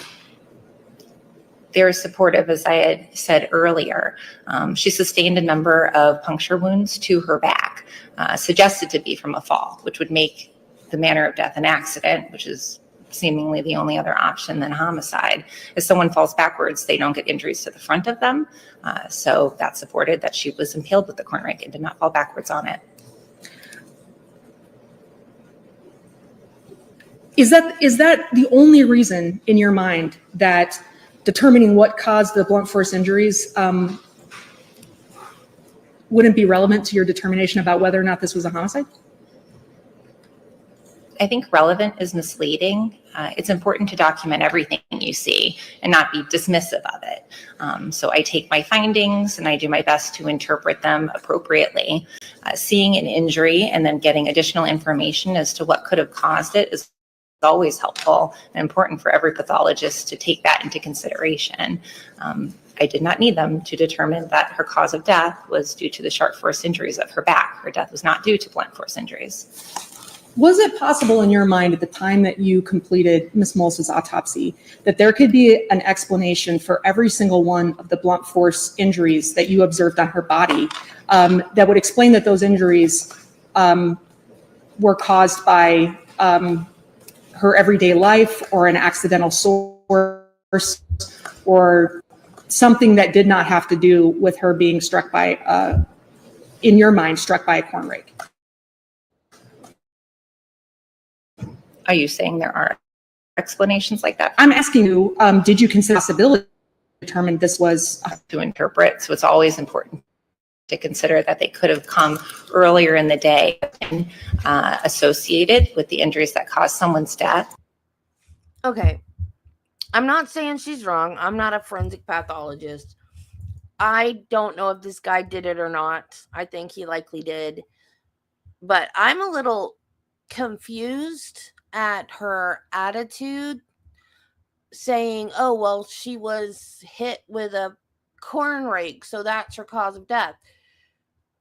And maybe it's different with the medical examiner, but as a nurse and a doctor, I'm not a doctor, but I mean, doctors are taught this too. And medical examiners are doctors. They have to go to medical school.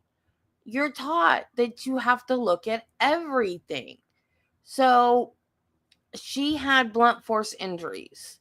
She had bruising on her face, her hands, her knees. Days before this, she had an outpatient procedure at the hospital. I have had the same procedure. It's where they burn, it's called a uteral ablation. It's where they burn your uterus lining. And owl theory. And they go in and they burn your uterus, and you are not supposed to do any heavy lifting or hard work or anything like that for like 10 days. And mine went super easy. I didn't have any problems, but some women do. And they, some people have bad bleeding and hemorrhage and have all kinds of problems. And they said that she had been having dizzy spells. So she could have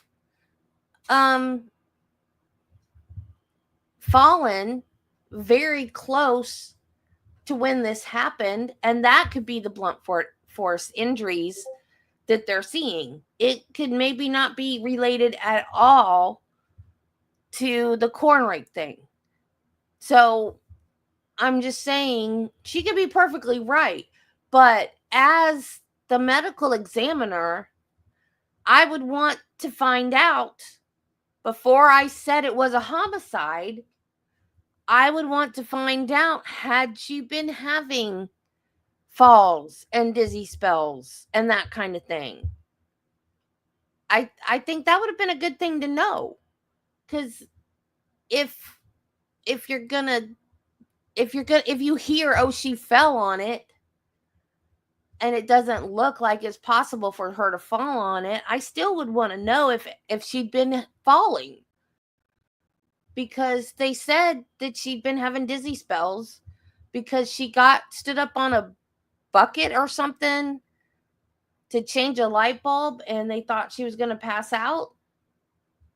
And I think it was Tristan who was with her and made her get down because he thought she was going to fall. So I don't understand why she's just dismissing. And I'm not saying they're related at all. I mean, that's what I'm saying. Like, they could be unrelated, but have happened close to the same time.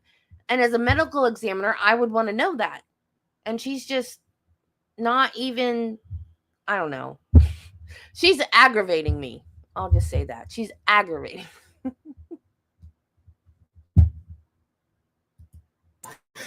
The sheer number of Ms. Mullis's injuries and the nature of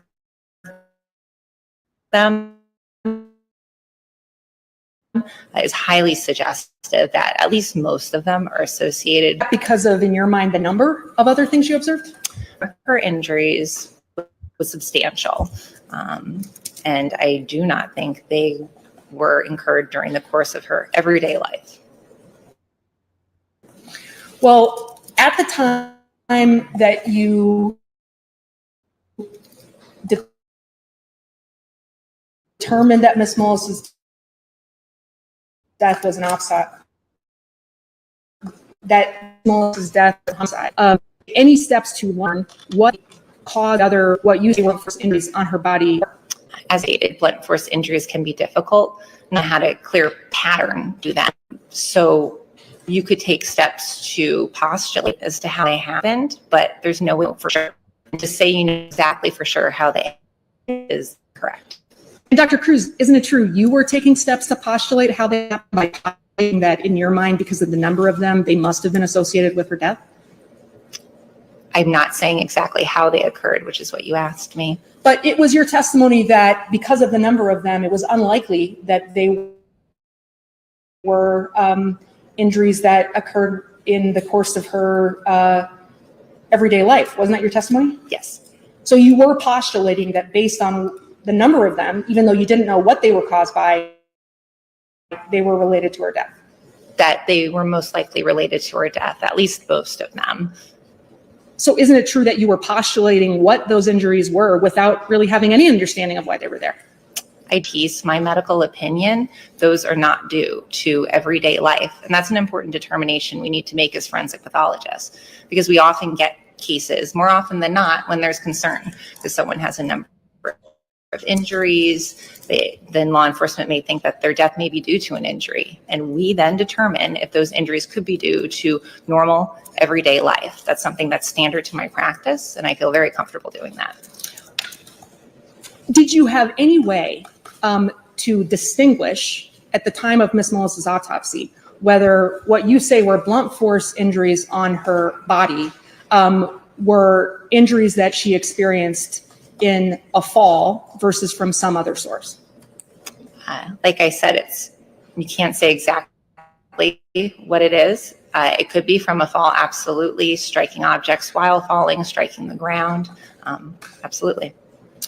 And if the blunt force injuries that you say you observed on her body during the autopsy are consistent with a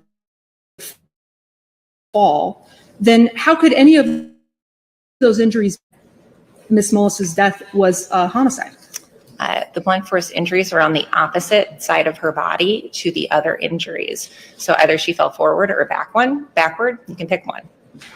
Is it true that at the time of Ms. Mullis's autopsy,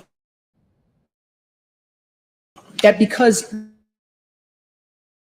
you could not envision someone impaling her with the corn rake, that is the reason you determined that this was a homicide? There is no other way. Yes. And that's your opinion based on the autopsy that you conducted and your conversations with Deputy? Sure, how my conversations with him helped me come to that conclusion. Without speaking to him, I would have come to that same conclusion at autopsy. That would have been your conclusion based solely on what you observed at autopsy. Yes. And that's because you did not take any steps to learn any context about, for instance, what the surface of the floor was in the area where she was found. I was able to make that determination without that information at that time, yes. And you didn't seek that information out? No, not at that time, no. Did you need to know at the time that you determined that Ms. Mullis's death was a homicide, whether she had been found with her face resting on Her face was on the ground, and I am aware you have someone saying that her face was resting on the floor for such a period of time. She sustained a very large abraded contusion on her jaw. I don't think that's an appropriate explanation of that injury, especially given that she has additional injuries to the left side of her head, such as bruising to her left ear, bruising behind her left ear. But if that's what another forensic pathologist wants to say, then still doesn't change my opinion. Well, Dr. Cruz, that wasn't my question, was it? I mean, my question was whether at the time you determined that her death was a homicide, whether you had information at that point about whether her face had been resting on a surface. I don't recall. I know that I was told that she was prone, so face down, so her face could have been resting. It's a possibility. At the time you made your determinations, did you take any steps to learn that? Where her face was? Yes. Not that I recall. At the time that you determined that Ms. Mullis's death was a homicide, did you know where she had been injured? I'm sorry, could you repeat that? Sure. At the time that you determined Ms. Mullis's death was a homicide, you know where it was that she had injured? Location. Not the location of the body, the location. Yeah, I'm very body focused. You haven't noticed. She was injured on a farm in a shed. Well, you were deposed in this case, isn't that right? I was deposed twice. You were deposed in this case in 2023? Yes. And isn't it,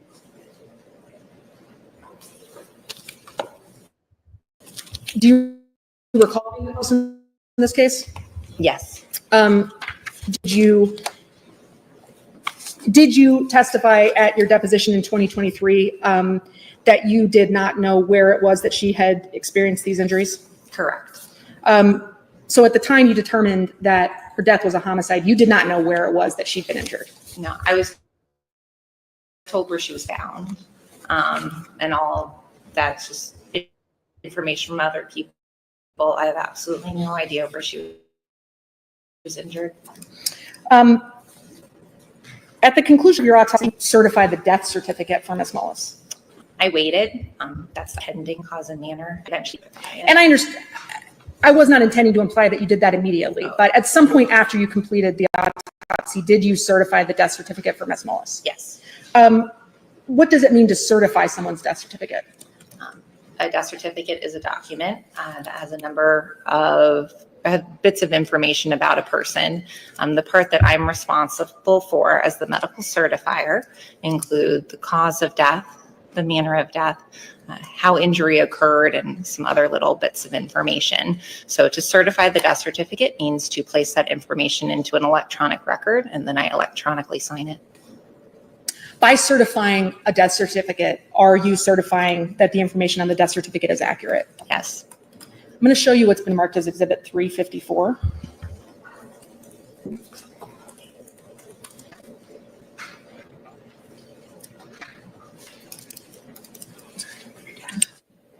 Your Honor, we're going to show the witness what's been marked as Exhibit 354, and I'll just make a record that there is some personal identifying information on this record retrieved redacted, but otherwise this is a true and accurate copy. Record will reflect that.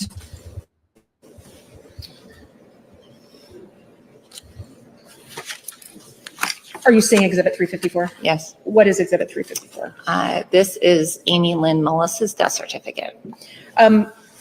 Do you see that her birth date and her social security number are redacted?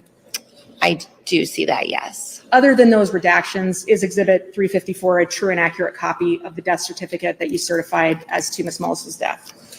That portion that I described that I certify, I can say yes. The decedent information portion is the responsibility of the funeral home. So I'm not necessarily comfortable saying that's true. I don't know where she lived. Other than the decedent information section, did you complete the remainder of this death certificate? Most of it, yes, not that funeral home portion at the bottom, but really that central area. Understood. Did you complete the portion of this death certificate that provides a medical cause of death? Yes. And what did you certify as the medical cause of death for Ms. Mullis? Sharp force injuries of torso. Is it your opinion in this case that the injuries that Ms. Mullis had on her torso were sharp force injuries? Yes.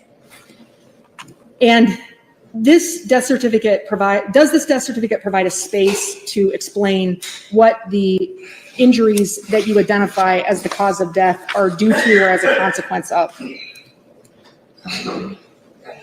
Yes, that's what it said. In this case, there really wouldn't be anything appropriate to put underneath that. And why is that? So sharp force injuries of torso are essentially, well, there are two components of the cause of death on a death certificate. There's the immediate cause of death, whatever condition, injury that ultimately led someone to die right away. That can be due to something else, which is called the underlying cause of death. That immediate cause of death sometimes can be so specific, it really doesn't belong on the death certificate, because ultimately a death certificate is for vital statistics purposes, tracking diseases, injury trends. So that underlying cause of death is really the most important, which is what I put. So the sharp force injuries of torso is that underlying cause of death. If you wanted to put something above it into immediate cause of death, like pneumothorax, something along those lines, you could. But in my opinion, in this case, the sharp force injuries of torso is perfectly sufficient for cause of death. Did you identify in this certificate the immediate cause of into mechanism of death territory, which we are instructed not to do by the CDC. So to me, her death was sharp force injuries of torso. Did you include on this death certificate what the place of her injury was? Yes. And what did you say on Ms. Mullis's death certificate the place of her injury was? Farm building. Isn't it true that at the time, that by your testimony, at the time you determined the cause and manner of her death, you did not know in your mind where she'd been injured? Yes. At the time that you determined that Ms. Mullis's death was a homicide, did you want any context about what Ms. Mullis had been doing earlier that day? Want is an interesting word. I do like having information about the circumstances surrounding the death, so sure, I would want more information such as that.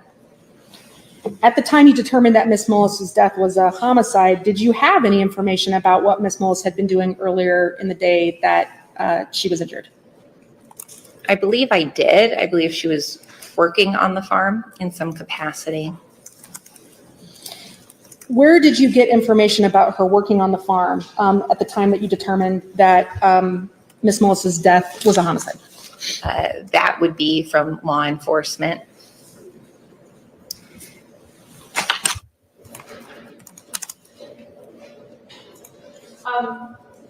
Isn't it true that that's not information you learned until after you had determined that this was a homicide? I suppose I can't recall clearly.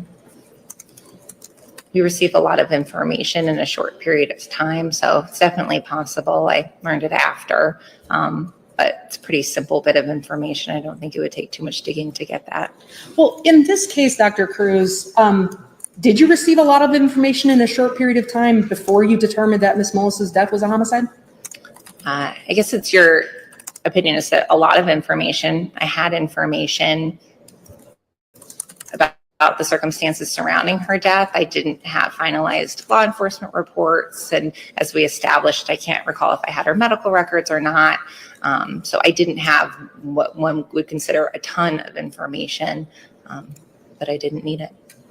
The only information you had at the time you determined this was a homicide was information that you saw at autopsy and that you got from talking with Deputy Hemosath and with Dr. Thompson, correct? As far as I recall, yes. And that was not a lot of information. I suppose that's your opinion. Well, I'm asking if, in your opinion, was it a lot of information? Judge's been asking the answer, and she's also being argumentative at this point. Sustained. At the time that you determined that Ms. Mullis's death was a homicide, did you want any information about the prescription medications that Ms. Mullis was taking? No, but I had it. Oh, I'm sorry. After the autopsy, I did get that information. And to be clear, I'm asking about at the time you determined she was taking. Not that I recall, no.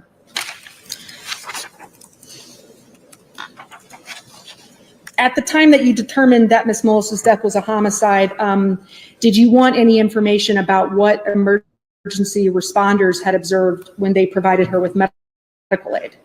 I do want information about what emergency responders saw, and very much so about they did support their resuscitative efforts. You said a moment ago about being concerned in your testimony today about injuries that were on the front of Ms. Mullis's body.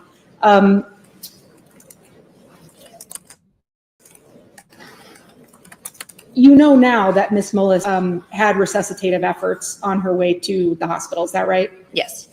Did those resuscitative efforts include her receiving CPR? Yes.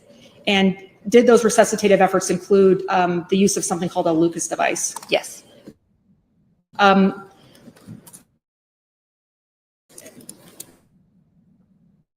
Can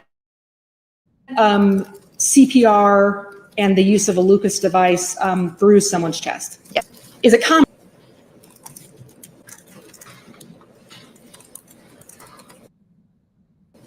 And so any blunt force injuries that you observed on Ms. Mullis's chest that were in the area where CPR is performed, are those injuries that you would expect to be associated? To begin with, and CPR is performed in that same area, but I think it's reasonable to say that at least some of the injuries could be from CPR. Well, in this particular case, would you as a forensic pathologist assume that injuries in that area would be connected with CPR? I think it's most likely, and I did so. She had a sternal fracture that I determined to be related to CPR. Yeah, I was going to say you break ribs when you do CPR. And you mentioned this a moment ago. At the time that you determined that Ms. Mullis's death was a homicide, did you have any of her medical records from Regional Medical Center? I do not recall. Do you remember what day of the week you did Ms. Mullis's autopsy? Yes. What day of the week was it? Monday. Do you remember that? And what day of the week was Ms. Mullis brought into Regional Medical Center? It was a Saturday.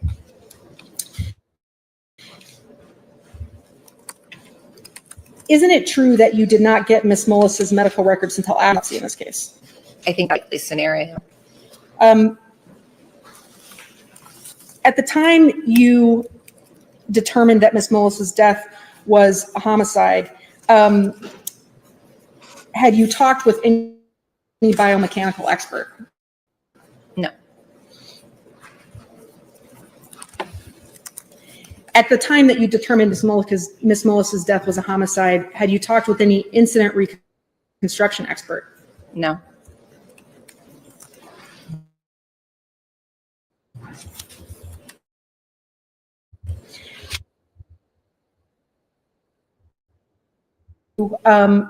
Have an understanding of the angle of the wound paths on Ms. Mullis's torso?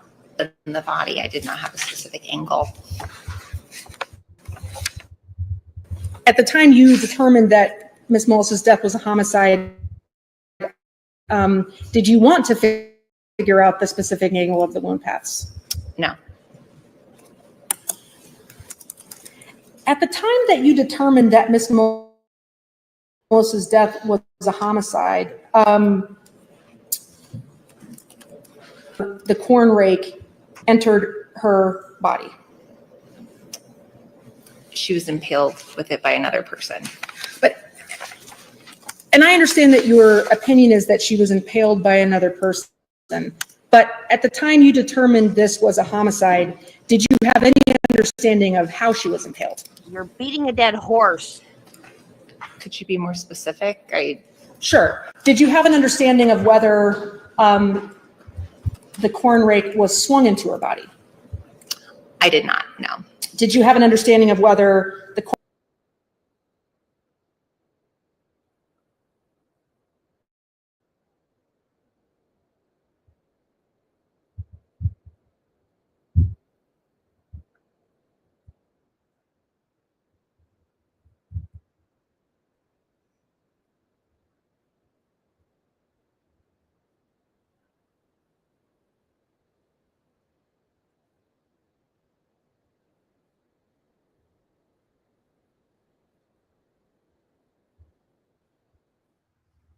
Are you guys glitching?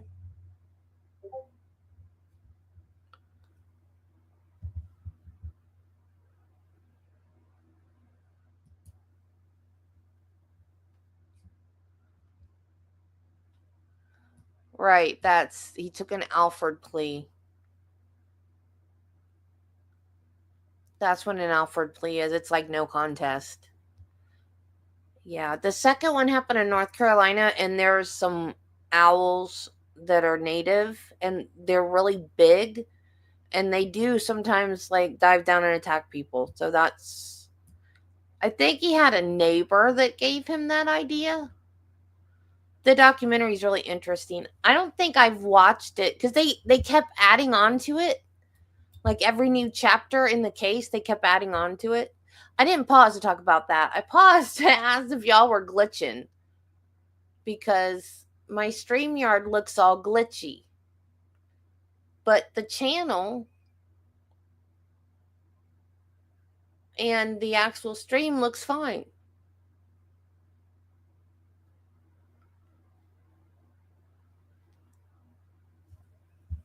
So I don't know what's going on.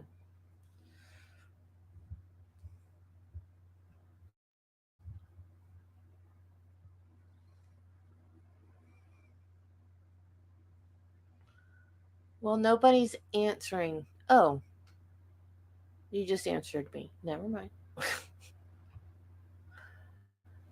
Well, that's weird.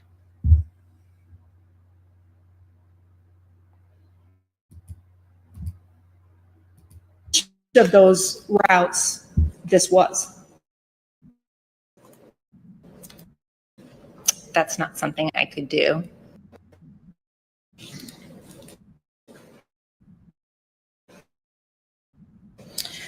At the time you determined this was a homicide, there had been blood found on Miss Mullis's hand. Did I? No.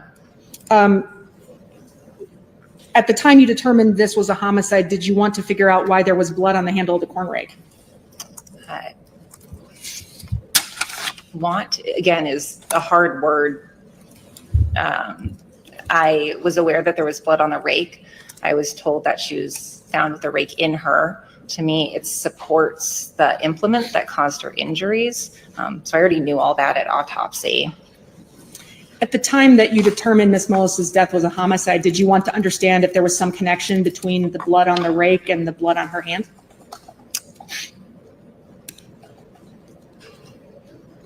The blood on her hand has so many potential sources. As you yourself indicated, she received CPR and pretty lengthy CPR. I just don't know the nature of that blood, so to try and connect those two would be inappropriate in my opinion. Did you take any steps to learn the nature of that blood?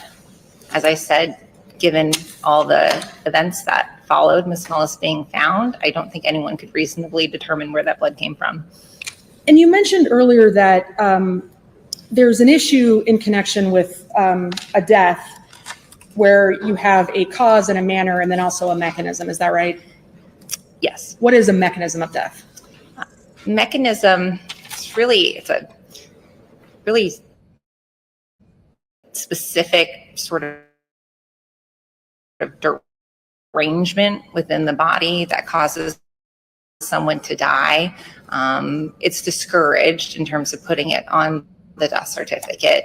Some examples that we see quite often are cardiac arrest, someone's heart stops beating. Respiratory arrest, if someone stops breathing, made their heart stop, would made them stop breathing. So the mechanism is that final thing of how you actually die, but a cause of death is what led to ultimately to that death. And I understand your testimony that you did not need to list the mechanism of death on the death certificate. But at the time that you determined that Ms. Mullis's death was a homicide, did you know what the mechanism of her death was? Yes. Did you identify the mechanism of her death in your autopsy report? Did you identify the mechanism of her death in any of the reports that you prepared about your autopsy? I did not say it explicitly. The description of her wounds from a medical standpoint, it's quite clear, but I did not explicitly state it, no. What did you testify at Mr. Mullis's criminal trial in 2019 was the cause of Ms. Mullis's death? Force injuries of torso.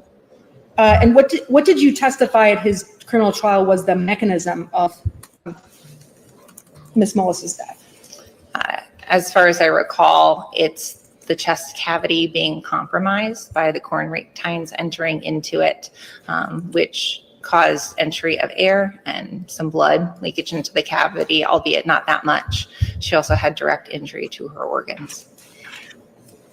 In that testimony in Mr. Mullis's criminal trial, did you identify which side of her chest had air entering into it as you just described? Looking back, I believe I had only said the right side, but obviously the coronary tines also entered into the left side of the chest. That would introduce air sides of the chest injury to organs and then in the right side of the abdomen as well. Have you looked back at your criminal trial testimony since the time of the trial? Yes. Is your testimony at Mr. Mullis's criminal trial about the mechanism of her death wrong? It isn't comprehensive, I would say. I was focused on the direct injuries to organs on the right side of the body. I described how air enters into the chest cavities. So I said right, when in reality it should have been both chest cavities. I did explain quite thoroughly how there was injury to the left side of the chest as well. So it was implied, but not stated explicitly. Was it important to you in testifying at Mr. Mullis's criminal trial to be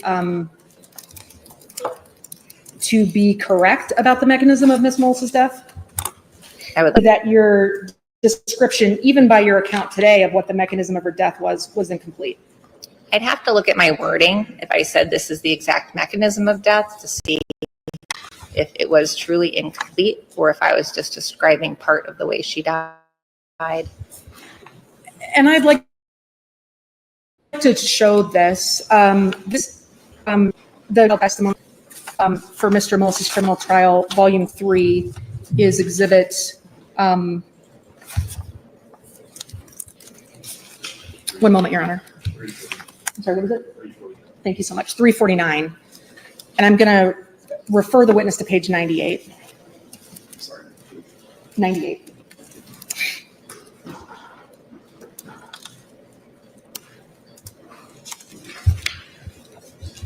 Tell me when that's there.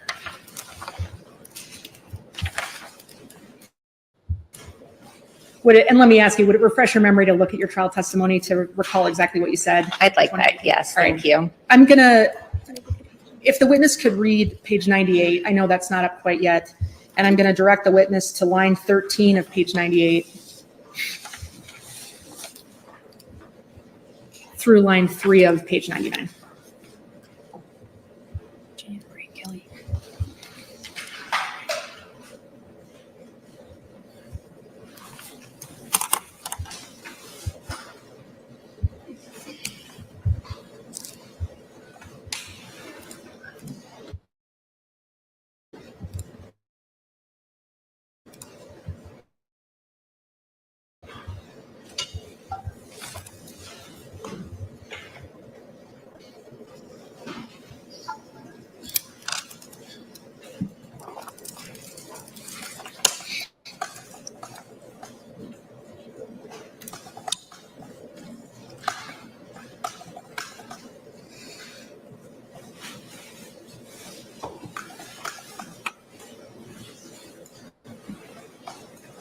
Your Honor, I have a paper copy. If that would assist us in moving forward, then I'm happy to show the witness.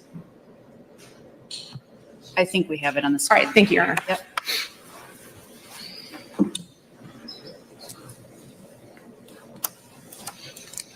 Would you like me to read it out loud? I'm sorry. No, just to yourself. And I'm directing you to page 98, line 13 to page 99, line 3. This woman's vocal fry is driving me insane. I cannot wait for her to get off the stand.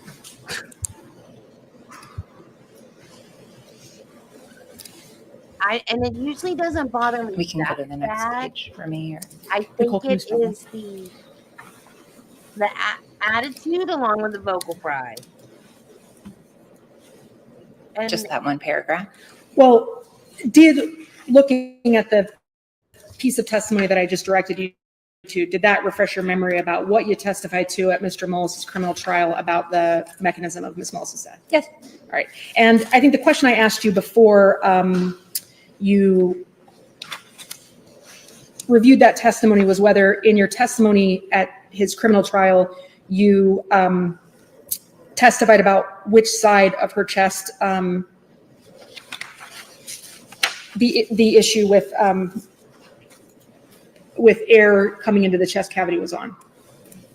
Could you go back to the previous page? I'm sorry, so I can look at it again. Thank you. Yep. And I know she's being challenged about her opinion, but it's I like, see reading it now, and I think I was swayed a bit by reading your expert's opinion. It says that I said it only went into the right chest cavity, that I simply say it goes into her chest cavity singular, but I don't say what side. But I do accurately describe what's called pneumothorax, which is air entering into your chest and causes issues with your vital organs there. Something that your expert also agreed was appropriate and accurate. Well, your testimony at Mr. Mullis' criminal trial was that the issues with pressure in the chest were on the right side of Ms. Mullis' chest, right?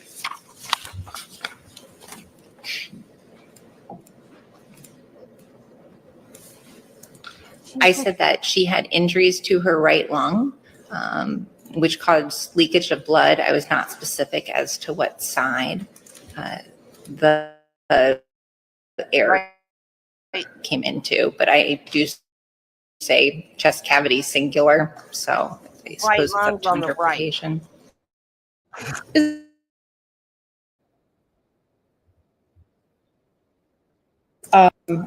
Of what is a pneumothorax? That's something that's defined at autopsy. Upon review of her medical records, it's clear that she had a large pneumothorax or air in her left chest cavity. It's also clear from my autopsy and the medical records that she had a right-sided chest tube placed. Notes indicate that air was released from that right-sided chest tube, meaning that she had air in both of her chest cavities, which simply makes sense.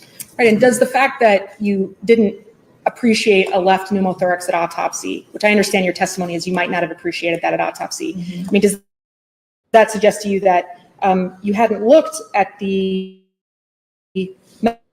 medical records from the hospital that would have allowed you to identify that there was a left side tension pneumothorax? That's why she aggravates me.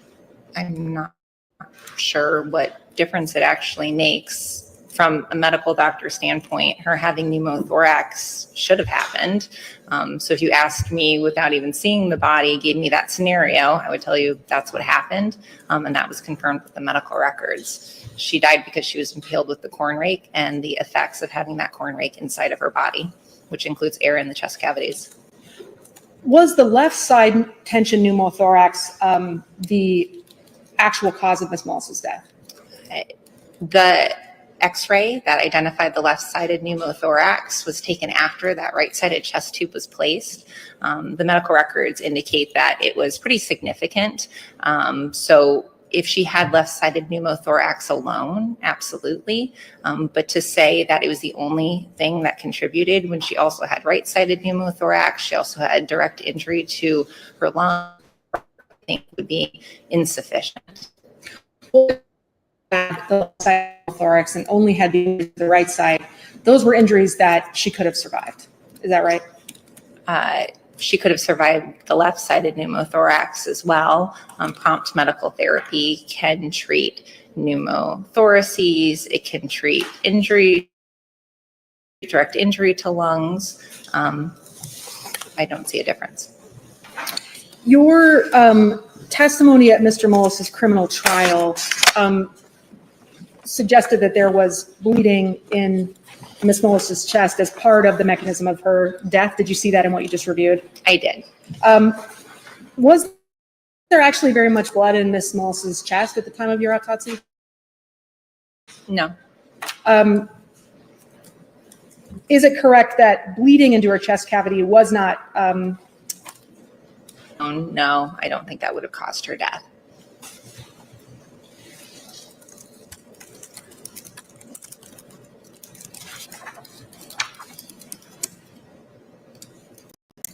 And I want to make sure I understand your testimony. Is it your testimony that whether or not she had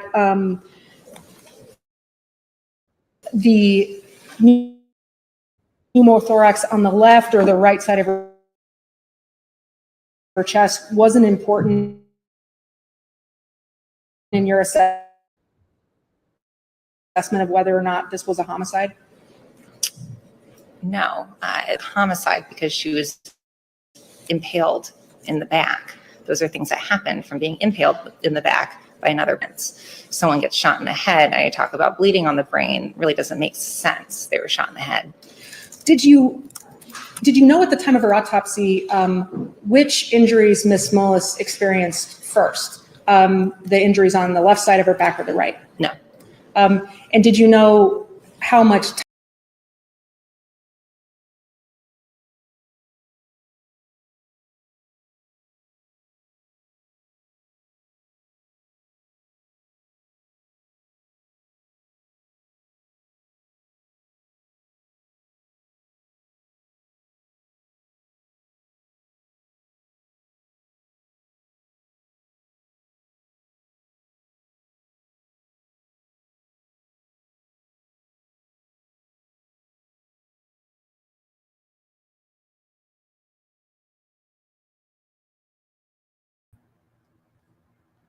Everything was going so good there for a while. Well, now Carla's gone. I was going to say something about the doctor. I guess because I watch or used to watch Dr. G, that's why it's aggravating me. Because she's dismissing things that it's just like the other case, the last trial we did. I need dots connected. I don't like dismissing things. I have questions. I need to get an Emily D. Baker shirt. Doesn't she have shirts that say I have questions? I need to get one of her shirts.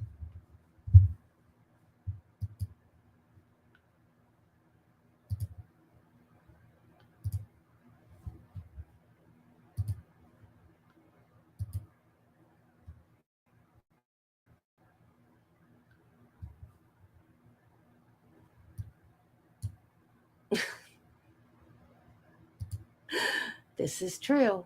This is true. if any, passed between the time that she experienced any of these injuries on her back? I do not know, no. Would it have been important to your analysis to have known that? How would I have known that? Did you have a way to determine that? I wasn't there, so I wouldn't know. Were you open in your investigation to receiving information that would have helped you understand that? Who would provide that information to me? At the time that you determined Ms. Mullis's death was a homicide, could you think of a single person who could have assisted you in understanding that? Other than the person who impaled her, no. And it really doesn't make a difference. Someone impaled her in the back with a corn rake. I mean, does that question that I'm asking you today seem silly to you?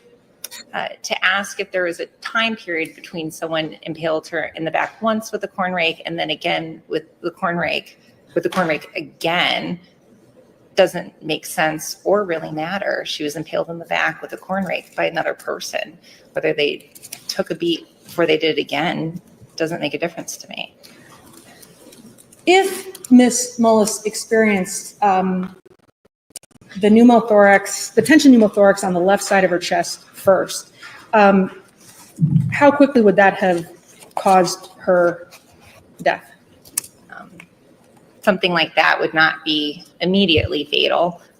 She very well could have had many minutes before she lost consciousness and ultimately died. It's hard to know for sure, but minutes likely went by. Would Miss Mullis still have been breathing? Yes, Would Miss Mullis still have been able to move? most likely, yes.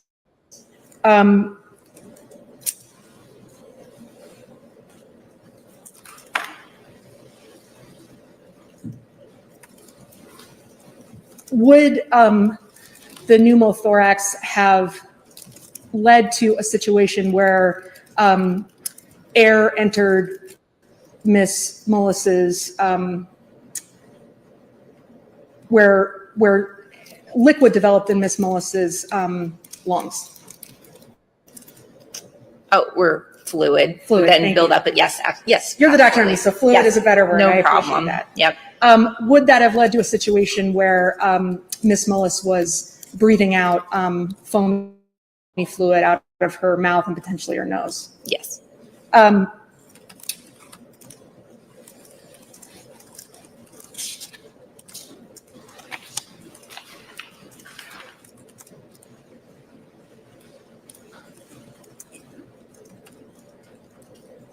Were there any errors in the autopsy report that you created about Miss Mullis's death? Yes, I do have a typo. What typo is in there? It's an unfortunate one. It's in the opinion section. When I state wound direction, I say from front to back instead of back to front. It's the danger of repeating something over and over again. It's the only typo I could find. And when you say that's an unfortunate typo, what do you mean? Well, it's important to determine whether it's front to back or back to front. It's a fact and obvious, but should have been written appropriately. Is it true that that's not a typo that you caught when you finalized this report? No. And did anyone else who reviewed your report catch that typo? No. Have you issued a corrected autopsy report at any point about Miss Mullis's case? No. Well, why not?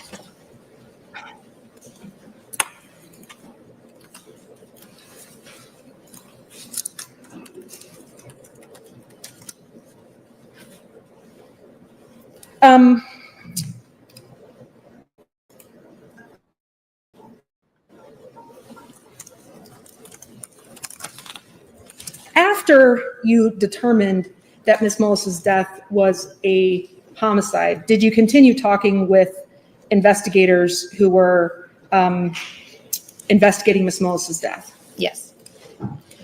And I think it was your testimony earlier that you did tell those investigators your opinion on the cause and manner of her death before your autopsy report was finalized. Is that right? Yes.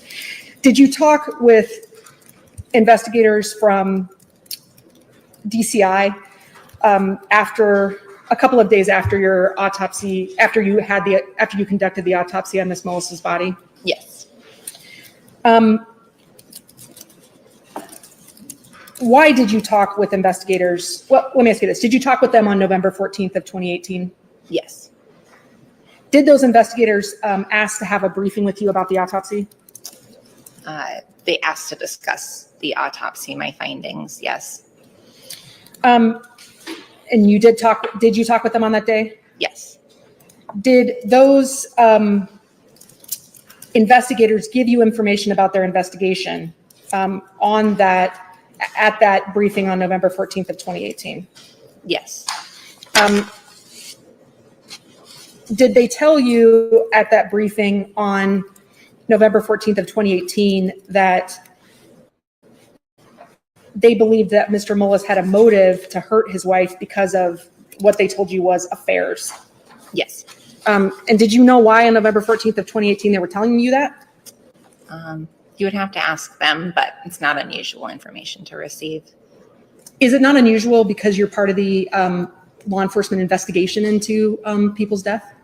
I'm not part of it. People often like to share what they've learned. I had already determined cause and manner of death, so you'd have to ask him why he wanted to share it.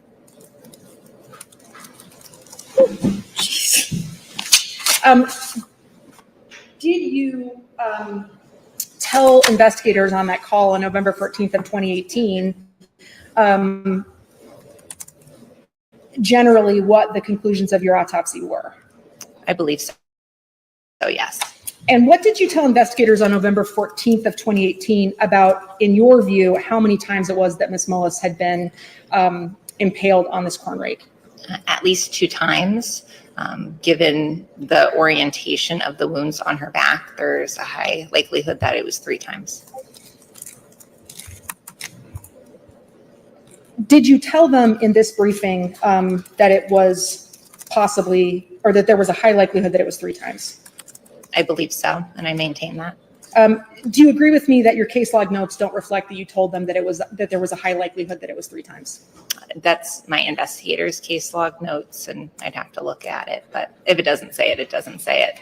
Well, don't you participate in maintaining those case log notes as well? One person types them. So say there are multiple people who are a part of a meeting or a discussion, one person will type up the notes. Do you check those notes? I read them, but I do not edit them. I don't want to alter them. They're as another person remembered them. Do you initial those notes? No. Um, Oh, I'm sorry. Just to be clear, I do not initial notes. I do not write.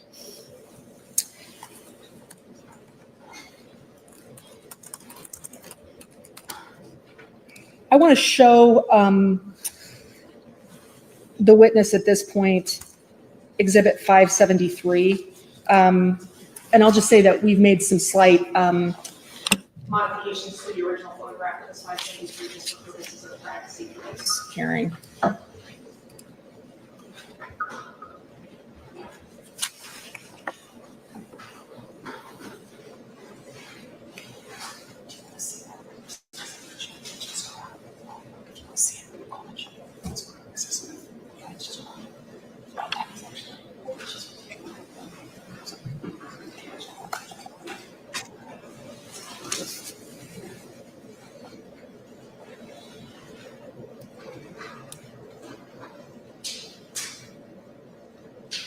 Is that Exhibit 573 in front of you? Yes, that's what it says. Is Exhibit 573 a true and accurate photograph of the condition of Ms. Mullis's back during the autopsy that you conducted on November 12th of 2018? It appears so. You said you altered it in some way, but it seems appropriate. And I'll just represent to you that it's cropped a little bit. Okay. Yes. From your original photograph. It seems fine to me. Okay.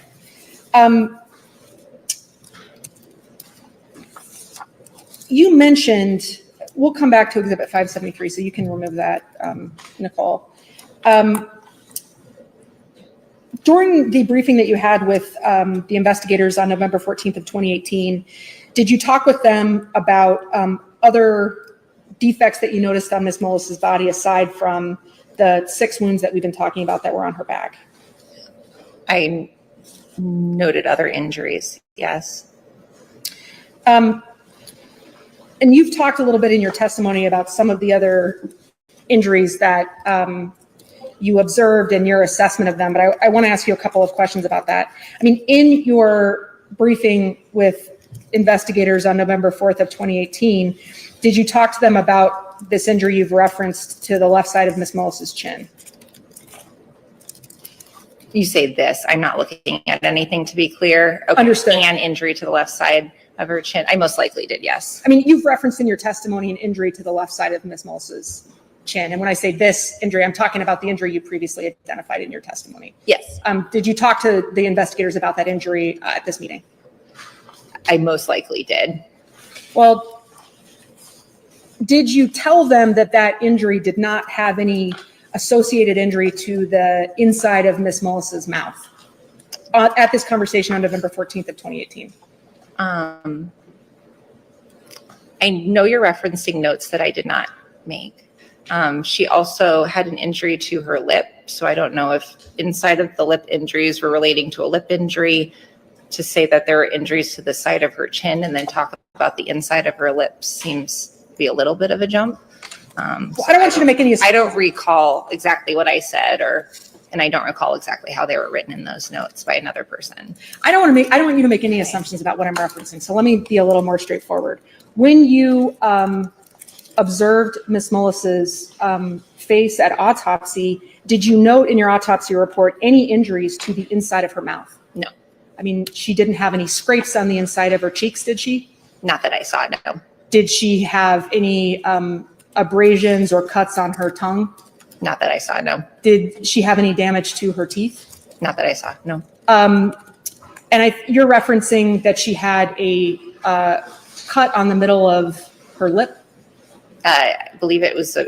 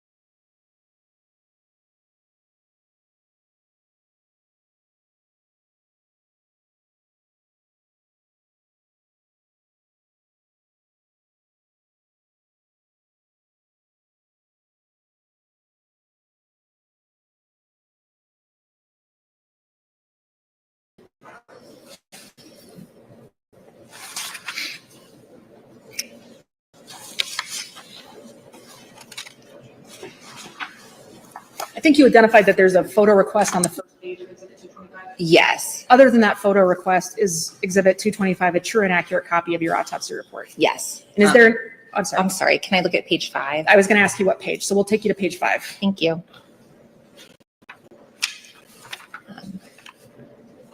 So yes, the very first sentence says there is a 1/8 by 1/8 inch red brown abrasion in the center of the upper lip. So that's a scrape. Was this scrape a small scrape? It was 1/8 inch. Is that small in your opinion? Whatever you think 1/8 inch is. Lips are quite small. So in I'm not- relation to the lips, it might be large. In relation to your back, it might be small. Did you consider this to be a small abrasion or a small scrape? Sure.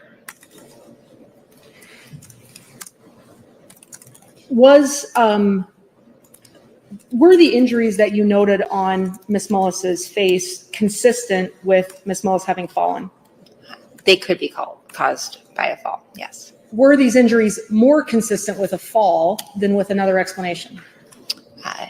No, they didn't have any sort of pattern to them that would lead me in one direction or the another. So they're called blunt force injuries. They're injuries that occur from the impact with an object that has a flat surface. So that could be the ground. That could be something else that simply has a flat surface to it.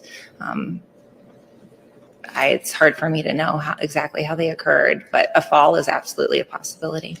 Did you tell investigators during your briefing with them on November 14th of 2018 that Ms. Mullis's facial injuries were perhaps more consistent with a fall? I don't recall saying more consistent with a fall, but absolutely could be due to a fall.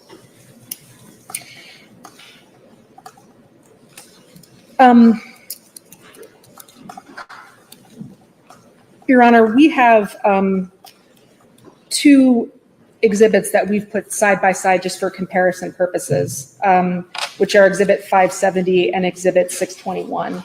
And I'll just represent that we've made some redactions just for privacy purposes, but otherwise these have not been altered. What was it? 570 and 621.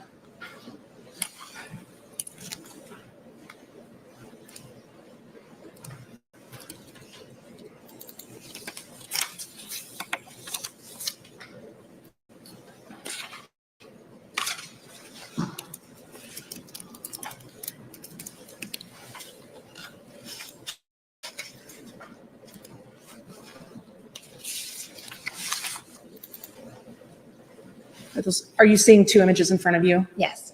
All right. Do you recognize one of these photographs to be a photograph that you took during your autopsy? Yes. And is that a photograph of the area of Miss Mullis's chin where some portion of her face has been redacted? Yes. And which side of the screen that you're looking at does that the photograph that you took at autopsy appear on? On my right side of the screen. Okay. With the ruler. And do you see a photograph on the other side of the screen as well? Yes. Do you recognize where that photograph is from? No. Have you ever seen the photograph on the left side prior to today? I do not recall having seen this before.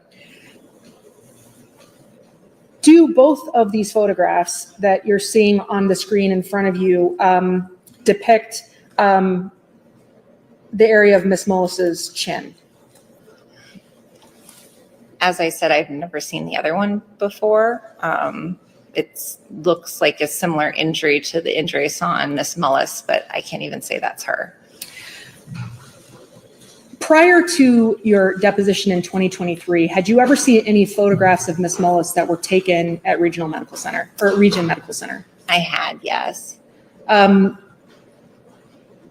do you recognize the photograph that appears on the screen in front of you that is not the one you took to be a photograph from that set of photos? I assumed it was, but as I stated, I don't recall having seen it before.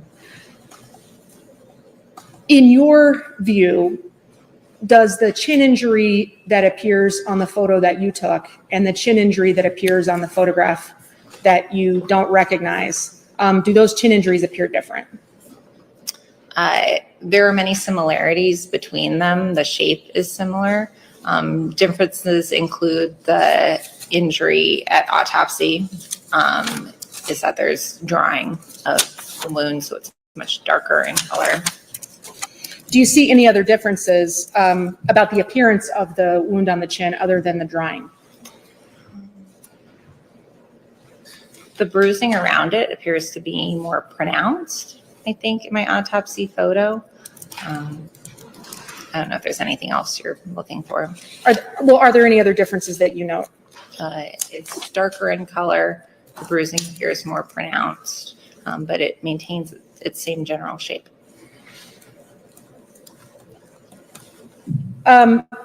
When injuries on a person's body are exposed to air, can that lead to drying? Yes. And what does drying impact the appearance of abrasions, for instance, on someone's body? Yes. How can drying impact the appearance of abrasions? Well, this is a good example. It changes the color of the wound, may change the size slightly. It doesn't really change much else. Experience helps you interpret them appropriately. Well, does the injury to the chin on the photograph that you took at autopsy look more pronounced than the injury to the chin in the other photo? The dark color from the drying makes it stand out more.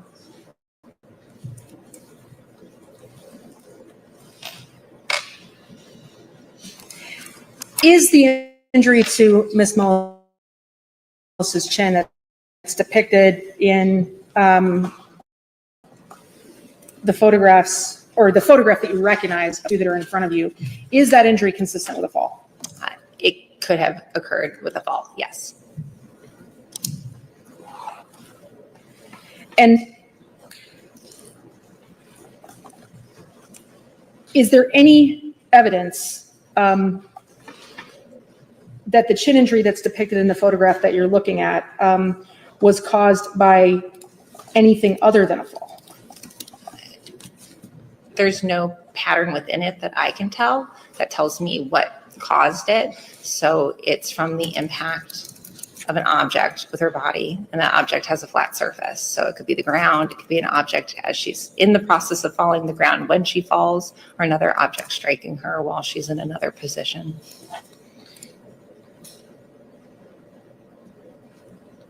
In your testimony at Mr. Mullis's criminal trial, did you tell the jury that this injury to Ms. Mullis's chin was consistent with a fall? I don't recall saying that, but I maintain that today is consistent with a fall. It's also consistent with any other type of blunt force injury. Did anybody ask you at Ms. Mullis's trial whether this injury was consistent with a fall? I would have to look at the transcript. And we'll come back to that.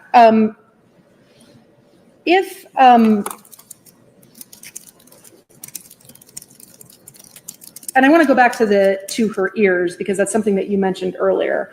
And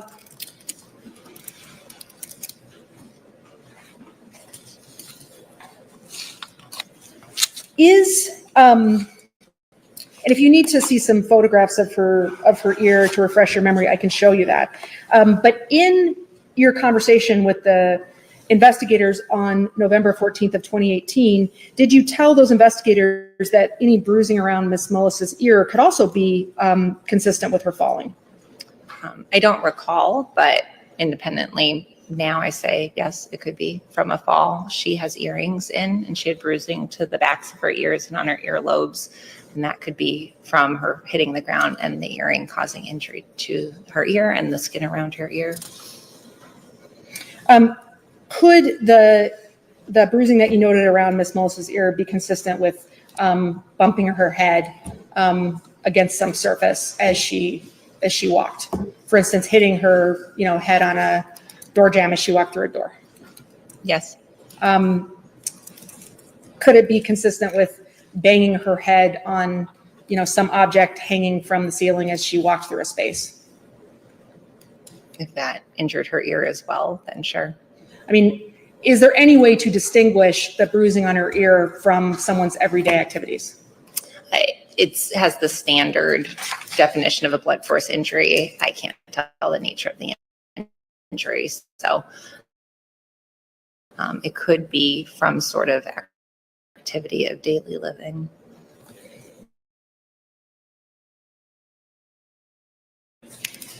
On November 14th of 2018, that Ms. Mullis had a pretty low baseline hemoglobin. I did say that, yes. Right, and can having a pretty low baseline hemoglobin be something that can lead to anemia? Well, that's what anemia is. You're identifying that Ms. Mullis had anemia? Yes, from the medical record, she was anemic. Can anemia lead to dizziness? Yes. Can it lead to weakness? Yes. Can it lead to people falling? Yes. Ms. Thompson, is this a good spot for It is. afternoon break? It is, Your Honor. Let's go ahead and take 15 minutes. We'll plan on resuming at about 30 or just before. Court's in recess till then.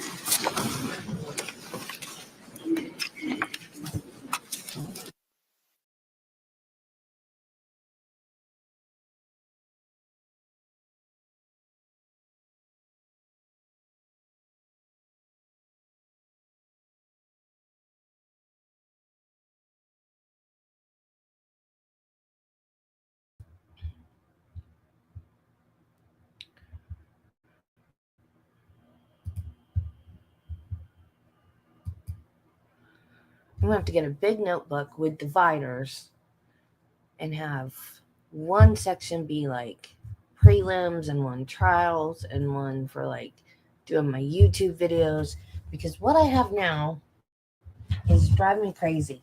I have notebooks and I can't remember which one's for which, and I'm so confused.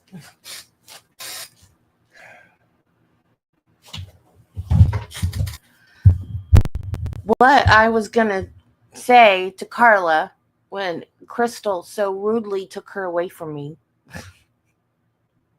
My dogs have not asked to go out at all today. They have slept all day long.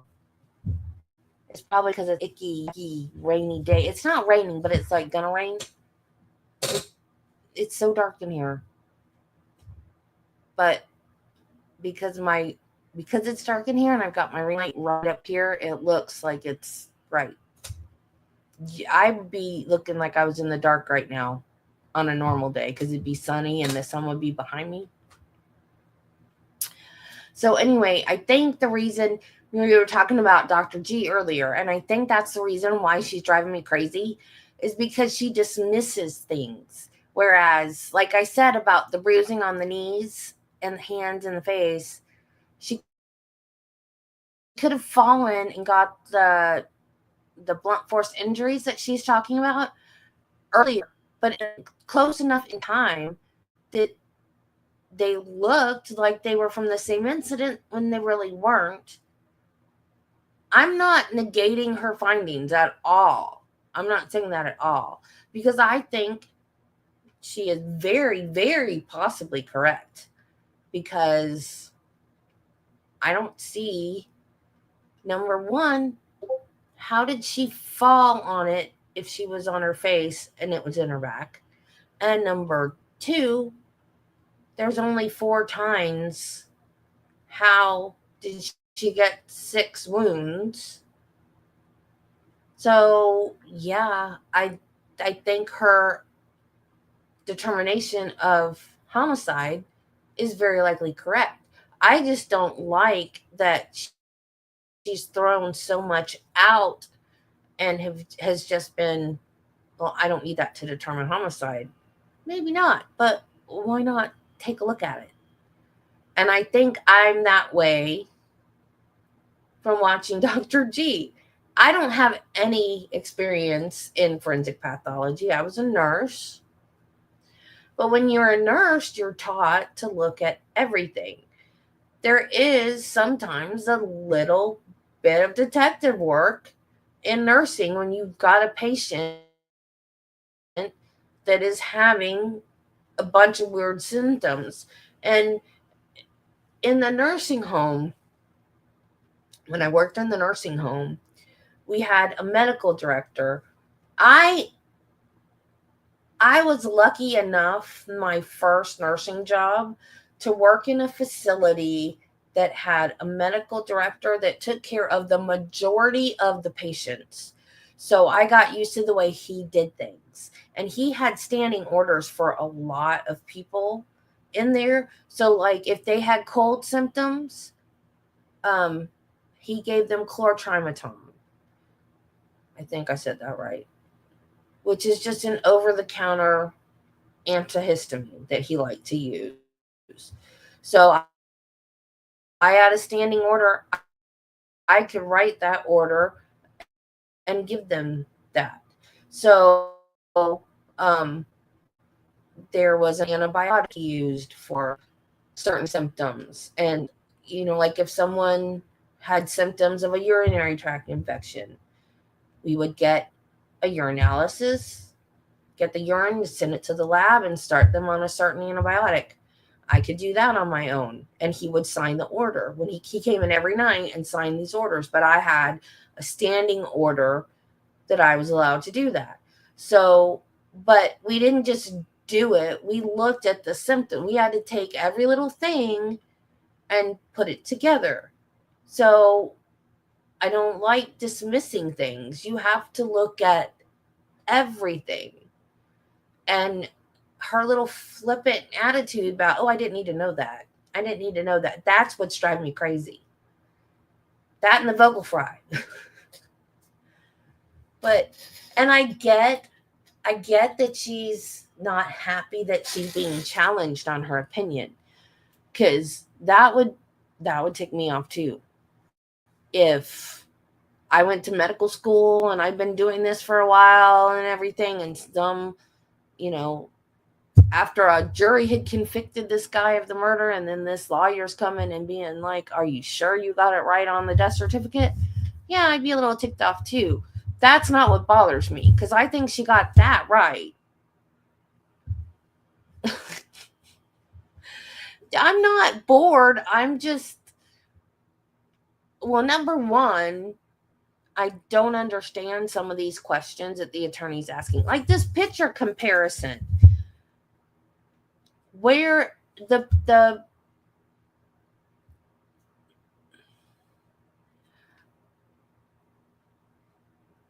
dogs, I don't know why they're not messing with me. I have no idea, but I'm not going to question it. They might know. They might know. They know. They can tell when I'm not. Actually, I'm not feeling too bad because of this. And I need to quit because I'm starting to feel it. And that's one thing I swore I was never going to do during a live stream. So I'm going to stop it. Usually if I spread out the puffs, it helps the pain and I don't feel the effects. So I also probably won't get monetized if I do that while I'm on camera, at least anyway. Right. She didn't look at the medical records, the prescription meds. She didn't know what prescription meds she was on. Now, granted, this was in nursing school, but I hate psych. Psych is the one, I don't know what word, branch of medicine, I guess, that I cannot stand. It scares me. I'm just afraid of the mentally ill. When they said, make sure that you don't get between them and the door, I was like, I'm going to do the minimum I have to do so I can pass it. That was my lowest grade. It was a C. That was my lowest grade in nursing school. I was like, nope. And on my paper that I had to write on my patients, that was the big mistake I made. I forgot to write down what medicines he was on. Which is like the first thing you do, right? When you have a patient, you have to know what medications they're on. That was what I forgot to do. I was just like, let me pass this section and I'm out of here. Yeah. She was anemic, which is why they did the uterine ablation, because when you burn the uterus, you don't have a period anymore. She'd already had kids. They ask you, are you done having kids? I never had any to begin with. So, and like I said, mine went smoothly. I didn't feel, and they act like it's a big deal surgery too. I didn't have any pain. I didn't have any residuals, anything afterwards. And I'm like, what was the big deal? Why did they act like this was major surgery? And then Travis, bless his heart, he's so sweet, but he doesn't think sometimes. That's when I got Belle. Belle was my get well present. He was a puppy. He said, I think he gave her to me before. He must have given her to me before we went to the hospital, because I was up with her all night. Not like right before we left, but like a couple days before.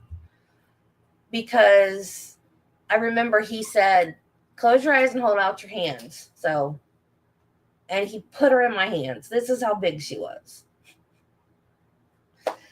And we came in from the hospital. That night he went to sleep. I was up and down with a puppy all night long, taking her outside to pee. And I just had what they said was major surgery.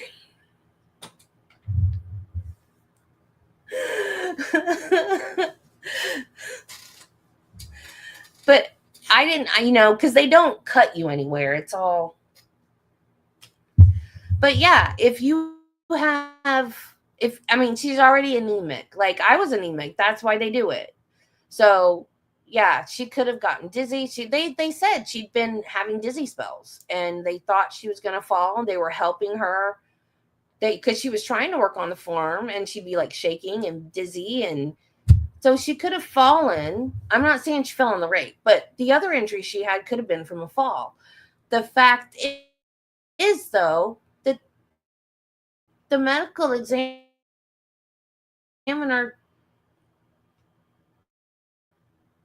you should know. You should know these things. Did she even write it in a report? I would want to know that. Of course, it's not relevant though, and I'm sure the state would jump right on that. Objection relevance. But like that stuff, that is stuff that should go in your autopsy report. Everything should go in there. Their whole, not their whole, but like their major medical history, especially recent medical history, should go in the autopsy report. So,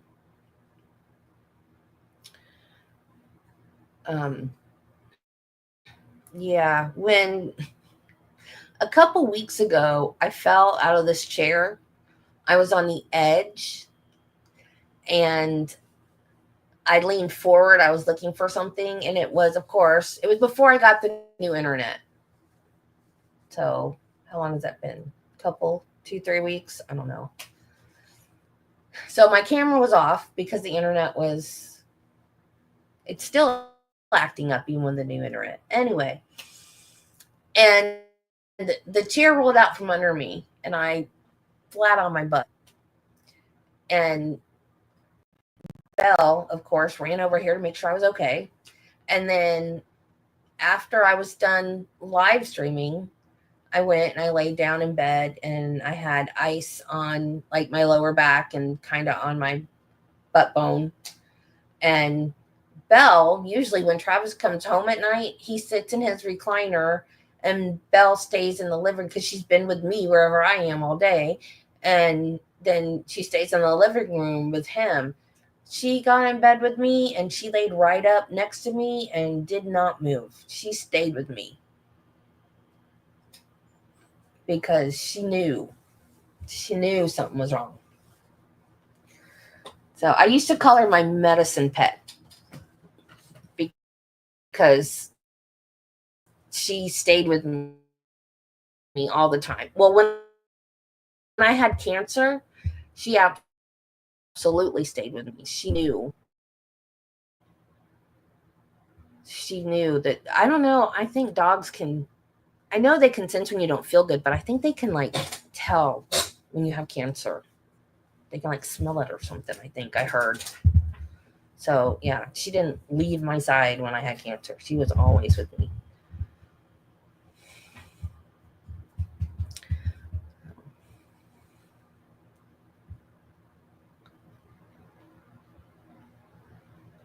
Yeah. Yeah, I think you need to know those things. Yeah, your patient's dead, but still, if you're going to make accurate decisions on their cause of death and stuff. Now, I get that right pneumothorax versus left pneumothorax doesn't matter. Yeah. The cause of death, the cause of the pneumothorax is that she was hit in the back with a corn rake. I get that. And like she said, it's hard to determine on autopsy. And I don't know, because I'm not a forensic pathologist, I'm a nurse. So I don't know how to determine on an autopsy if there's a tension pneumothorax. I know how to tell on a living person if there's a tension pneumothorax. That's easy. They can't breathe. But exactly.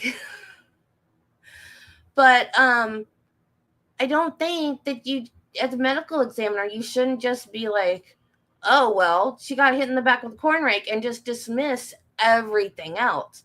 I'm not saying that her findings are wrong, not at all, because I think she's right. I mean, she's got 6 wounds. There's only 4 tines on a corn rake. But she's starting to get an attitude. And then the attorney's she's starting to ask kind of stupid questions.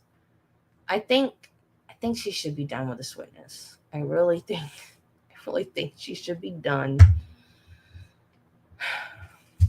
I wonder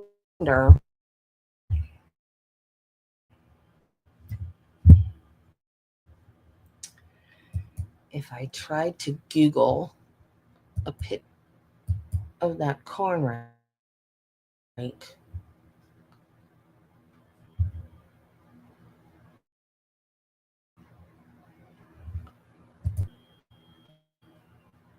It felt weird.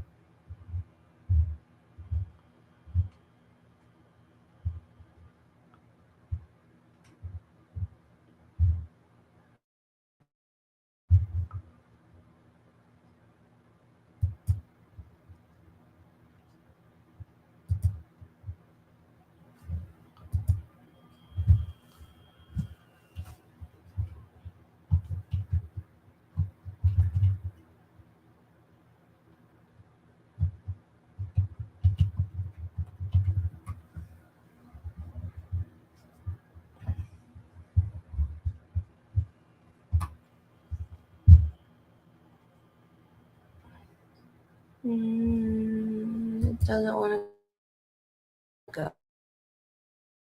Oh.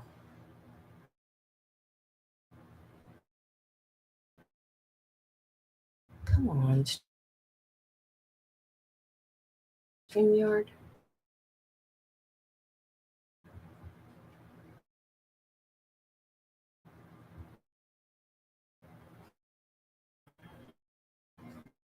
Yeah, because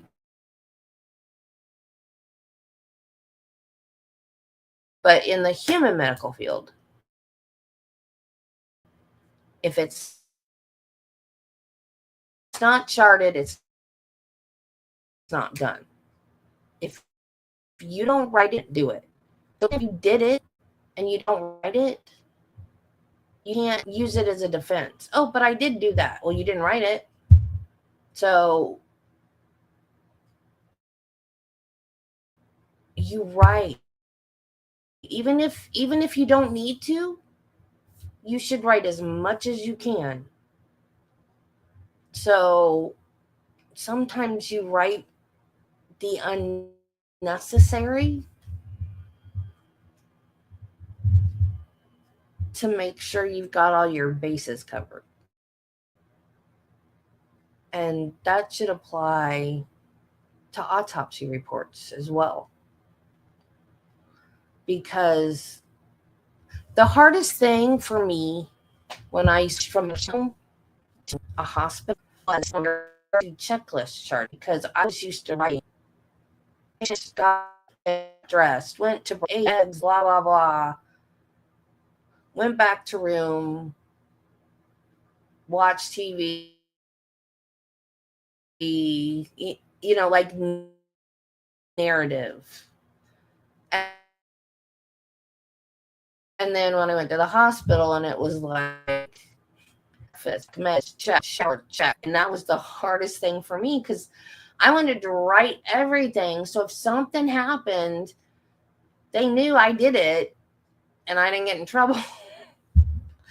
And then after I quit working at the hospital, I went back to the nursing home. And then I was patient discharged to home.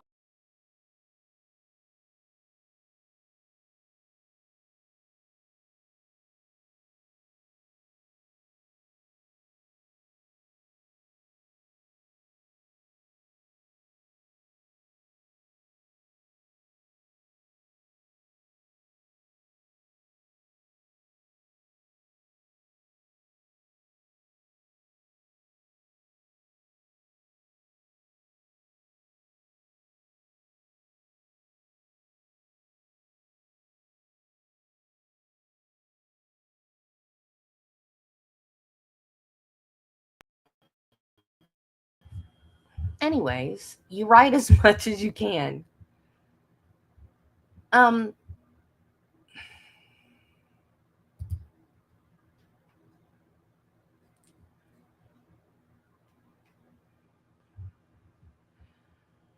don't know.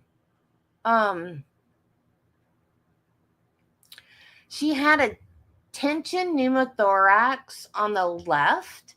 So that could have been from bleeding around the heart.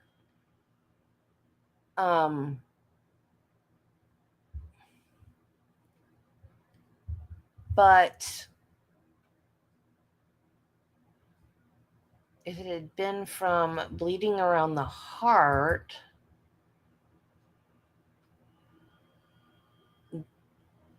for it to cause a pneumothorax,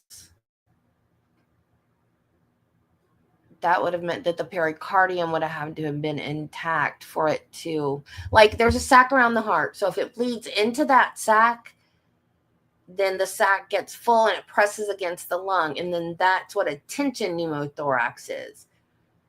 But why would the heart be bleeding if the tines hadn't punctured that pericardium? So I'm trying to figure out how she got a tension pneumothorax. A pneumothorax is usually when the heart is punctured or damaged in some way and it's got a hole in it so it collapsed. But she said tension pneumothorax. So now I'm confused. See, she needs to be more thorough because now I'm confused. Well, the picture, I was trying to find the picture and it crashed. See, that's why I need Lori. Lori is my Googler and Judy is my research person. It looked like it was metal and it had 4 tines. There's a picture of it on the thumbnail.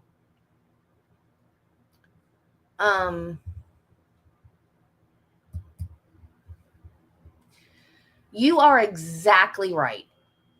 And I think that was the point that the attorney was trying to make with some of the questions. You are exactly right.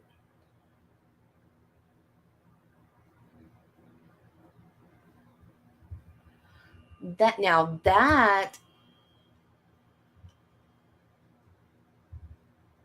could explain it. See, I couldn't think of a scenario where she could end up the way she did.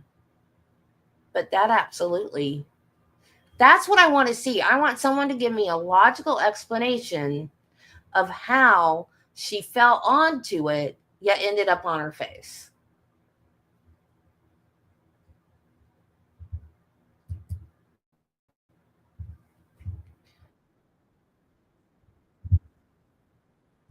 Oh, they remembered to turn the sound on. She's already on the stand and there was no sound. Okay, hang on.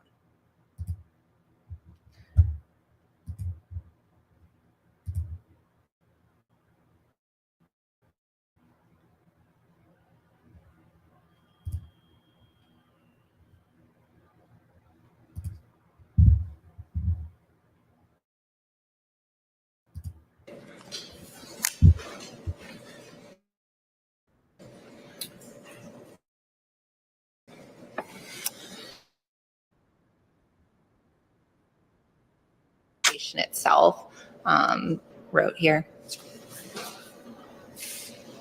You have no reason to doubt that those notes are correct. Is that right? Correct.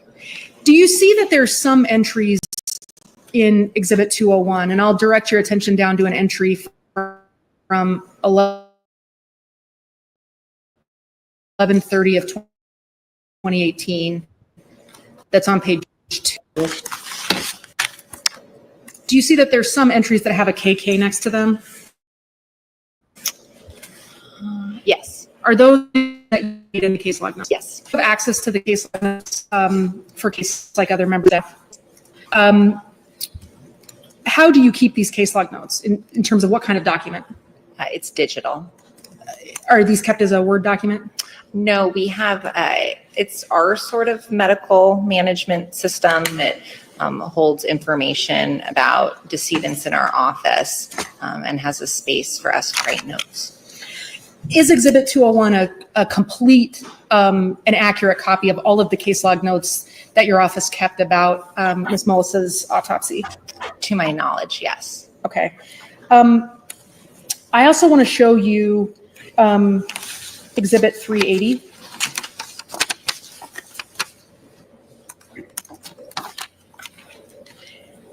And while we're pulling up Exhibit 380 for you, as part of your autopsy of Ms. Mullis, did you measure the depths of the wounds in her back that we've been discussing?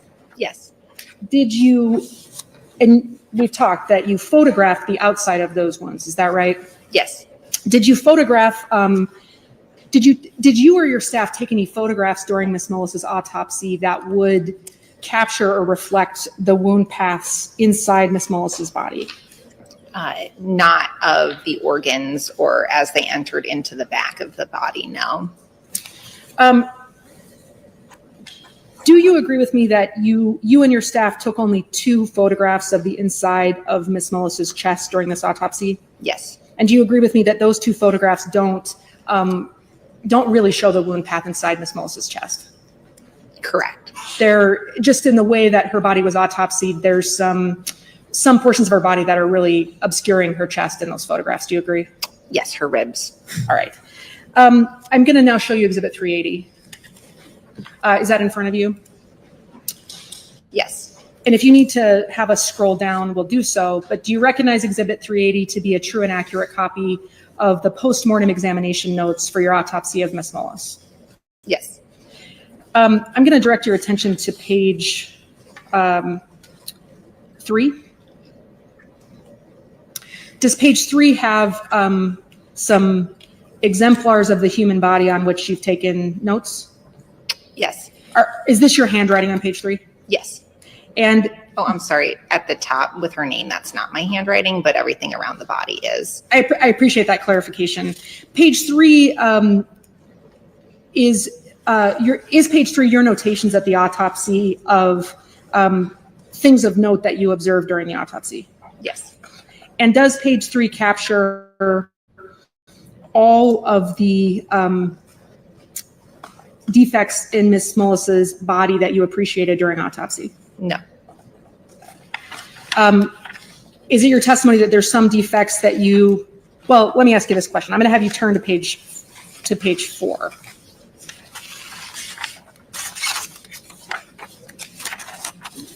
What is different between page 3 and page 4 in terms of what you were noting at autopsy? Page 3 describes defining characteristics and other noteworthy features on Ms. Mullis that would belong in my report outside of injury. So it had her hair color, her eye color, if she had medical therapy, jewelry, things like that. I used a separate body diagram, as you called it, page 4, to document her injuries. Does page 4 capture all of the defects on Ms. Mullis's body that you observed at autopsy? Yes. And do you see a little chart at the bottom of page 4? And if you need us to zoom this, we can. Do you see a little chart sort of at the very bottom of page 4 that has some, what I would call little carrots and some numbers next to it? Yes. What is that little section of page 4? That section of page 4 has each of the 6 puncture wounds. In between each puncture wound is a measurement of distance.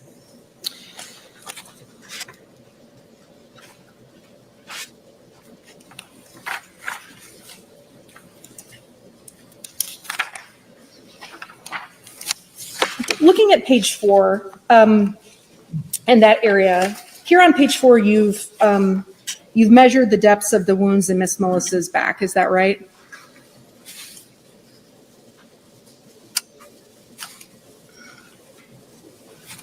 Yes, I see depths here. Sometimes I'll notate it on the other page with internal injuries. Well, do you agree with me, and if you need to look at some other paperwork to answer this, I can show this to you, but do you agree with me that some of the penetrating injuries that we've been talking about on Ms. Mullis on her back, some of those penetrating injuries were not very deep? Similar to the injury to her lip, I think that's kind of a matter of opinion. Some were deeper than others, absolutely. Which one of the penetrating injuries to her back were deep? The deepest of the penetrating injuries, she had 2 that had an approximate depth of 6.5 inches. In terms of my autopsy report, those were puncture wounds B and E. You're saying B as in boy? B as in boy. And E.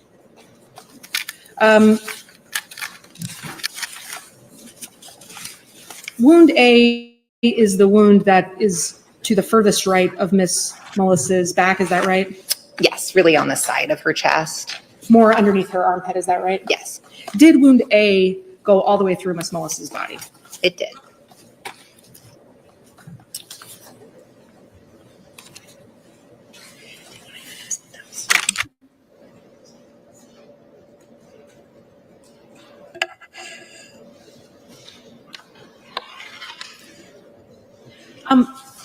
Was there one of the wounds on Miss Mullis's back that was just 2 inches deep?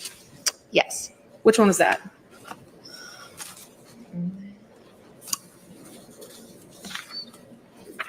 That was wound D. It was the inferiormost wound. You have described the wounds in her back that we've been talking about as sharp force injuries, is that right? Yes. Is it more accurate to call these injuries blunt injuries from a puncturing device? No, I would prefer to say sharp force injuries. Blunt force injuries, as I indicated, have a flat surface that can abrade or contuse the skin, potentially cause a laceration with impact. A sharp object will cut and divide tissue as it enters the skin. Obviously, it's a unique object for someone to be impaled with.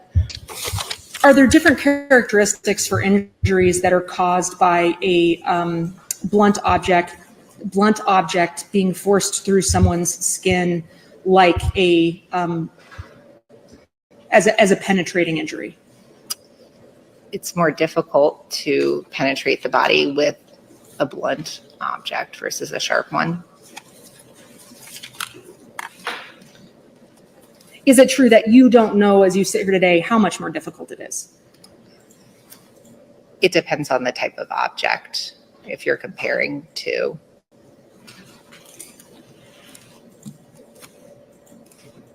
Is there any difference in your mind between how, other than that it would be more difficult to penetrate the body, between how a blunt object being through some mechanism forced into someone's body,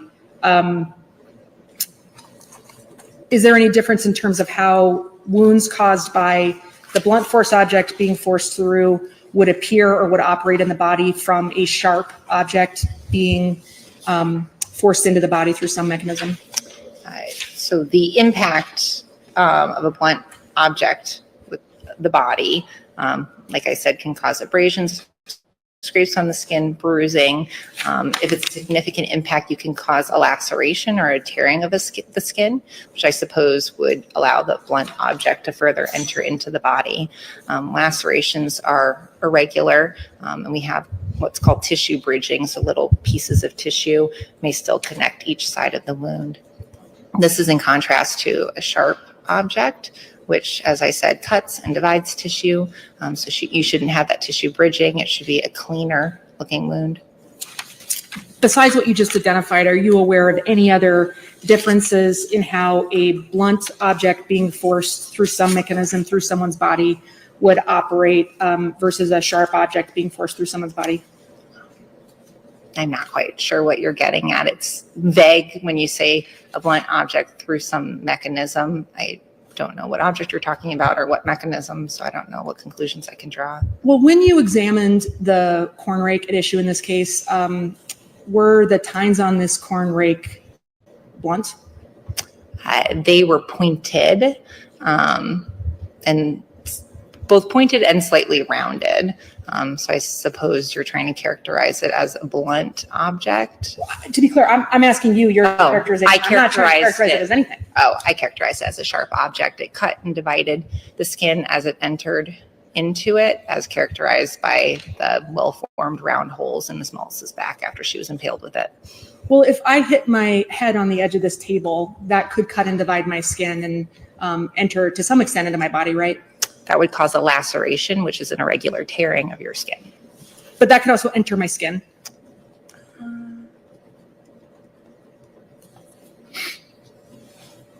If a blunt object impacts your skin, that force would cause the tearing of the skin. I suppose if you were to remain in that same spot for a period of time, say the edge of the table could slightly enter into the laceration, sure. Entering in your body is, I think, misleading. Is it true, as of your deposition testimony in this case in 2023, that in providing professional opinions about cause and manner of death, that you tend to shy away from saying that something is a possible defensive wound? I do, and I can go back to my previous testimony today where blunt force injuries are hard to interpret. There are injuries that are considered defensive type wounds, but at the end of the day, they're simply blunt force injuries. Have you become shyer over the course of your career in characterizing wounds as defensive wounds? I maintain my same position on that. Some wounds are considered defensive in nature due to their position on the body, but at the end of the day, they're blunt force injuries. And without a pattern, I can't say definitively how the injuries occurred. Has it been your experience that sometimes in your career, people who might be calling you to testify at a trial might be pushing you to identify certain blunt force injuries as possible defensive wounds? Yes. And is that because identifying something as a defensive wound could have an impact on what people perceive about what the cause or manner of someone's death was? So I determine cause and manner of death. I don't use these so-called defensive type wounds in my determination of cause and manner of death. How they're perceived in legal proceedings, I do understand that may have an impact on a jury for them, but I do not use it for my determination of cause and manner of death. Have you gotten better over the course of your career at pushing back on attorneys who might be asking you to characterize certain wounds as defensive wounds when, in your opinion, there's really no way to tell?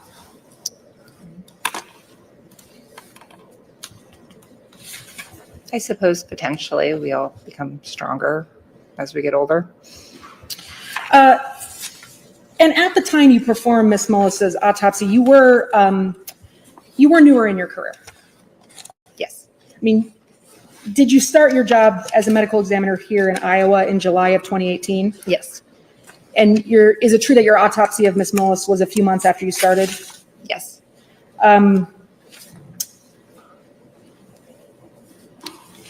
Was your job as a medical examiner in Iowa your first full-time job since you finished your fellowship? Yes. And I'm not asking for personal details of your life, so without identifying anything about where specifically you've lived in your life, you did not grow up in a farming community, did you? No. Do you have limited experience with farming? Yes.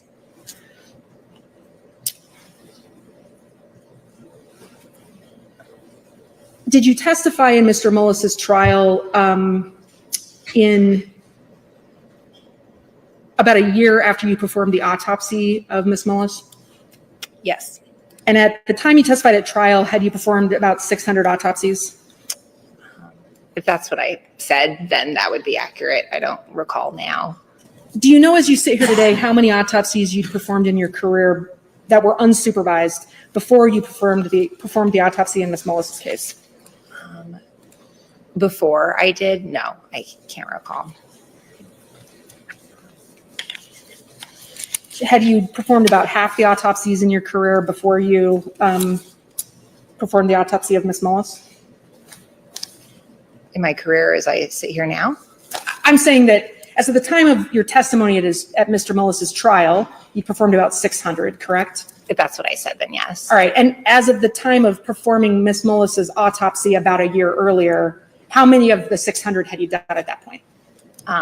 Well, if I performed about 300 or so with my training, then I see what you're saying, then about half of that. Okay.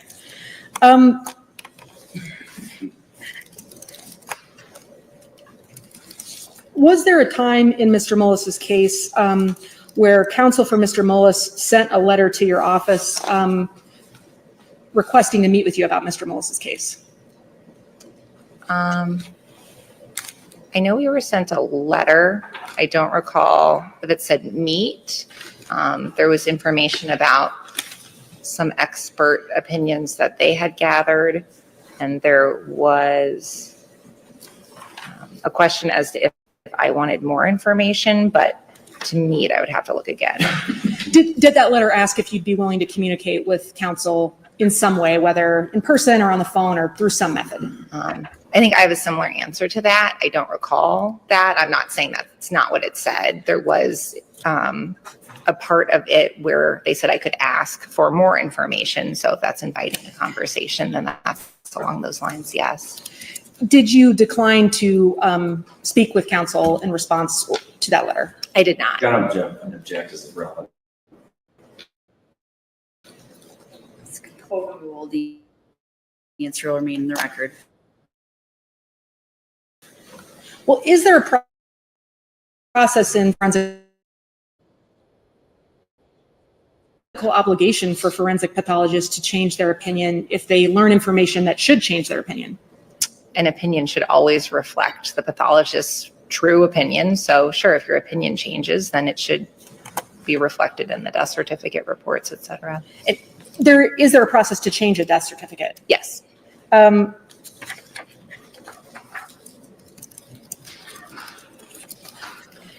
When you became aware of the letter that counsel had sent to your office about communicating with you about information related to Mr. Mullis's case, was there any moment where you considered potentially talking with them about the information that was provided in the letter?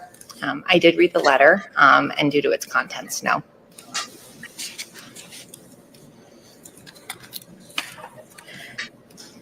Did that letter include some excerpts of what was represented in the letter as being additional expert opinions about Mr. Mullis's case? Yes. And at the time of your deposition in 2023, was the information that was provided in the letter, those excerpts, the only information you had about whatever additional experts might be saying about Mr. Mullis's case? I'm sorry. Yes, I believe so.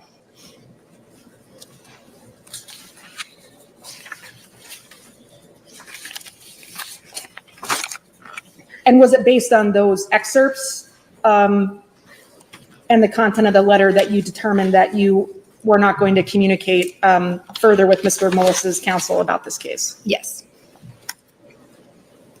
And I think you mentioned that that letter offered to provide you with some additional information. Is that your memory? Yes.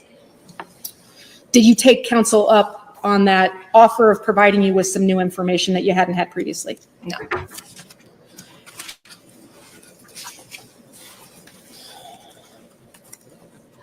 Have you at some point since your testimony at Mr. Mullis's criminal trial sent text messages to Deputy Hemaseth about Mr. Mullis's case? Yes. And in those text messages, have you expressed some disdain for Mr. Mullis's efforts to seek post-conviction relief? I would have to look at them. I don't know. I can show them to you. That'd be great. I'm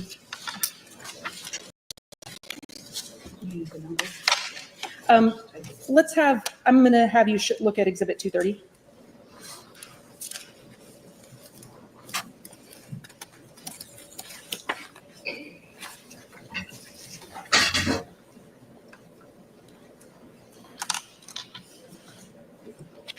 If you need to look through more of 230, I will show it to you, but it does Exhibit 230, screenshots of text messages between your cell phone and Deputy Hemaseth's cell phone? Yes. And I'm going to refer you to page 11 of the exhibit.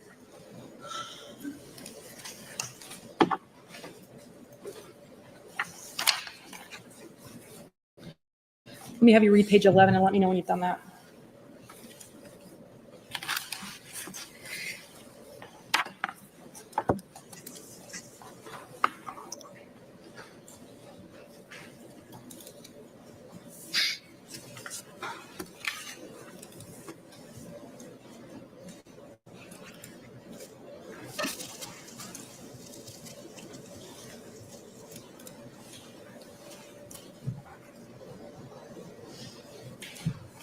I'm done. Does reviewing page 11 refresh your memory about whether you've ever expressed some disdain for Mr. Mullis's efforts to get post-conviction relief to Deputy Heneseth? I wouldn't characterize it that way. I would characterize it as I expressed disdain for the manner in which the case was being revisited, specifically some pretty nasty things said about me by your co-counsel.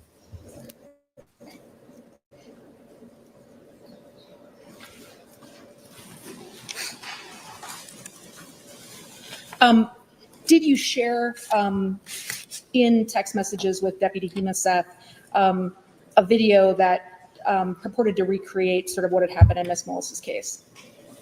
He shared with me a video. Did you watch that video? I did.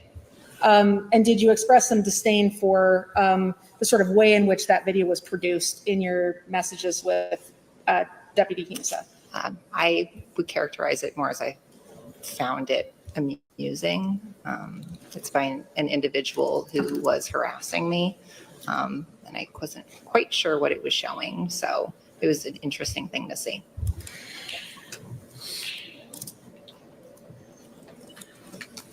I want to come back to that topic, but I want to ask you about one more topic, and I'm almost done with my exam here, Dr. Cruz. At the time of your deposition in 2023, am I right that you did not know at that time the order that the 6 wounds on Ms. Mullis's back occurred? Correct. At that time, did you know which, if any, of these injuries happened together, meaning that more than one tine of the corn rake went into her body at the same time? I do not. And at the time of your 2023 deposition, did you have in your mind's eye any particular idea of how exactly someone put the corn rake into Ms. Mullis's body, other than that in some way that occurred? I don't know exactly how she was impaled with it. I just know someone else impaled her with it. And I appreciate, and I don't want to belabor this point, that you've said multiple times now in this testimony and elsewhere that you do not believe it is possible for Ms. Mullis to have fallen on this rake more than once. So understanding that that is your opinion, you do believe that a person could be impaled by this corn rake by falling on it one time?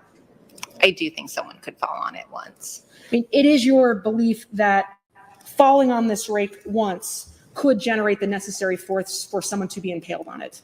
I think it's possible, yes, for someone to be injured by a corn rake by falling on it. And for you, is the issue with determining whether Ms. Mullis fell on this corn rake then, that while it is possible for someone to fall on a corn rake once, it is not possible, in your view, for someone to have fallen on this corn rake more than once? Not just fallen on it more than once, fall on it, pull it out of your entire torso, fall it in again, likely pull it out, and then fall on it again with enough force to generate puncture wounds. Can you envision a mechanism as you sit here?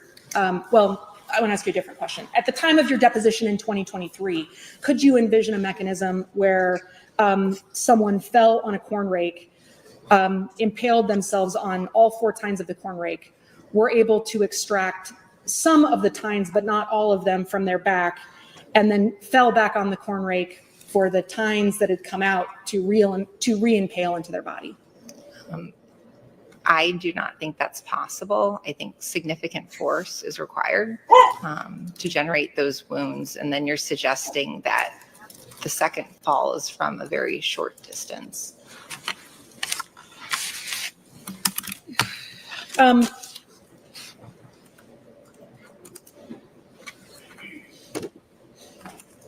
Did you testify? Well, I want to understand this. At the time that you testified at your deposition in 2023, did you believe it was possible for someone to have pulled some or all of the tines of the corn rake out of their body one time? I would have to look at my deposition if I was asked that. It's hard to go back in time. Would it refresh your memory to look at your deposition? Sure.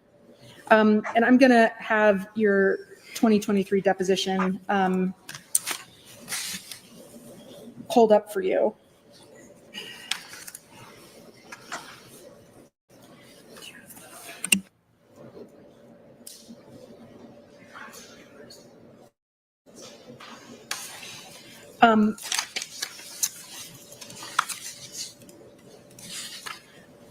We're going to come back to that issue because I want to pull a page for you to ask if it would refresh your recollection. But while we're doing that, as you sit here today, do you know the force that would be necessary for an object like a corn rake to penetrate just the clothing on someone's body? No. Have you, as of the time of your deposition in 2023, were you aware of any scientific sources that you could consult to answer the question of how much force would be necessary to penetrate the clothing on someone's body? I don't know of any specific people who would tell me that, but I suppose I could look. And to be clear, when I'm asking you about any source, I'm not asking just about people, but any type of source that scientists would use, including reference materials or any other type of academic source. As of the time of your deposition in 2023, did you know any source that you could consult to answer that question? Not that I recall. All right. I want to then go back to your deposition as to my prior question. And I'm going to show you for your 2023 deposition, page 19.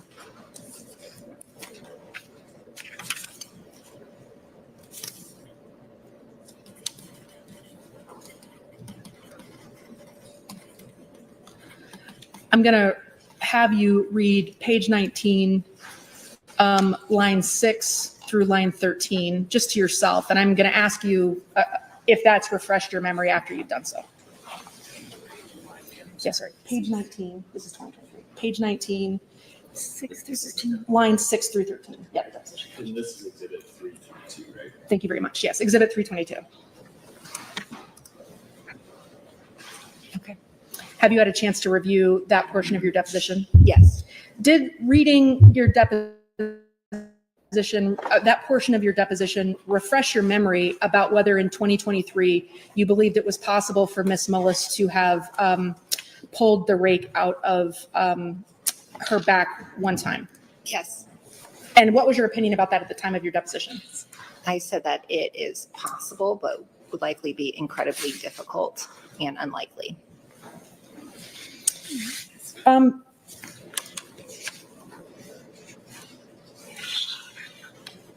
And again, as with the idea of being impaled on the rake, was it your belief in 2023 that while it was possible for someone to remove some or all of the tines of a corn rake from their own back one time, you did not believe it was possible to do that more than once? Correct. All right. Just one moment, Your Honor.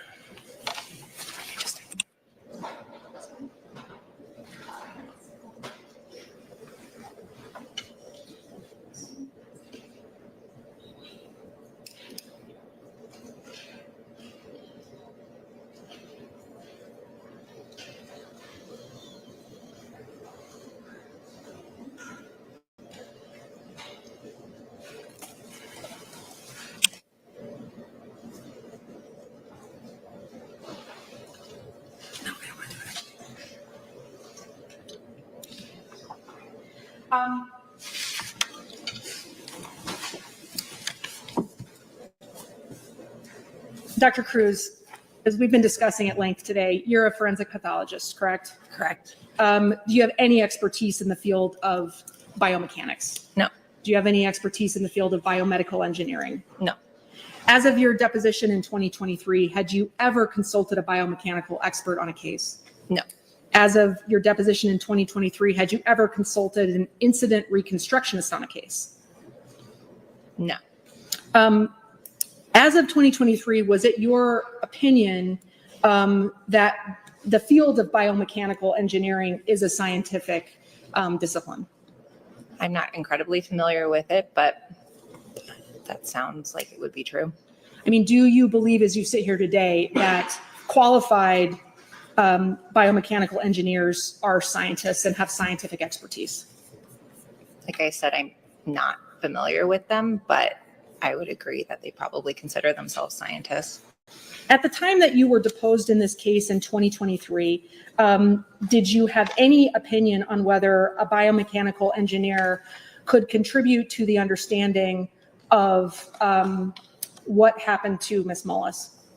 It's not something that I considered in terms of needing it for my cause and manner of death. And as of the time of your 2023 deposition, did you maintain your opinions about the cause and manner of Ms. Mullis's death without reading the full reports of any of the experts that Mr. Mullis had consulted in his post-conviction case? I'm sorry, could you repeat that one more time? Sure.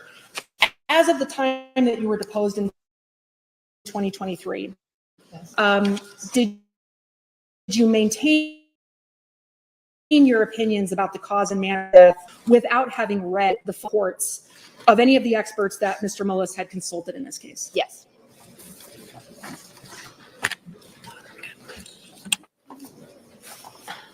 Just one moment.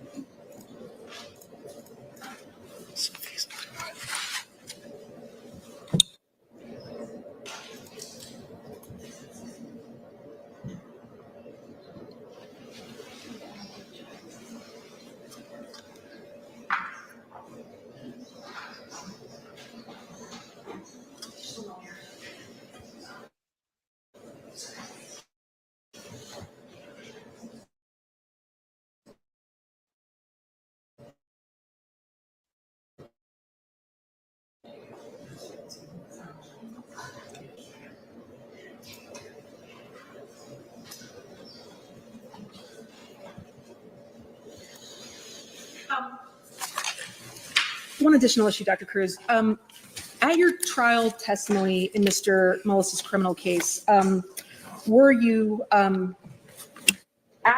to identify a photograph of the corn rake in this case as part of your testimony? I would have to review, but if the record shows that, that sounds fine with me. I think that sounds appropriate.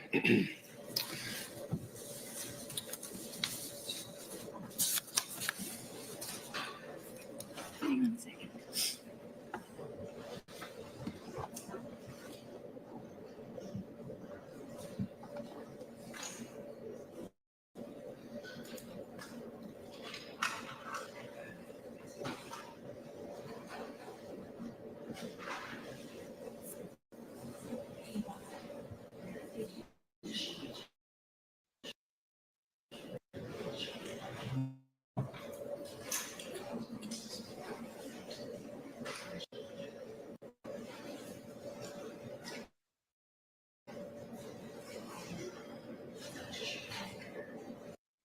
Your Honor, we have Exhibit 62 from the underlying criminal trial, which we're going to show the witness. That is not,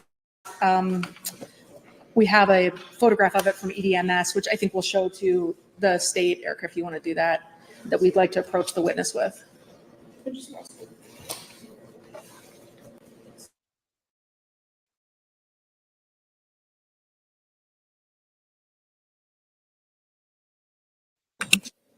Yeah, counsel, if you can just show it to the state before you bring it to the witness, but then you can certainly approach the witness.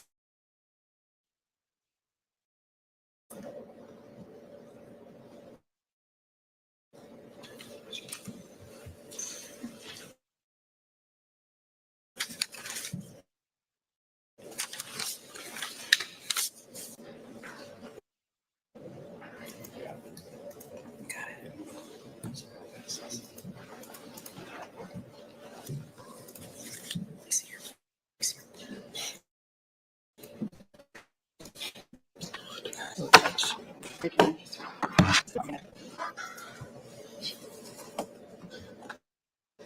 Thanks for your patience, Dr. Cruz. This is the last question we have for you.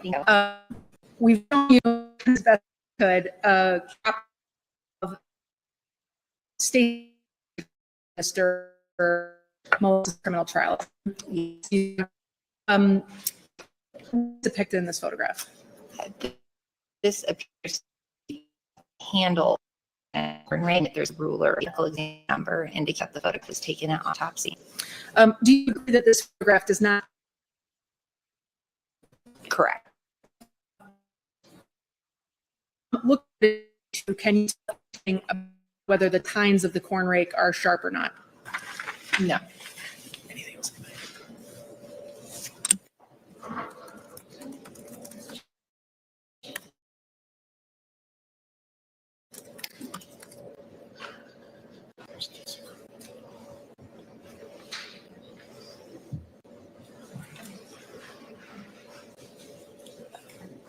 I don't have any other questions. Thank you. Thank you.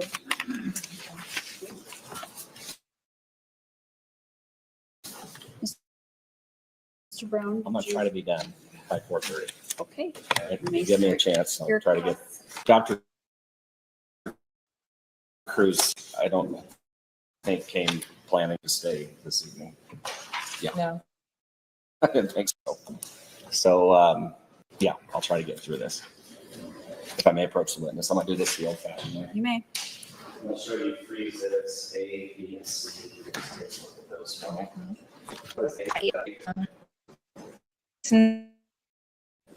At university and I recently with it's that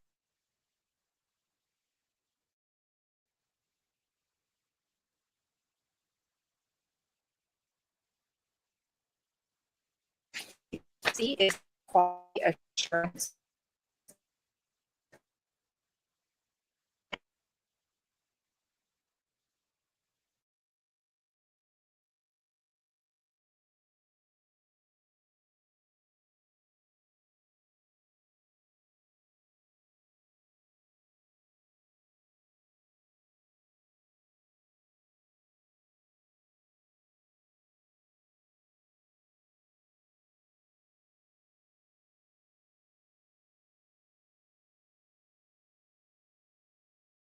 You were asked about a deposition where it was page 19. Do you recall? It was just page in front of you. No. You guys have that on. Please, I'm not connected.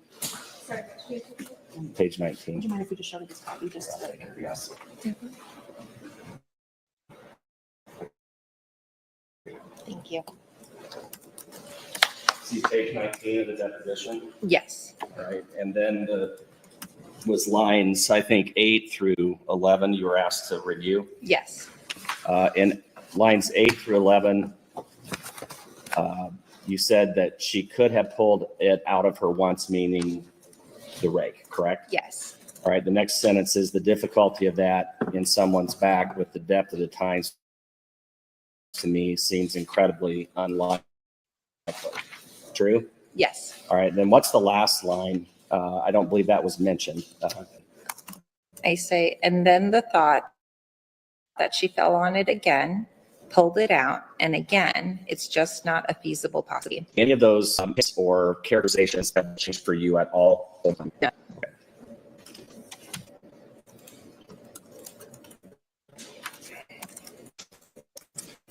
Talk about the process that you follow at the office.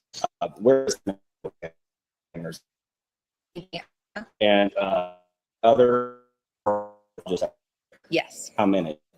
At the time, there were the other friends. Yes. And currently, there's also 3 others other than you. Is that right? There are 4 now. Sorry, I missed one. And who is the state medical examiner? Dr. Dennis Klein. And would Dr. Klein have been the doctor who hired you? Yes. And as you have other assistants at the medical examiner's office, can you just briefly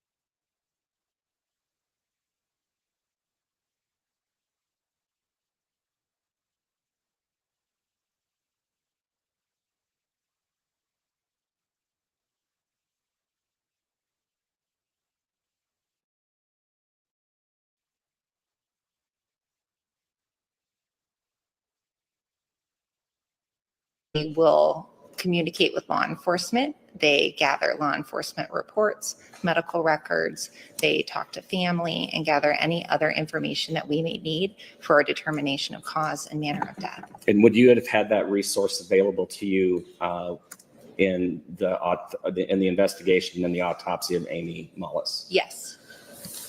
Is there a quality control process in place at the medical examiner's office? Yes. Describe that for us, please. Part of our regular quality control is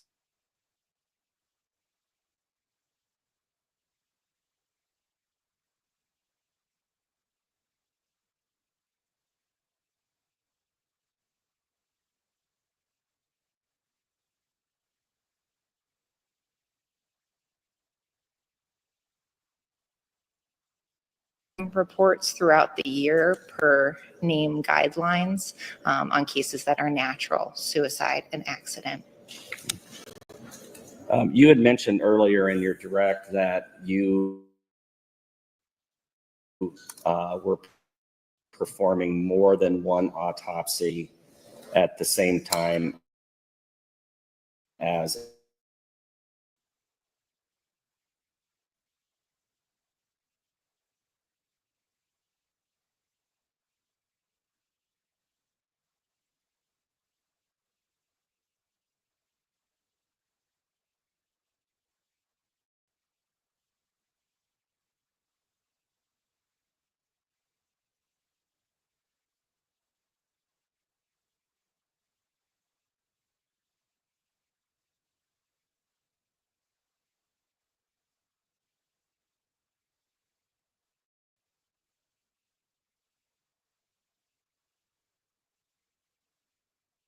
for the court, please.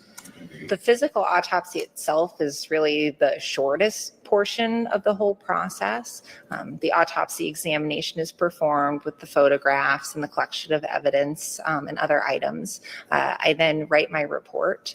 I review photographs as part of that report writing process, and then I wait for the results of any ancillary testing to return.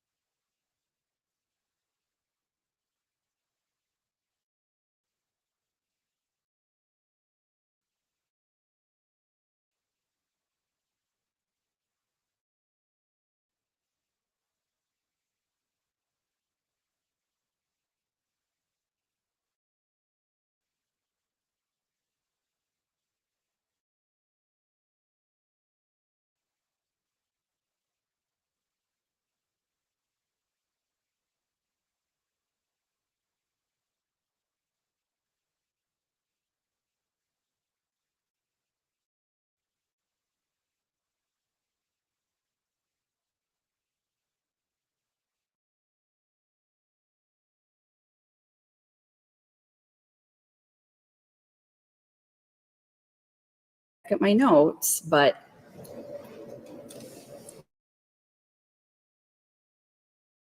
I understood some of your questions to be quite broad and sure. Um,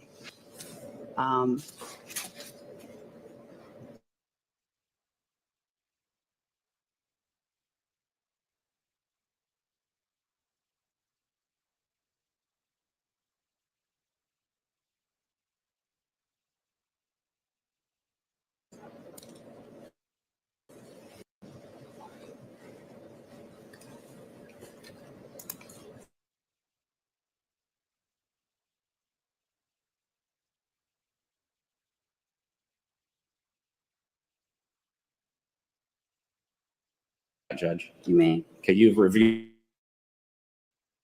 a report that has essentially criticized your findings in this case.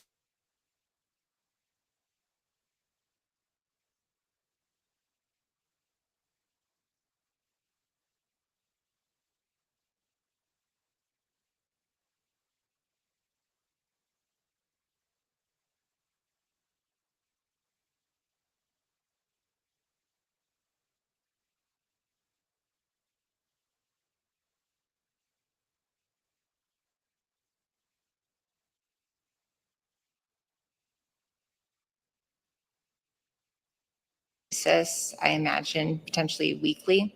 And is that something your office, Yes. that you want that assistance? Yes. What's the purpose of a law enforcement officer being at the autopsy? Law enforcement officers can learn a lot, interact a lot with family, and may learn how to better investigate a case. It's not disturb the body in a certain way that might affect us at autopsy. We think they benefit greatly from it. Also in terms of, wound interpretation or any other sort of questions, if they're available at time of autopsy, that's. And other than Deputy Hemus South, was there any other law enforcement that you consulted during the autopsy of Amy Mullis? No. It's been 84 years.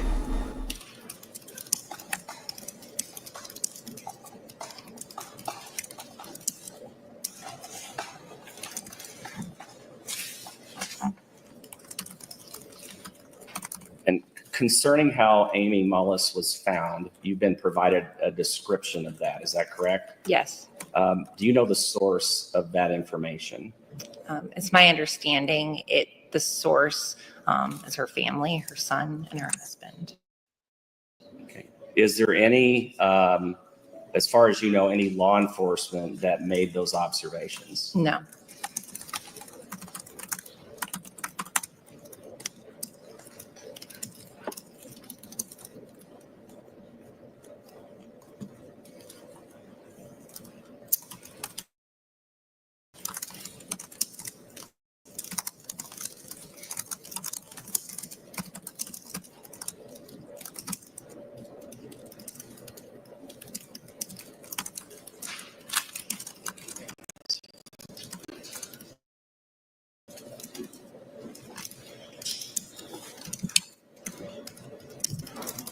Did you read these?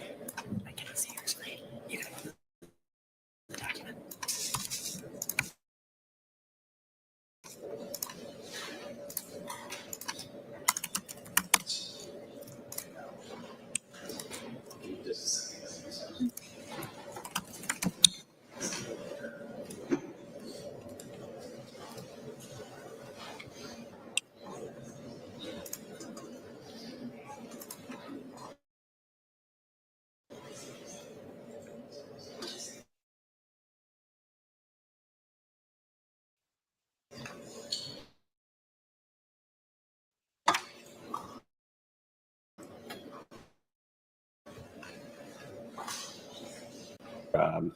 Reviewed with you by counsel that related to a conversation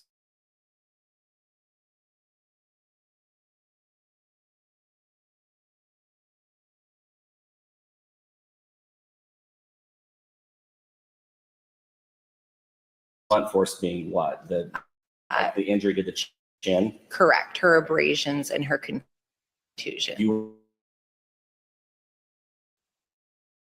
were not meaning to reference tines of the rake. No. Okay.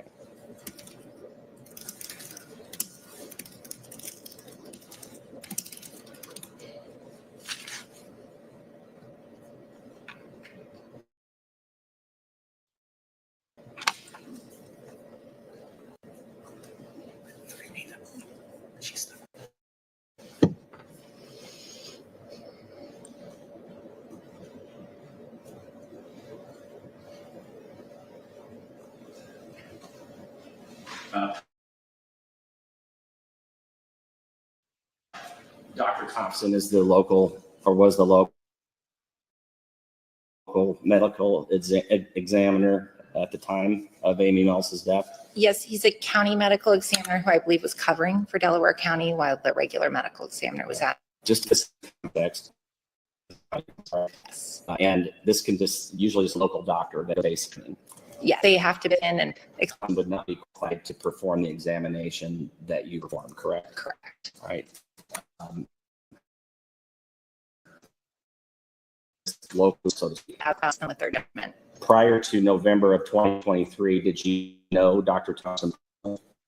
Had you ever worked with him before? As long as you know, had you ever worked with him at all? No. Was he the first person that brought this to your attention that there were injuries suspicious? We have a morgue attendant who answers our phone at the office who would have connected me with Dr. Thompson. The only other person who would say that.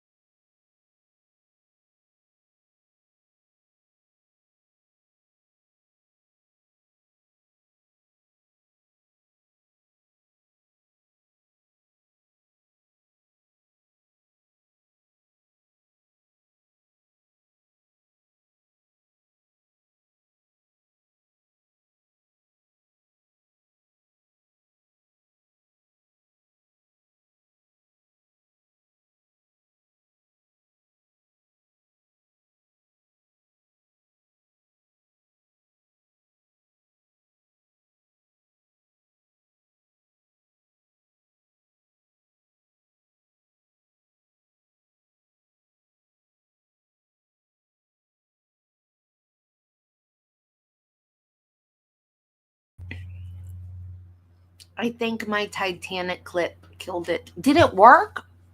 I saw it. Did anybody else see it?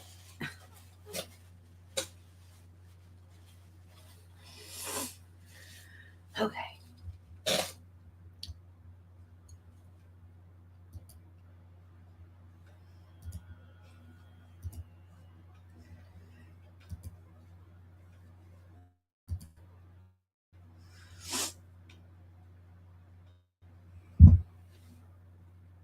Ordered when the drugs in a person's system may have contributed to their death or directly caused a person's death. In a case where someone has an injury that caused their death, drugs within their system are usually case I deemed them non-contributory to Ms. Mullis's death. We order toxicology routinely, so I ordered the basic panel. The expanded panel, which would be, in addition to most cases, was not appropriate at all in this case. I knew her cause and manner of death at the end of autopsy. And you would have access to even consulting with a forensic toxicologist if needed, is that right? Yes. Did you feel that was necessary in this case at all? No. And context, you asked about the context of how the body was found and where it was found. I believe you said that you did not consider that. Al? Or did that enter into your opinions? Correct. Okay, can you tell us why not? I am able to interpret wounds on a person's body.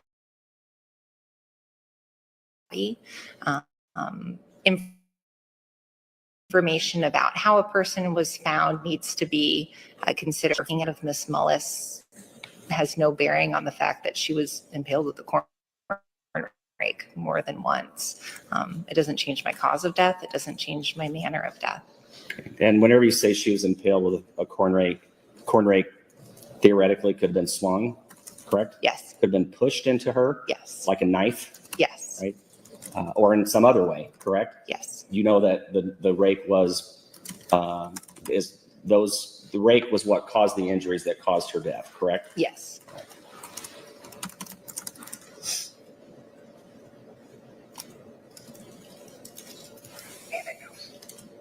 All right, that's all I have. Thank you. Any redirect? Extremely briefly, Your Honor. You've described the quality control process at the medical examiner's office, Dr. Cruz.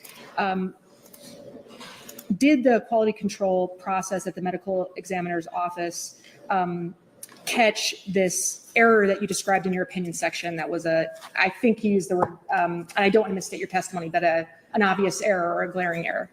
Yeah, I don't remember if I used those words either, but no, it did not catch the error. That's an error that you immediately recognized in re-reviewing your report. Is that right? I did. Okay. Is it your belief that the quality control process in place at the medical examiner's office is consistent with other quality control? It's in keeping with requirements by the National Association of Medical Examiners. I don't know what other offices do. You testified that you later learned some information about how Ms. Mullis was found, and I think it was your testimony that the source of that information was members of the Mullis family. Is that right? Did it ever provide you recorded interviews of Todd Mullis and Tristan Mullis talking about this issue?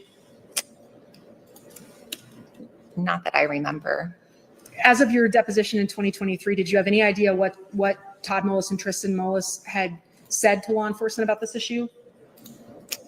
In terms of directly from them? Not that I recall.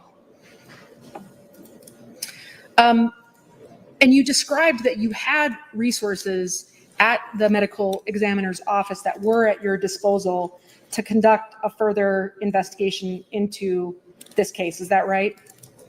We have investigators who can help me gather information about the case.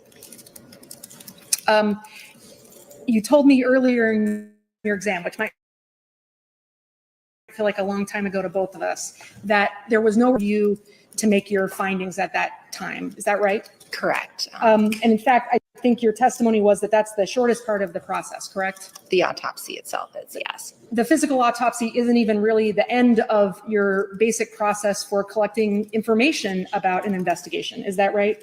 Correct. I gather information after the autopsy and consider all that information before finalizing my report. In this case, my opinion always stayed the same. In this case, you made your determination after the physical examination. It did not change it after that. Correct. No other questions, Your Honor. One moment, Your Honor. I'm sorry. Of course. Do you guys have anything else? I'm sorry, Your Honor. Okay.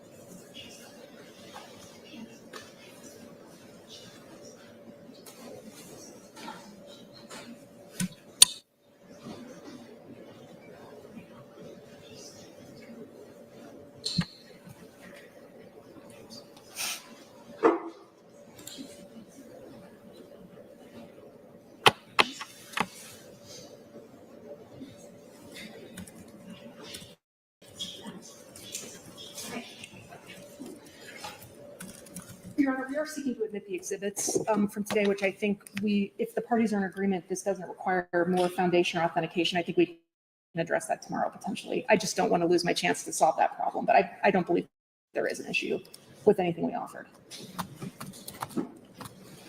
Yes. Yes, Your Honor. I think the parties had talked informally during the break, and we came to an agreement on all the exhibits that were referenced, I believe. If there's a specific exhibit you want to clarify, otherwise. I don't want to waste the court's time with this at 4:40, so I think the parties are in agreement. They've conferred, and we can address that tomorrow with the court's permission. That's fine with me, as long as you guys are comfortable that we won't have any hiccups with it. I think we're fine, Your Honor. We've conferred, Your Honor. Okay, any recross, Mr. Brown? No, Your Honor. Okay, Dr. Cruz, you may step down. Thank you. It is time to recess for the day. We'll plan on picking back up tomorrow morning at 9 o'clock. Okay, thank you. Have a nice evening.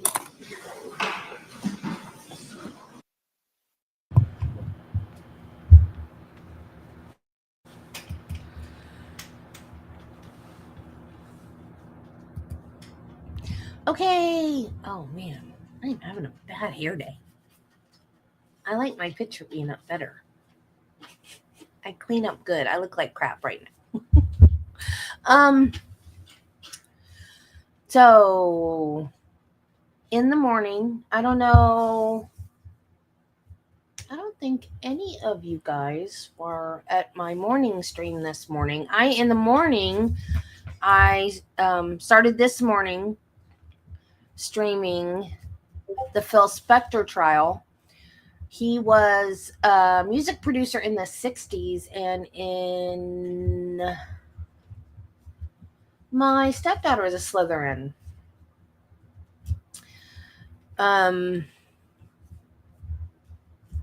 One stepdaughter is a Gryffindor, one's a Slytherin, and me and my husband are Hufflepuffs. You guys, I love Temu so much. I absolutely adore Temu. I buy so many things from Temu. And I defend them when people complain. But I have bought something. Ow. Just knocked my mic over. I just bought something and it doesn't work. And I'm upset. It is a USB with the 3 different tips for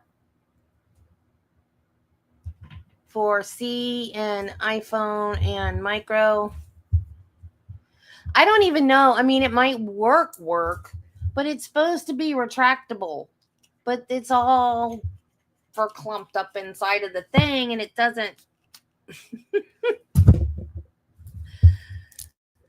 The actual cable. You're always lurking. Oh, you were lurking this morning on the Phil Spector thing? Cool. Okay. So, yeah, he unalived an actress. Apparently, the man cannot hold his liquor. He died in 2021 in prison. So, that, I don't have like a set time for that because Court Vibes is doing OJ Simpson in the morning, and she ends like between like 7:30, 8-ish, 8:30. It's like she doesn't have set times either. So I just start when she ends. And then this starts at 9 Central, so 10 Eastern. So we'll start this at 10 tomorrow. Now, oh wait, no, not tomorrow. Tomorrow is the Karen Reed hearing. So tomorrow we're going to do Karen Reed. It starts at 11. So I was going to start it at 10:30 because if you guys watched the Karen Reed hearing with me last week, remember Bev left the bench. She was flustered and I said, oh, she's going to go back to her chambers and scream into a pillow. Well, I thought that they had completely cut the feed because she didn't come back and she didn't come back. And then that you know, the little live you symbol thing came up, and I was like, oh, well, I guess it's done. So I found out later that it wasn't done. So I downloaded, it's like 5 more minutes is all it is. And I downloaded it. But I was going to show you guys that at 10:30 and talk a little bit, because I've been watching some lawyers analyze what happened. I did not realize the ramifications of what actually happened in that hearing. And it is shocking, and it is big, bad for the defense. So we're going to talk about that. Numbering? What do you mean numbering? So we're going to talk about that. It starts at 11. So we're going to start at 10:30. I'm going to show you what happened at the end of the hearing. And then we're going to talk a little bit about the ramifications of what happened and what might happen. I don't know. Like, I'm really worried for her now, because I don't think she's guilty. And I'm just really worried for this woman. I don't want her to go to prison, because I don't think she did this. Oh, neighboring. This is the Karen Reed case. This is in Massachusetts. Did you not watch her trial over the summer? She had a trial over the summer, and it was a hung jury. And she is going to be retried. Her trial starts April 1st. And she has been accused of unaliving her boyfriend by running him over and leaving him to die in the snow. When in actuality, there is lots and lots of evidence that she never even hit him with her car at all, and that it was other people that was involved in his passing.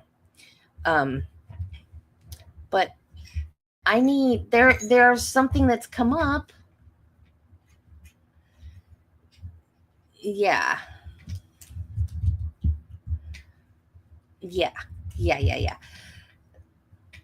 But, well, we'll talk about it tomorrow. So at 10:30, we're going to do that. And then when that's done, although that might take all day, so we're going to maybe fall behind on this one, but we're going to watch all of this one, I promise.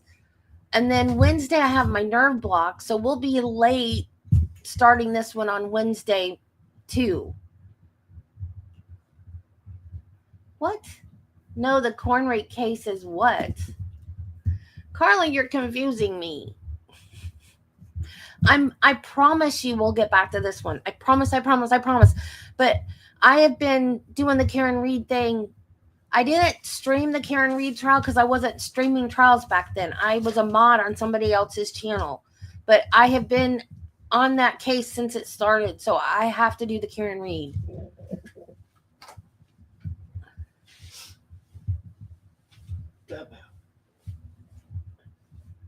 Oh, okay, I'll watch that. Yeah, that's what I'm gonna do. Like, well, after Biggin, because I always gotta watch Biggin. But after Biggin, I planned on watching some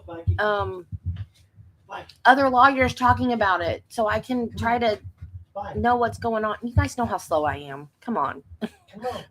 I'm Hufflepuff. I'm not Ravenclaw.